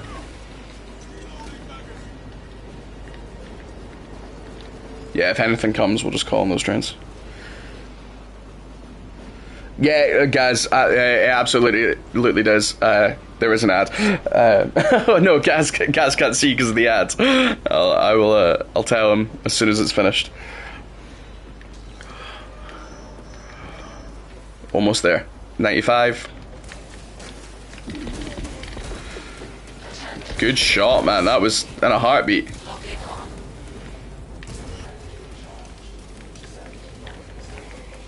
Yeah, guys, I think that advert's finished now. This is the worst time for me to be looking at a second screen. But yes, thank you so much, man. That means the absolute world. Thank you so much, man. You've supported me so much since I've started this channel, and it really means the world because I love it. You know, I don't want to. I've said it so many times, but you know, you guys all know what's going on, mate. That's 6 for 6. Oh wait, okay, sorry, I'm gonna catch up with it. Wait. Detonation in 5.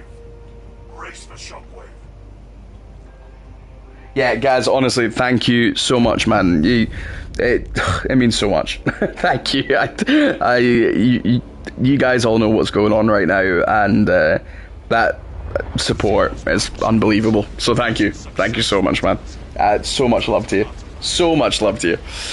And if I've missed stuff tonight, if things like subs and donations and all that, guys, thank you so much. It means the absolute wonder. I can't believe we finished that on time. We got through all of them on time. That is first time on mission in stream with Gene Seeds. That is insane. That is insane. Right, come on, let's see. It is loading. It's loading slowly, but it's loading. Imagine it crashed, like, after finishing. The fact that we had...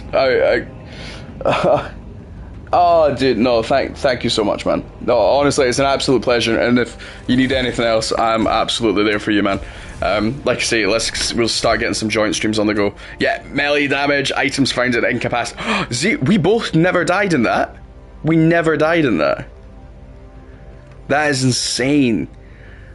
Insane. How... Oh, I don't know what's happened tonight, man, but we have stepped it up compared to our other plays. Get good. Oh, man. Right, let's see what I unlocked there. I think something popped up. Oh, I think it was just credits. He was 14. Oh, he'll be loving that he got that. Gas. Shame you're a knob, though. Oh, it wouldn't be Gary if I didn't get insulted at some point.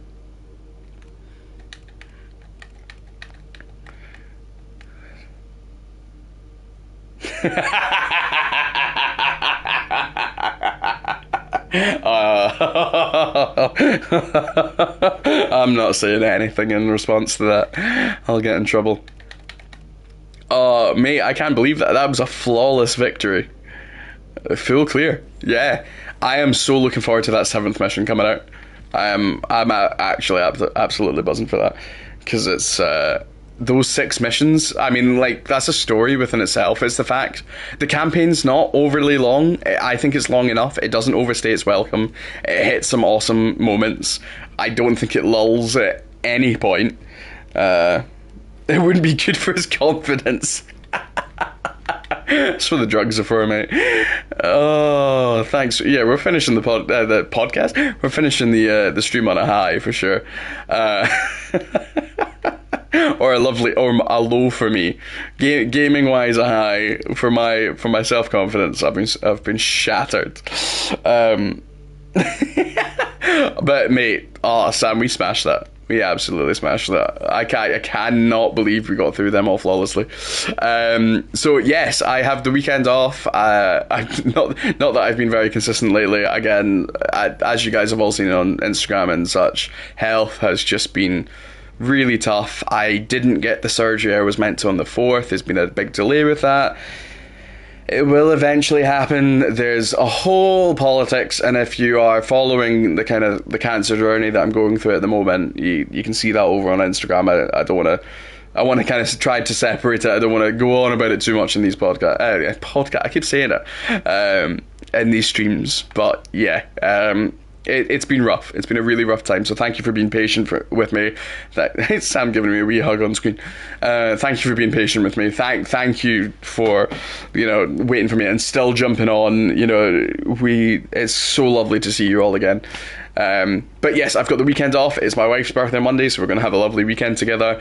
Next week, I will be back with Black Myth Wukong, Star Wars Outlaws, and we will also do a joint stream, if we can make it work, with the Digital Citadel. That is Gaz. Yeah, absolutely buzzing for that. And then next Friday, I will be on the What Culture Gaming podcast with the absolutely insane Scott Taylor. You can hear Sam in the background going, ooh. But yeah, I will be on the What Culture Gaming podcast. You can catch it on Spotify or Acast. It's... and it is the Entitled Banter podcast. I know I will be joined by those two wonderful legends. If I am joined by any of that team additional to that, it's an absolute honour to be invited down, because they are the loveliest guys, and I think some of the best game journalists in the whole industry. So I am absolutely buzzed. Shall we do a podcasty? Well, Gaz, I don't know if you were here when we were saying that, but yes. So I am waiting for my to save enough money for a PC upgrade. When I get that PC upgrade, that is when we are going to start doing our D&D nights. I'm going to start doing much more joint streams, because it just opens up so many more options. For everything, because it's way more powerful. PlayStation, you're very limited with what you can do. We're going to do way more board game nights, all those things that we wanted to do. I'm hoping that I get my surgery by the end of the year, and if I get my surgery by the end of the year, it will hopefully mean a huge increase to my health. It's going to allow me to do the things that I want to do, and not constantly lose weeks and days. And as Sam's well aware, because Sam lives around the corner, and then, like I say, has been an absolute legend supporting me through all this. it's I really do lose weeks. I really do lose months. But yeah, dudes, guys, I am buzzing. I'm going to do our first joint one next week if we can make it work. We'll liaise, and we'll maybe Monday night or sometime over the weekend we'll try testing it and just make sure it all works. But we'll make an attempt to do that. And if it fails miserably, then Gaz will stream the game. I'll stream the game, but we'll be playing together. So we need some chaos. But yeah, also he is a chaos fan. I know. I'm a grey wolf man, a space wolf. What can I say?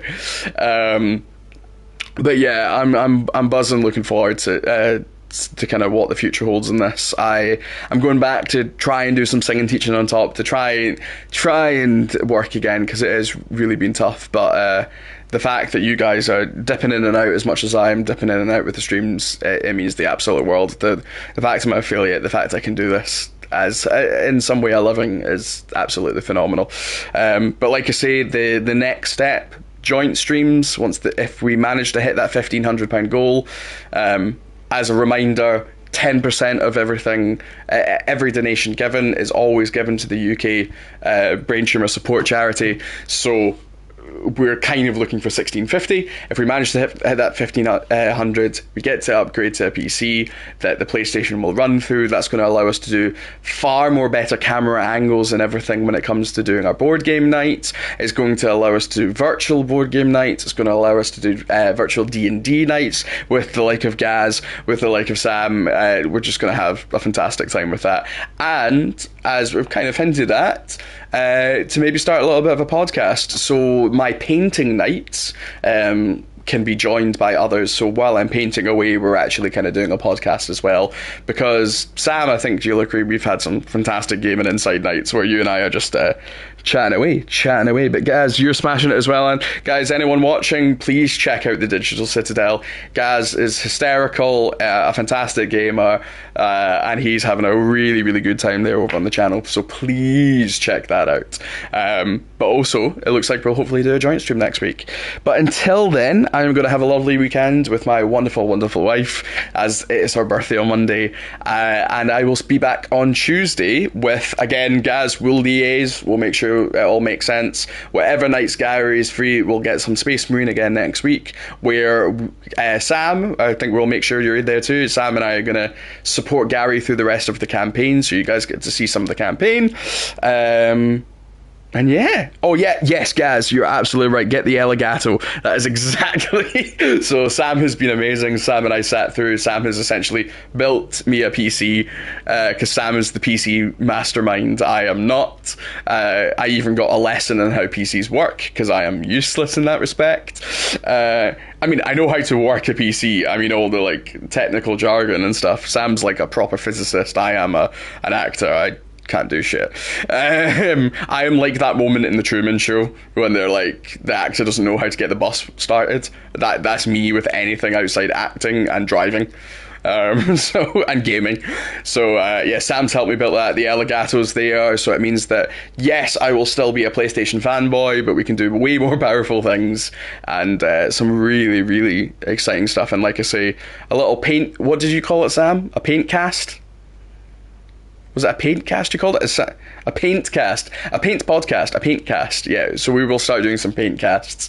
Nice chilled nights where we'll answer questions, we'll look into just gaming insight in general. And yeah, so I'm buzzing for next week. I'm absolutely buzzing. But guys, thank you so much again for a wonderful, wonderful evening. I'm so happy to be back. Again, as you guys know, I'm riffing on my health. Whatever happens, we'll make it work. But have a wonderful evening, and I will see you next week. Bye-bye. Sam, you can say bye too.